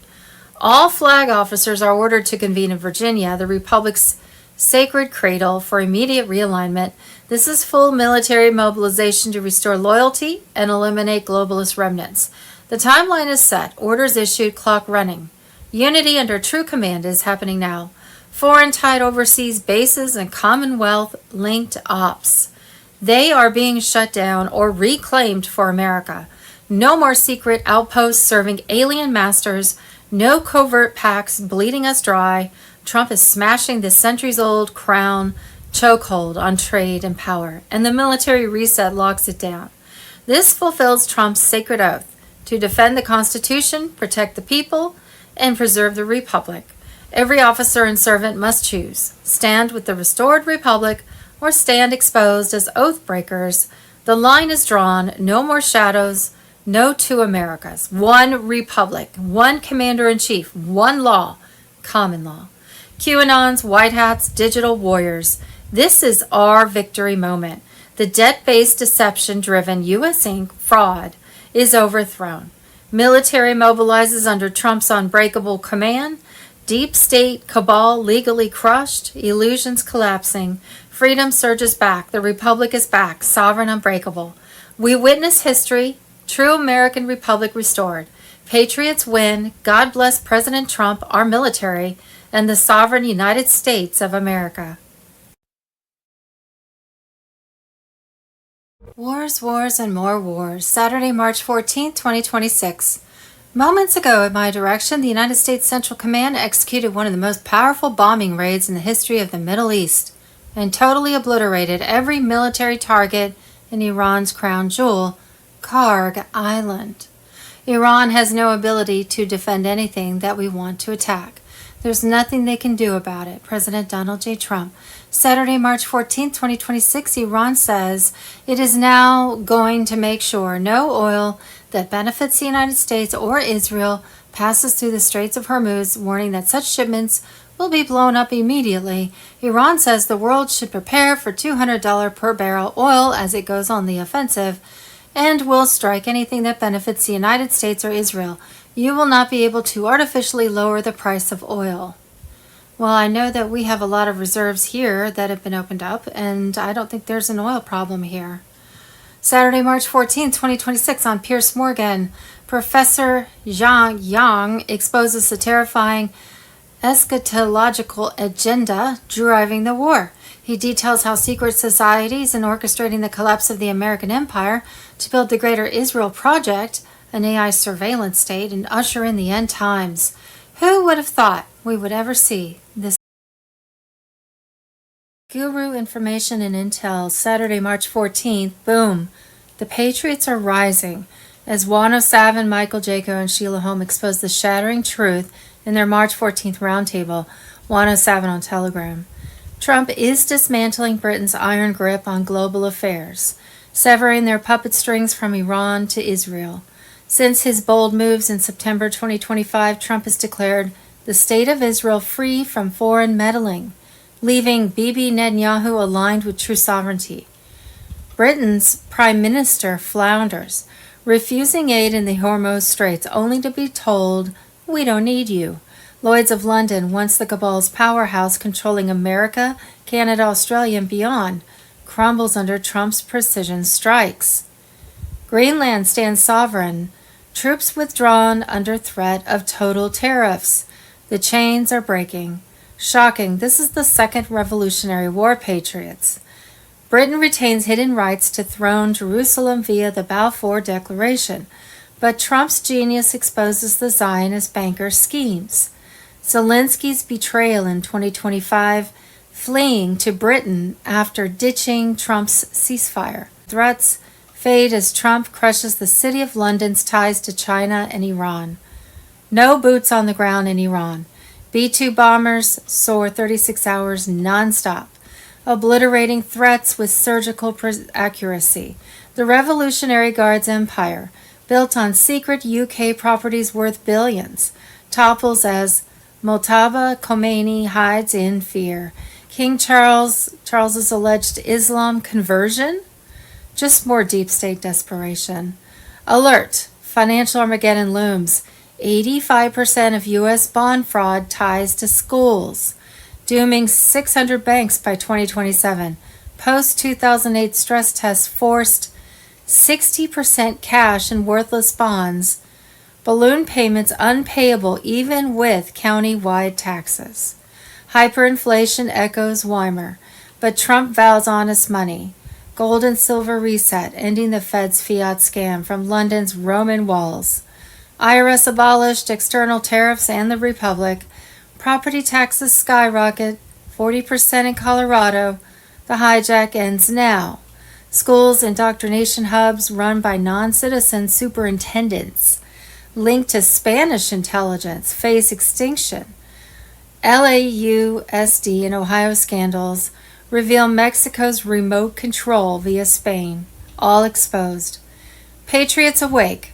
Election fraud as weapon of mass destruction hits 71 nations. Puppeteering leaders via Venezuela, China, Serbia.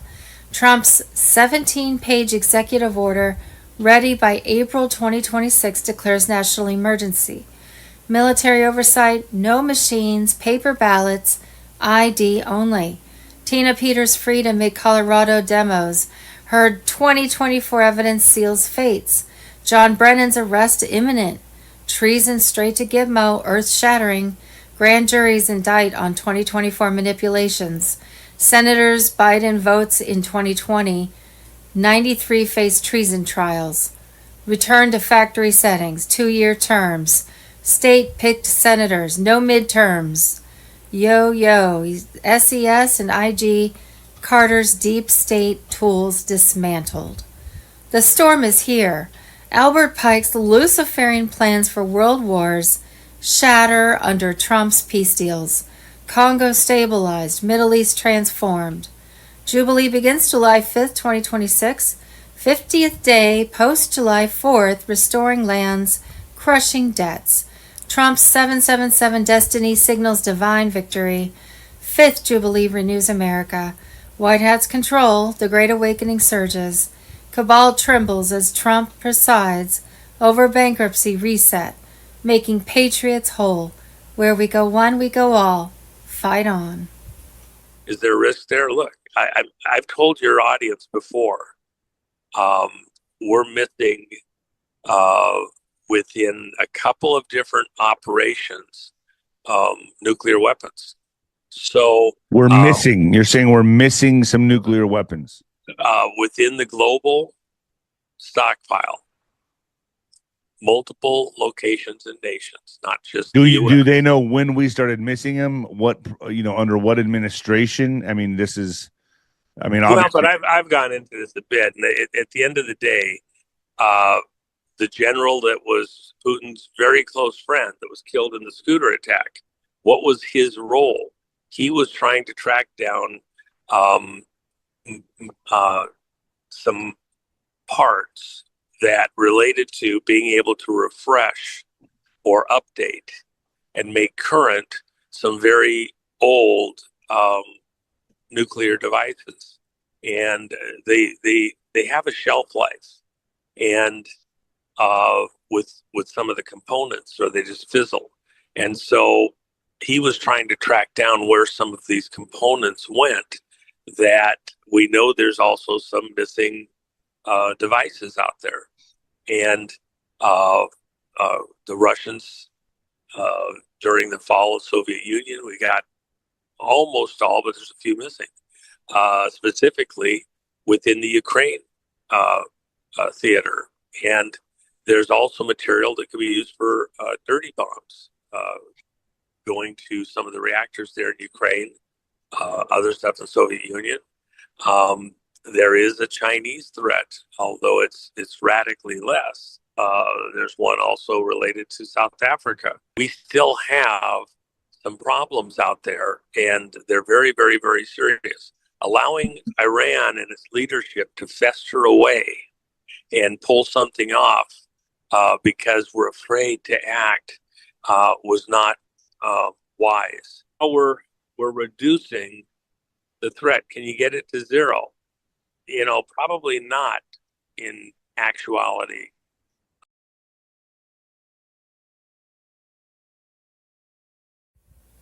What we think we know as of Sunday, March 15th. Saturday, March 14th, Israel is last. Checkmate. Checkmate, explosive revelations, 107, Michael Jaco, Sheila Holm unmasked the deep state's collapse, elections, fraud, and imminent arrests. Saturday, March 14th, Israel is last. Benjamin Netanyahu has been removed. Mr. Poole on Telegram. Saturday, March 14th, Republican leaders on C-SPAN. As terror threats have emerged across the country, the very agency tasked with preventing and responding to those threats remains shut down because Democrats have chosen to protect criminal illegal aliens over hardworking Americans.